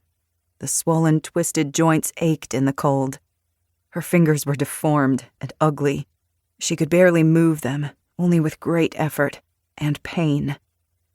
Would Noah even want her back now, after what Pike had done to her? That night, she'd been so angry and resentful, but now she wondered why they'd fought at all. It seemed so pointless, so meaningless. They'd loved each other. They'd had Milo. They'd had everything, and they didn't even know it. Liam cleared his throat and glanced back at her. Let me see the gun. She went still. What gun? He just stared at her. Of course he knew about the pistol. She'd pointed it at him in the library, as if she could have done anything with it anyway. In her hands, it was as useless as a squirt gun. Cece gave it to me, she said, chagrined. I should have told you. Yes, you should have. She dropped her gaze, unable to meet his penetrating gray-blue eyes. Shame washed through her. I'm useless with it anyway. I couldn't even pull the trigger. He held out his hand, palm up. Let me see it. She fished the .45 out of her pocket and gave it to him. He turned it over in his hands, examining it. It's a good choice for you. Small and light, reduced recoil, well-balanced. He ejected the magazine, then pressed the slide back slightly to open the action and check the chamber. He frowned. This weapon is loaded. Did you disengage the safety? What? He slapped the magazine back in and pointed to a small slide-mounted lever. You see this here? It's the safety. Even when you squeeze the trigger, if the safety's on, the gun won't fire. Her cheeks grew hot. Her family had always used Glocks with a trigger safety. Forgetting the Ruger's safety switch was a stupid mistake. In her panic, that knowledge had abandoned her, her mind retreating to what she'd always known. I'm sorry, she said, feeling incredibly foolish. He handed the weapon back to her, safety still on. Do better next time. Relief mingled with her embarrassment. She had squeezed the trigger after all. She'd had the guts to do it, to shoot him. That's what mattered. When the time came, she could do it again. She would do it again. Liam zipped his pack and switched off the pen light. Get some sleep. Dawn will come early. She placed the gun carefully in her pocket and laid back in the prickly straw. Ghost was sleeping. She rolled toward him and buried her fingers in his coat, inhaled the dank scent of him, pressed her cheek against his soft fur, and let her weary eyelids close. But sleep didn't come, no matter how exhausted she was. The night's events wouldn't stop circling inside her head again and again, and every time it ended the same, with Hannah, paralyzed, impotent, powerless. Even with a weapon, she hadn't been able to defend herself, or Ghost. Liam was here now, but he wouldn't always be here. Ghost wouldn't always be able to protect her. She would have to do some of the protecting too. She didn't want to be helpless, didn't want to be afraid, and she didn't want to be a victim. Not anymore. Pike had done that to her. He'd changed her, molded her into the meek and cowering creature that he demanded. But she hadn't always been that way. Once, She'd been strong, opinionated, stubborn, confident. But then that terrible Christmas Eve happened, and everything that came after. She didn't have to be that girl anymore, the girl stolen from her own life, the girl locked in a cage. Hannah Sheridan got to decide who she was, who she could become. It started right now. She sat up. "Liam." He turned toward her. She couldn't see his rugged features in the dark, only the solid shape of him, a shadow deeper and darker than the other shadows. "You know how to fight," she said. "How to defend yourself." He didn't answer. "You know how to use a gun." Still, he said nothing, waiting. "You can teach people what you know." "Is that a question?" Her mouth twitched in the dark. Not a smile, not yet. "Will you teach me?" "Yes," Liam said. "I will." The end. Author's note. I hope you enjoyed Edge of Collapse. When I set out to write an EMP survival thriller, I knew I wanted to do something different. I had this idea. Could the grid going down be a positive thing for anyone? I had this image of a locked door opening in my head. Who was behind that locked door? Why was she there? What could an unlocked door mean to her? Freedom? Salvation? And that, my friends, is how the character of Hannah was born. In researching EMPs, I discovered a lot of conflicting information. The truth is, we have a lot of theories and ideas, but we don't know for certain exactly how devastating an EMP would be. A lot depends on the size, strength, and height of the detonation. Would it be strong enough to take out phones, radios, the electronic systems in our cars? While I tried to be as accurate as possible, a little creative license is part of the fun of fiction. We get to imagine a world, put our characters inside it, and see what happens. A little note on pregnancy. Every woman experiences it differently. I carried small and was active up until the week I was due. My best friend threw up the entire 9 months. My cousin never had cravings. I couldn't stop eating chocolate. Some of my friends glowed with energy through most of their pregnancies. Others struggled to just get through each day. Hannah's struggles are uniquely hers, just as every pregnancy is unique. I hope you'll continue to follow Hannah, Liam, and Ghost on their journey throughout the Edge of Collapse series. Thank you for listening. This has been Edge of Collapse Series Book 1. Written by Kyla Stone.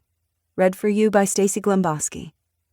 Copyright and production copyright 2020 by Kyla Stone.